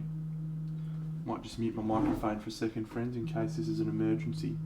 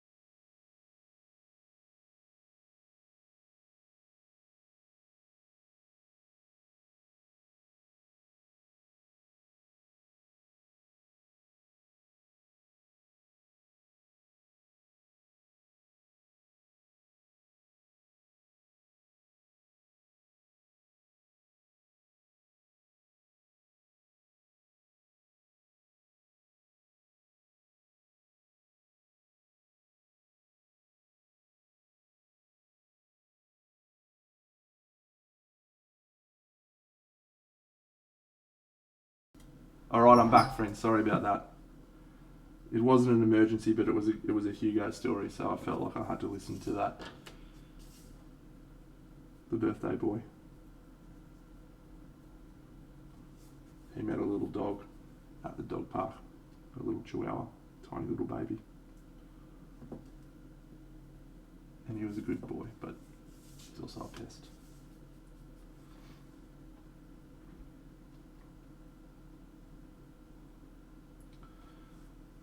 One more time. Thanks for the memories, even though they weren't so great.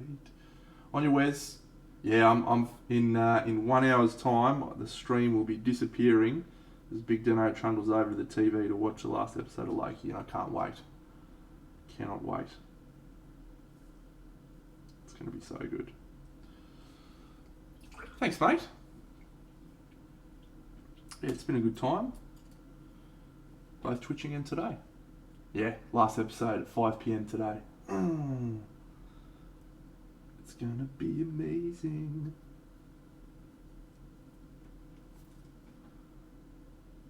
It's been the best of the Marvel shows, I think.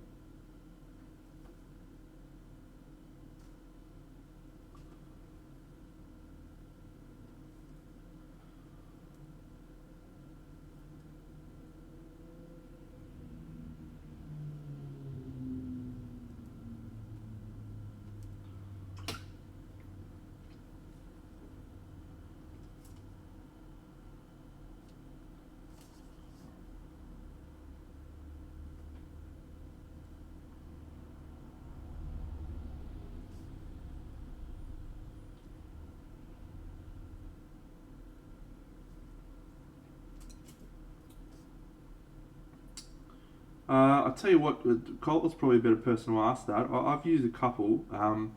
Envirotex is what I've used previous to Camelot. I've mostly used Envirotex, and it's really good. I generally would probably recommend it. But yeah, for Camelot, I used a resin that was specifically designed for river tables, and the reason I did that is I was concerned about the temperature that it was going to cure at, that it might eat into the foam. So I picked a resin with a very low curing temperature, and that worked out well. But yeah, Dave's had a lot more experience with pouring resin than I have, so I would trust his link that he's just given you right there over my own.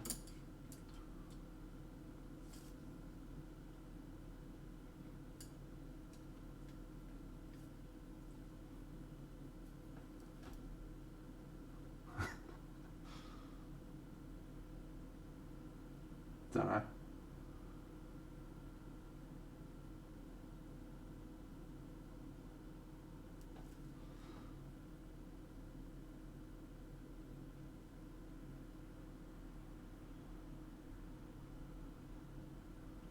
I think he was being facetious, Dave.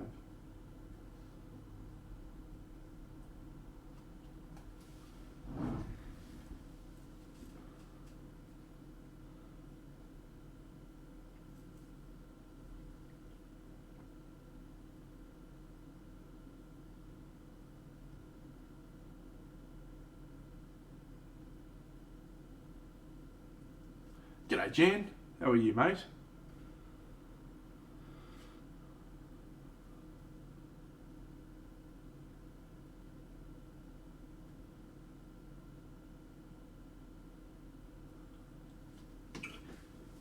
Hey, Jan.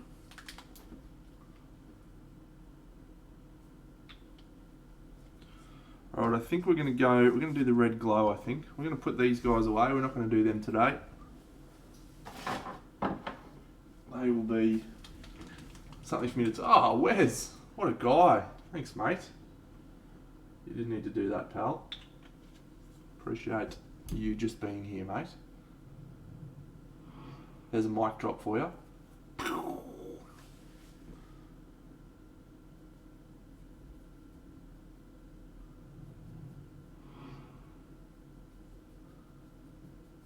Crazy guy.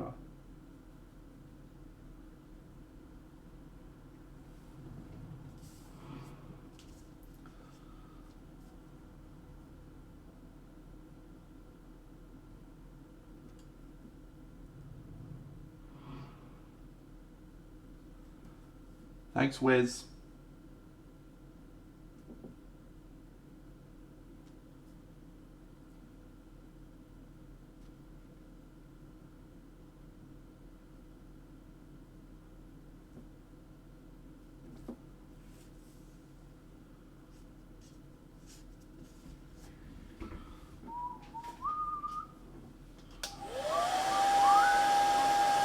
Thanks, mate.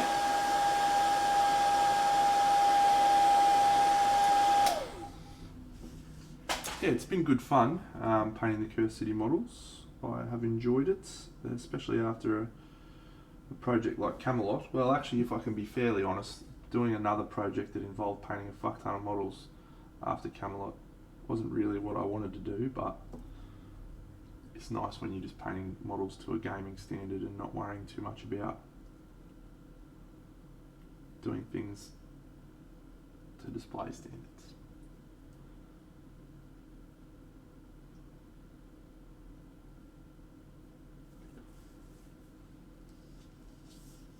$16 busts. That feels excessive, mate.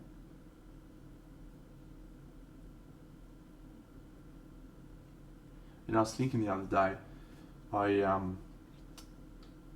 every time I teach a class, but I haven't done one for a while, obviously, I've just been buying copies of the busts from the distributor. Like, it'd be so good to just 3D print some busts and use them for your class. I wonder if you're allowed to do that. When you buy an STL, are you allowed to? Because I'm sure you wouldn't be able to use it for commercial purposes, right? But I wonder if that counts. Probably does, really, when you think about it.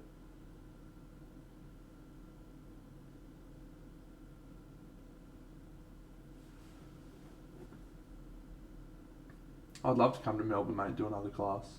House of War's awesome. You and I didn't get to hang out last time. You stopped by for like half an hour, which was cool, but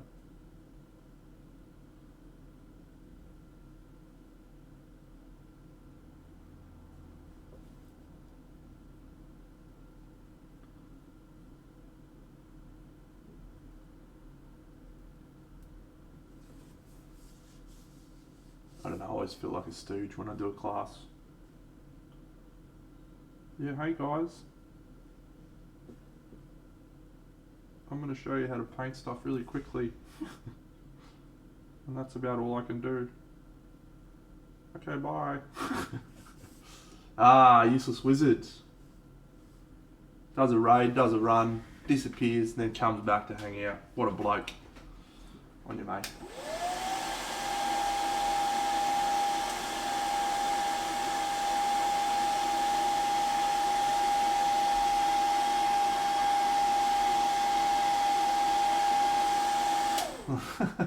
Hey Teal, how are you, mate?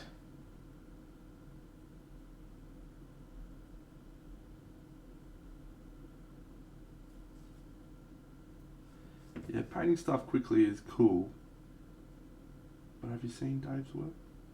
People want to learn how to do that. They don't want to learn how to paint Curse City in 3 weeks. People don't care about that. That jobbo.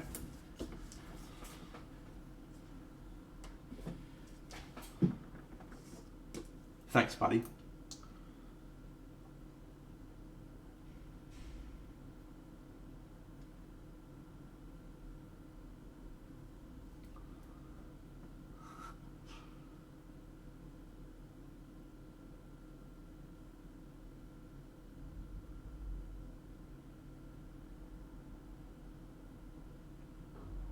Alright, I'm calling it right now. I do not like... Hey, Paul? I do not like the membrane. I'm calling it.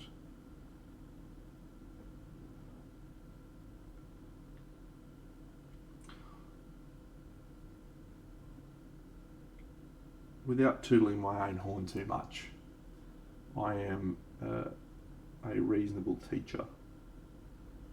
I don't know about the content that I'm teaching, but I am a pretty good teacher. Is kind of what I do for a job.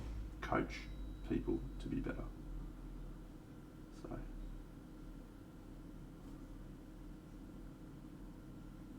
Hey, Paul. Hey, Paul.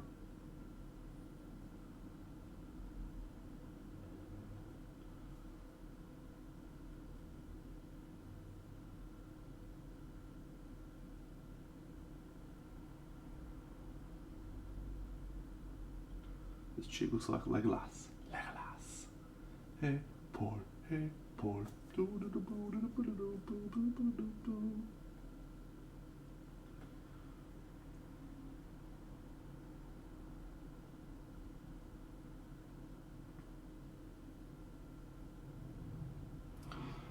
Oh, thanks, mate.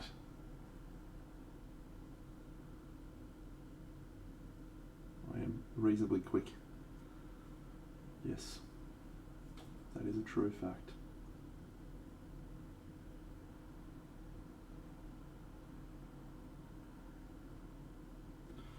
All right.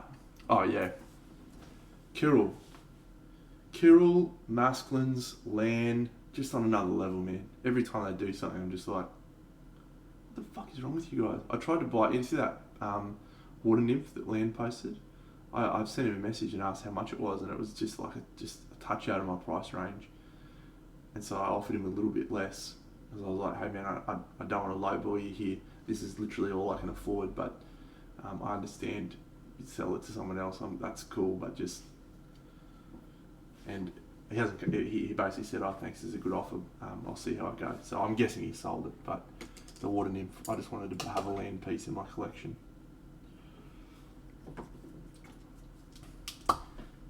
I messaged Kirill about 2 years ago asking if I could get him to paint a model for me. His waiting list is ridiculous. His waiting list would be like yours. What's yours like at the moment? It's about 6 months, isn't it?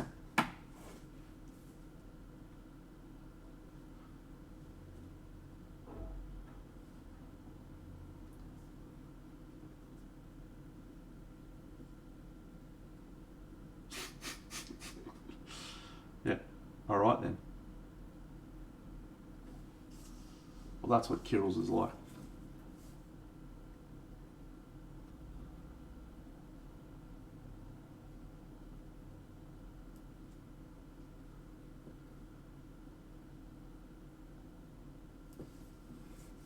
How good.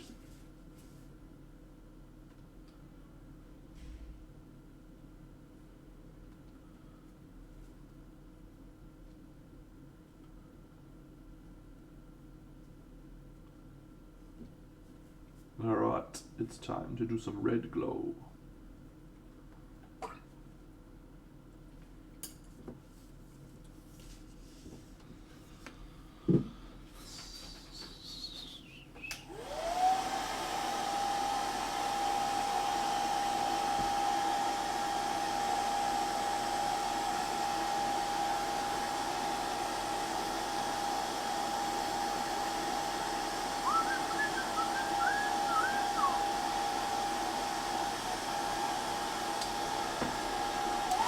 Yeah, so I do it in a couple of steps. The first thing I do is I lay in the foundations of the light with the airbrush to get the angles right, and then I go back in and refine that with the brush, and I find that gives me the best looking light. So this is what we're trying to end up like, although this model is particularly better than this one. This was the guy I did last night. So it's pretty cool. Super easy to do. So we can do that now. So we're going to use the Chimera Red. Yeah.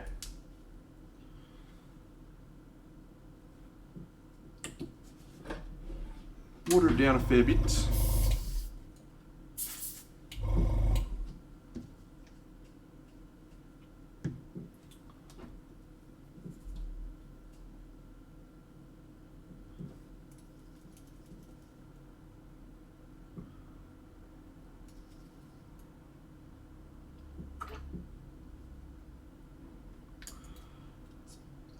generally easier than you might think, mate, the old OSL.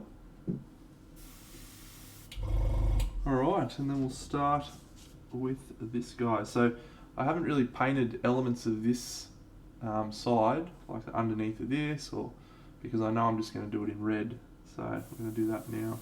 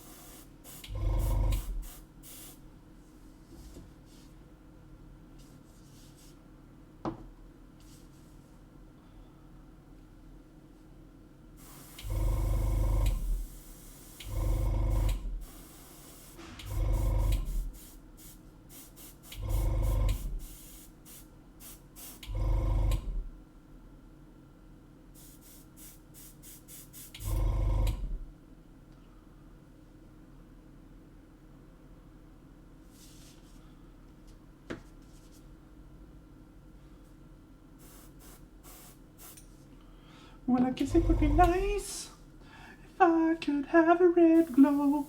I know not everybody can do a red glow like me.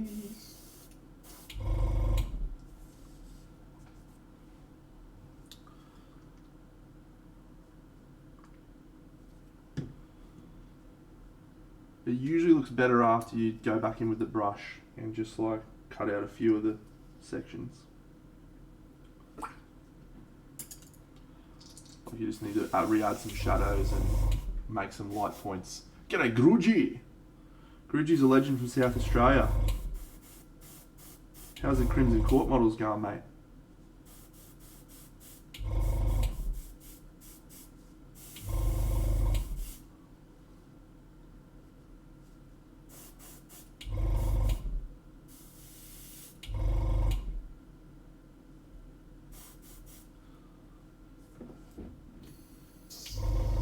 Cool, champion.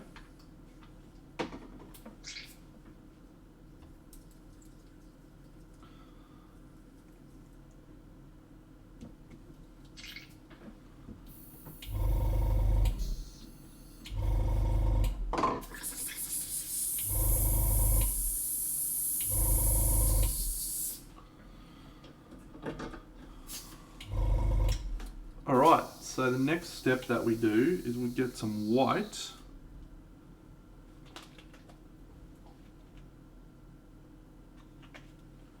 And we put some very intense lights where we want there to be intense lights. And we put the foundations for some intense lights. So for example, we want this bit. This bit.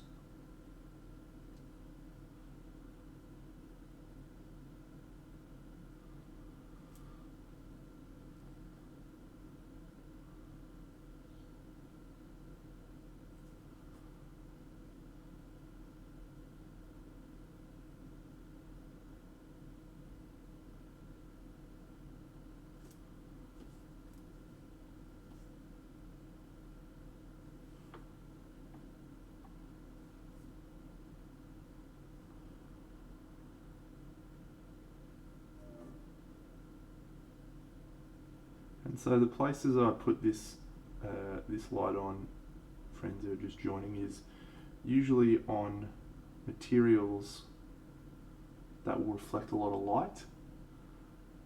So I tend to do this a lot on the metal areas because it'll reflect a lot of light. But I don't do big sections on the skin tones because the skin tones won't quite reflect light in the same way. So we'll just have like a little sparkly bit like that. Same there.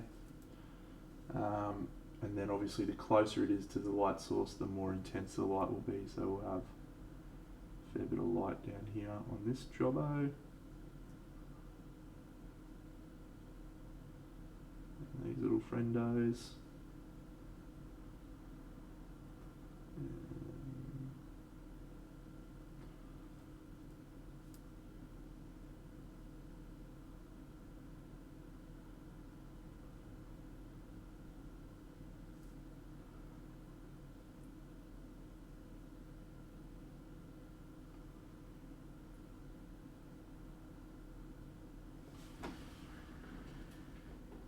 Oh, yep. And then we take a little bit of this fluorescent red from Vallejo Model Air, which actually looks like fluorescent orange, but it's red. And we mix that in with the red from Chimera because it makes the red colour more intense. Makes it like camping sex. It's fucking intense.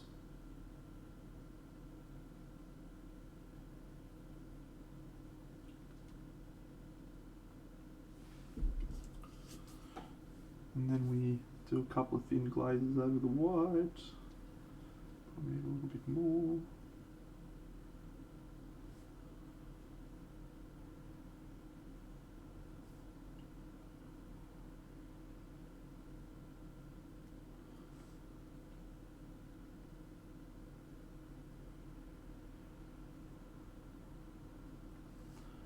And then we just need to add the shadows back in. We just put in the dark shadows, separating in individual sections a little bit more.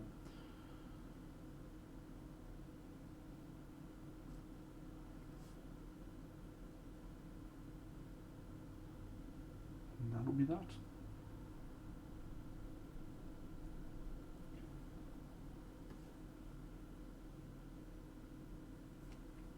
Usually takes a couple of coats, which is fine.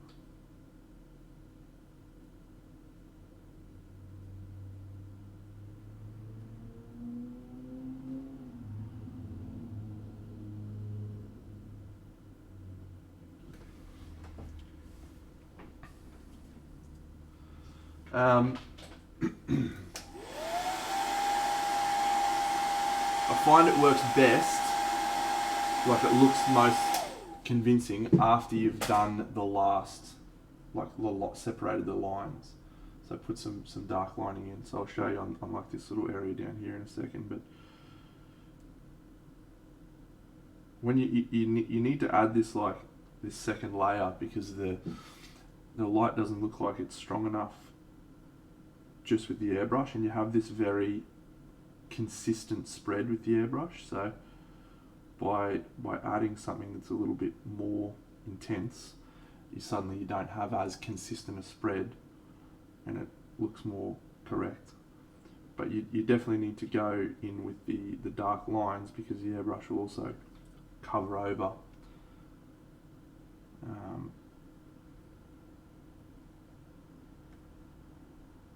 some of these areas.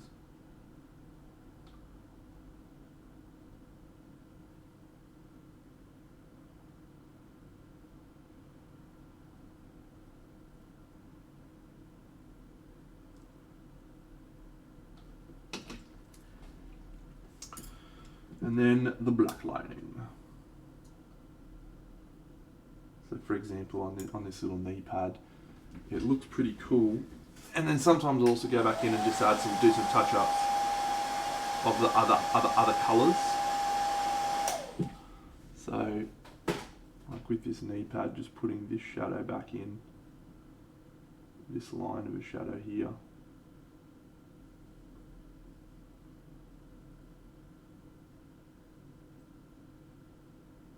Separating this section a bit more. Yes, thanks Dr. M, 1999.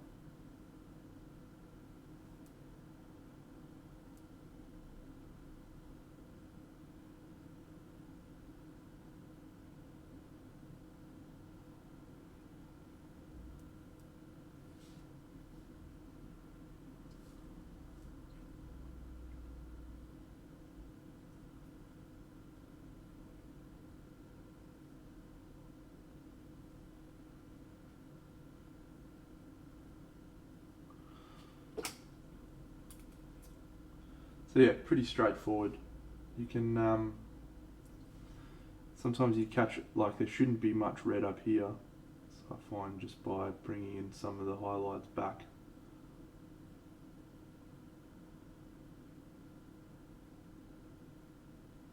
Looks good. So yeah, pretty straightforward. I've done it on pretty much every model in this range now, so works okay. I like it.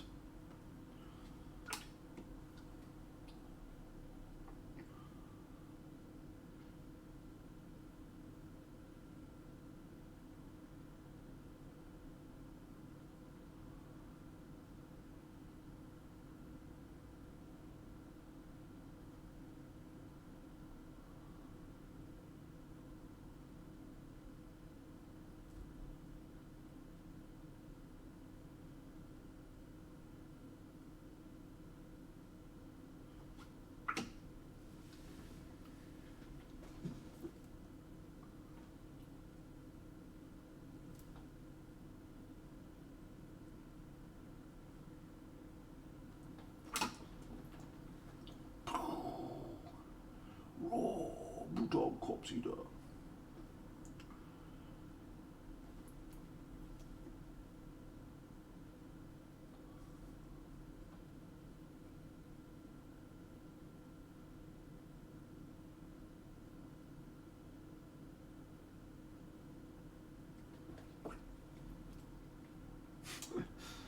It could be argued that way, because that is exactly what you do. You just do tiny dots like an airbrush, but just significantly more controlled.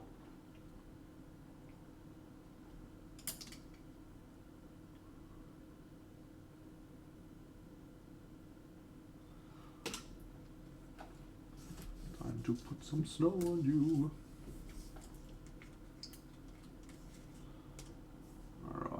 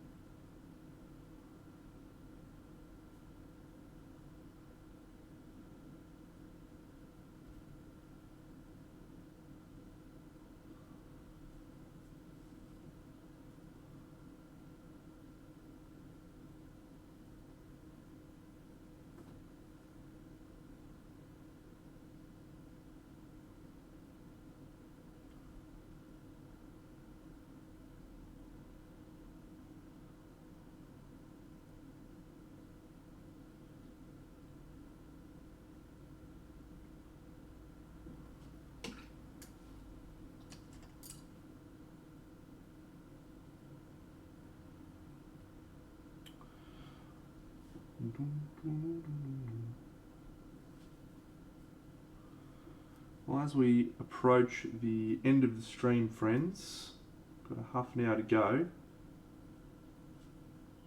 It's going to be 3 models on today's stream that we've finished, which is pretty neat. Happy with that.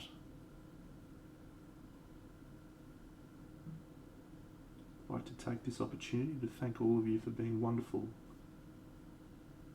people to talk to and engage with. I think I said earlier in the stream that I wouldn't have had anywhere near as much fun streaming if I hadn't lucked out with the variety of interesting people that we've managed to get on here. Some wonderful people, and I appreciate all of you.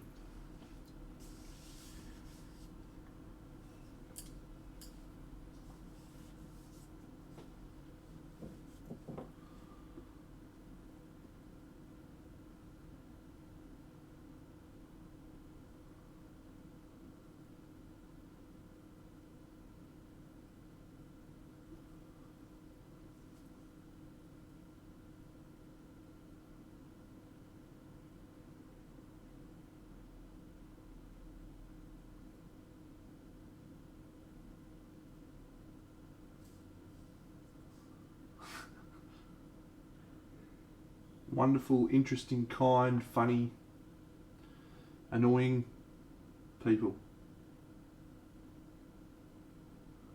Probably why I feel right at home.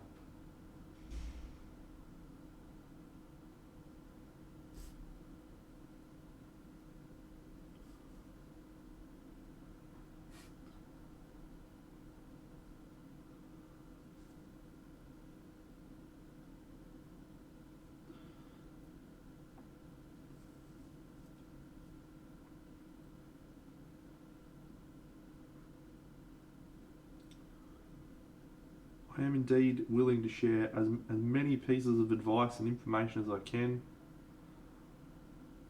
We're all in this together. Groogy, I did a base coat of Chimera Red, just the red colour. That's actually the name of the paint, the red, to lay the foundations of where the light was going to go.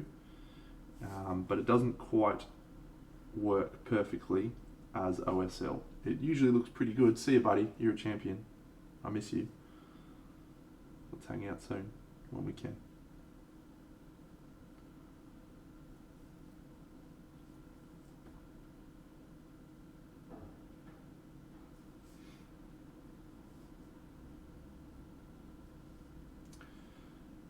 It lays the foundations of the red colour, but it doesn't look convincing as light because of the way the airbrush works. It distributes the paint a little bit more than it should if it was just light. So by going back in and doing the brush work, as I'm doing here, it tends to look a little bit more accurate.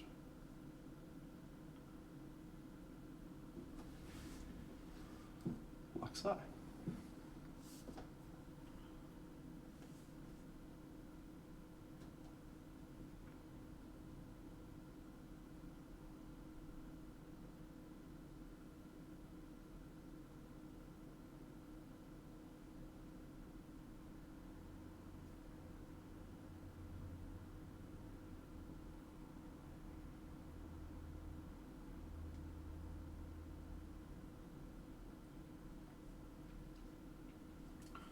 My pleasure, Groogy.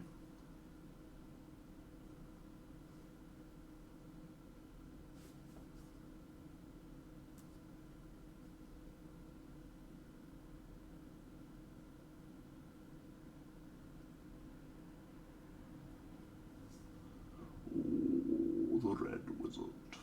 He looks mad. That guy's fuck. That's such a sick model. Fuck yeah.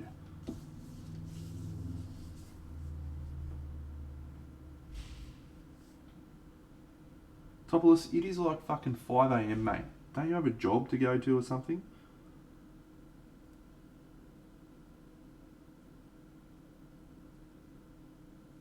Hey, thanks, Sleepy Slang. Actually, I didn't know what time it was. I forgot what time I was streaming. How was D&D, buddy? Did you have a good sesh?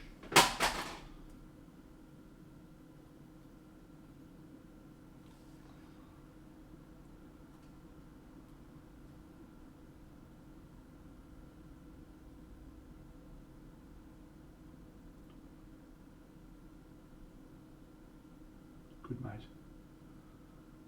Glad to hear that.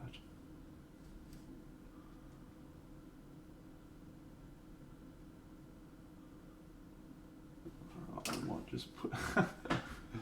Cool. You said that this time too.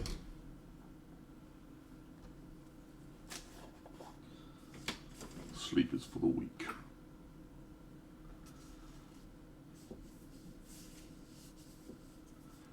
Sleepy Slang, I've painted this Brutog Corpse Eater, this guy, and I've painted this guy,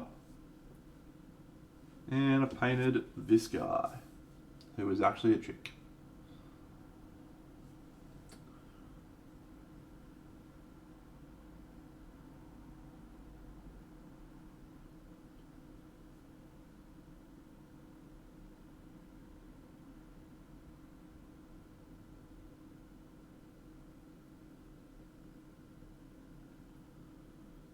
Yeah, the elf's pretty cool. Cool model.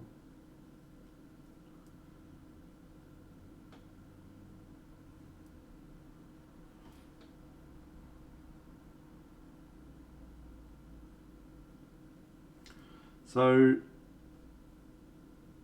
as you would have seen on the other models, I've done the snow with the light as well.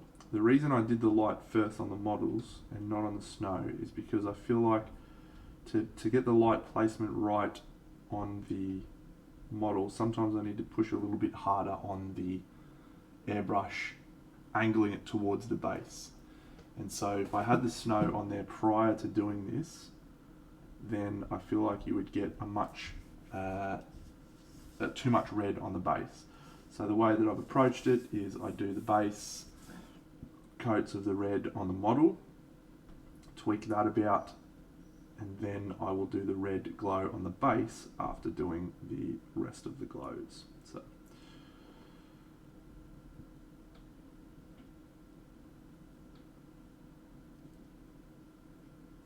I tried on a couple of them to just combine it in one, do the snow, then do the glow. It worked okay on a couple of them, but the other ones, there's just too much red on the snow, so it's not a significant increase in time to do a second layer with the airbrush with the red. So, no biggie.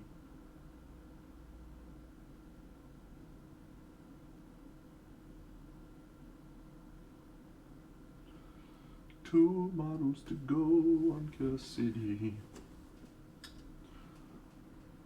Actually, it's not two, it's three. Two of them are the same.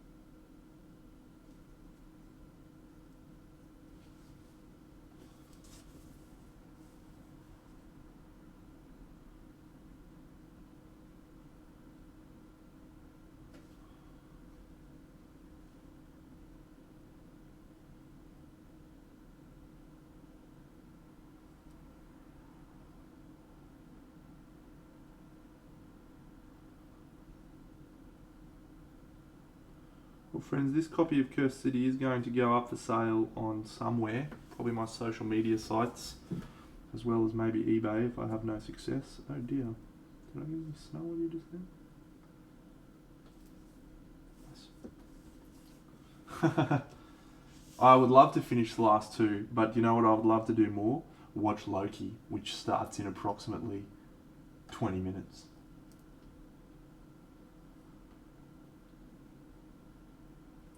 I may very well paint the last model on Sunday morning stream.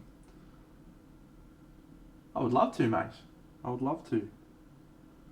Let's do it, mate. Wouldn't be a celebration if I didn't get to carve someone's shit paint job up. So let's do it. eBay Pro Painted, yeah.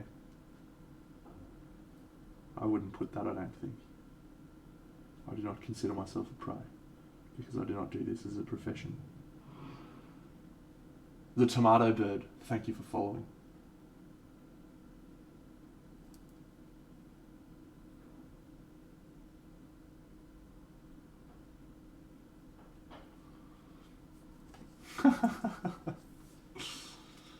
Wonder how many subscribers I'd get if I did that. Do you reckon it'd be a lot? Probably be a few, hey?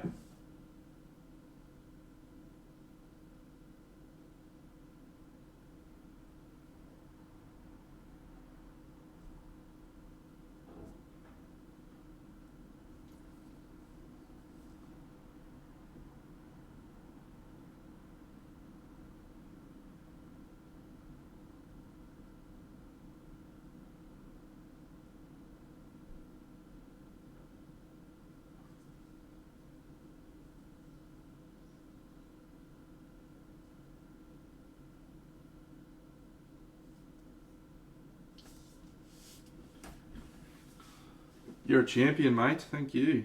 Good luck tonight. Don't think you'll need it. It's going the same way as the other two.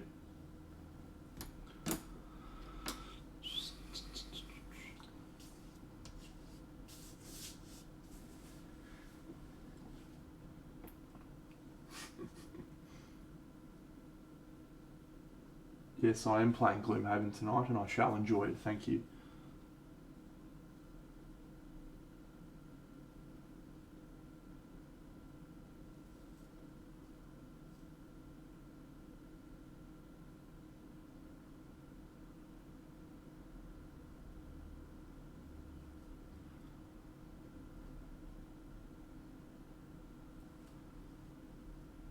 Let's have a look at this model of yours, my friend. Right now.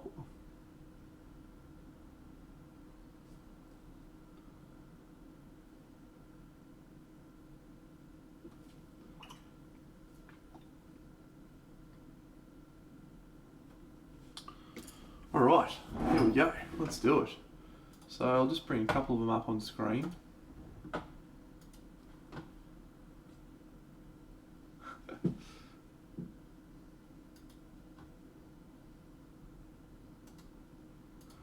Before we do that, my girlfriend just sent me some photos. I've got to show you this photo. I will get you in like just 1 second, but you got to see this photo. This is from yesterday. Little boy's birthday. Look at him. Oh, look at him. Oh, give me the fucking cake. Give me the cake. Oh, he got it. He got the cake. And then he got sick. And he stopped getting the cake. And he lied down on the couch and was like, fuck this noise. Alright, here we go. Oh, this is great. Let's have a look at this model.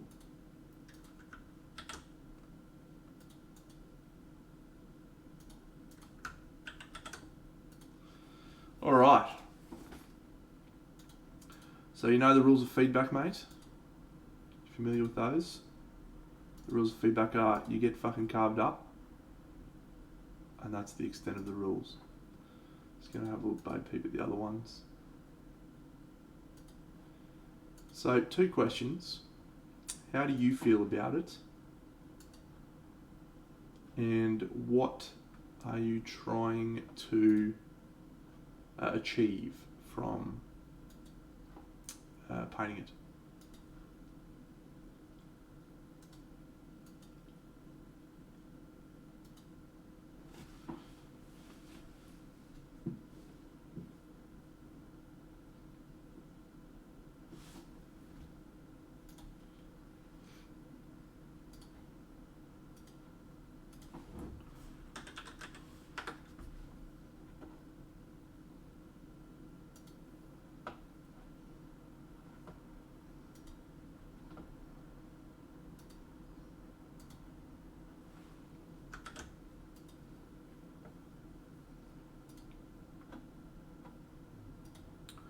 Let's do this because I think this will be fun.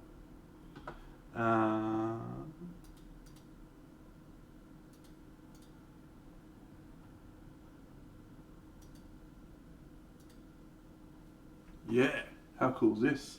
I can do this. I'm the man. Alrighty. So I think you've done a pretty good job on this, representing the figure and the aesthetic of the figure. Like you've got a lot of really subtle, smooth transitions, sickly colours. Like it feels like it's in keeping with the sculpt. My biggest issues with it are, as you said, the contrast, the lack of a focal point for starters. So what I would really like to have seen is this face be the highest value area on the model. Now that's tricky to do when it's looking down and when it's caught behind the hair, but if you had managed to bring that value so that was the real clear focal point, you would have a really dynamic looking figure. But if you look at this from this angle, you sort of, the area I'm most drawn to is probably what little thing can I use here? Where's a paintbrush? Probably here. That's the area that I'm getting drawn to. And we can have a look at, how do I do grayscale? Adjustment, auto black and white? No.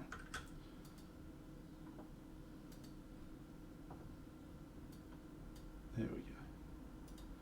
So there's your grayscale version of the figure.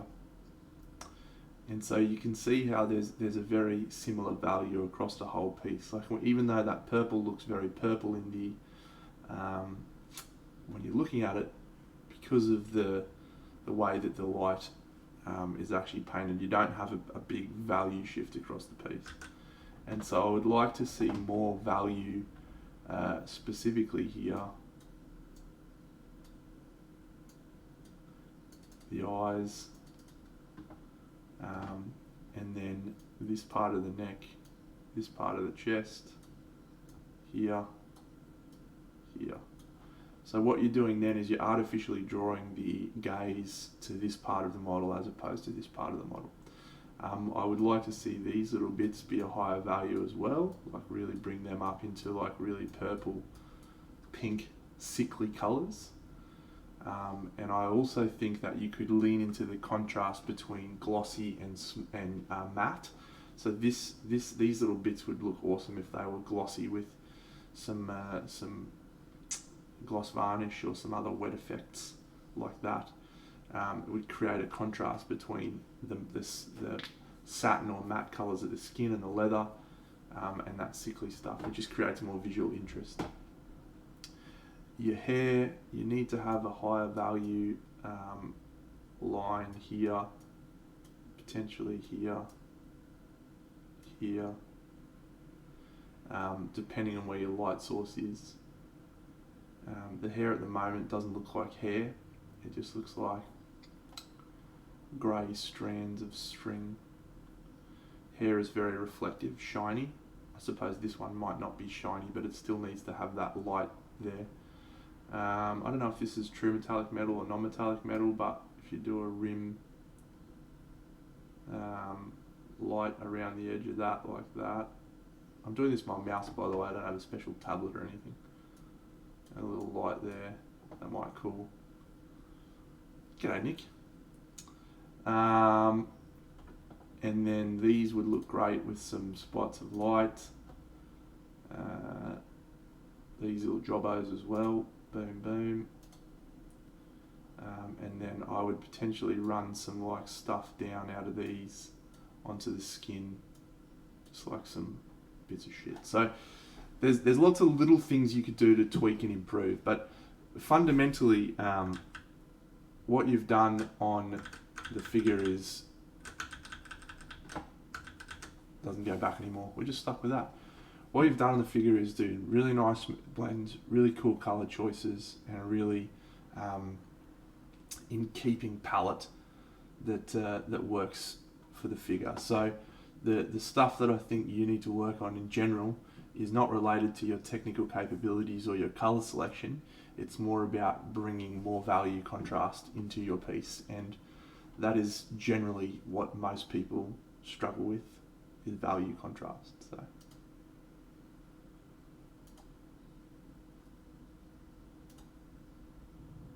And there you go. Thank you, Augustinus.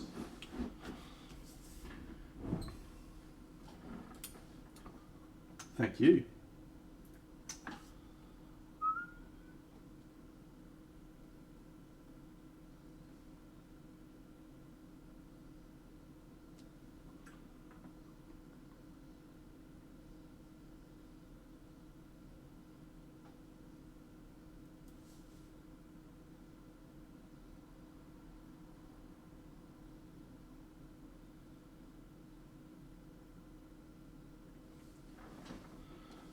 Unfortunately, the main camera has died, and what a terrible time for it to do it, with a few short moments left on the stream. Cool. I'm painting this wood elf. Looks great. Here's another shot of this wood elf. Also looks great. That's the angle people want to see. I think we're going to wrap it up, friends. We're going to wrap that bad boy up with 3 painted models for today. Check my Instagrams or my Twitters. It is a sign, mate. It's just 100%. It's a time. We've gone for 5 hours and 52 minutes. Do I prevaricate and fuck around and just be a dickhead for another 8 minutes? Or do I just go, you know what, this is a sign. It's time to call it a night. It's as good as 6 hours. As good as 6 hours as it'll get. And I think you're right. The Mecha Kong, thanks, mate. I appreciate you joining on my stream for... Yes, what do you need? Black's Ale. My favourite Legion? Well, that's an interesting question because we were talking about Space Marine Legions before. And if you're referring to those, my favourite Legion is probably Space Wolves or White Scars.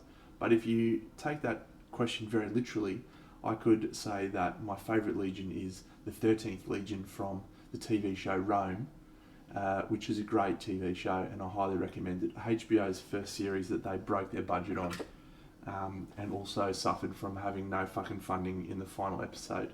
So that would be my favourite Legion. But also Death Guard. Was that your question? Was that related to Blackstone? Don't leave me hanging, mate. Thank you, buddy. Yes, I am very randomly specific. Alex MF, can't promise you I'll never stop streaming, mate. You're all superstars. I've enjoyed streaming the last 6 months, and I'm looking forward to continuing to do so regularly. And yeah, the focus for the rest of the year, you're a legend, Frog Jim, is going to be on some more display stuff, but we might dial back on the crazy expansive dioramas. I'm going to do one more diorama, which is going to be the Hera Models Wastelands one. But we might just start diving into some individual figures and maybe start pushing the Deno boundaries a bit and see if we can get some shit done really high standards. And evidently I'm going to buy a couple of busts from Stonebeard, and we'll do some bust painting in the next few streams. So, well. Anyway, so my next stream, friends, is on Sunday morning. All of your times, my time. Your times will be Saturday night for Americans, quite late, and super early morning for the European friends, I believe. So, let's go find a champion that we can raid. And I know who it's going to be. We're going to raid Drax. Because Drax has raided me about 1 million times. And so we are going to raid him and say thanks. You're all champions. You're all champions. Let us raid Draxy. Thank you all. Boo! Stream on.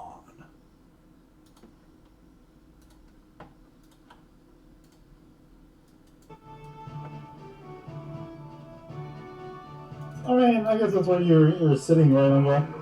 If you're more invested on... Holy shit. Hey, Brastamana. Hey, Dena. Oh, man. We started working on the rest of our Camelot stuff. So, for those of you not already following, please do give Deno a click and a follow. It's his 6-month stream anniversary. We've been having fun doing... I think you came in last night with this guy. We just banged this one out yesterday. We're trying to get this guy dialed in. I think I went too ambient on the blues, and it's killing my whites, but we're dealing through it.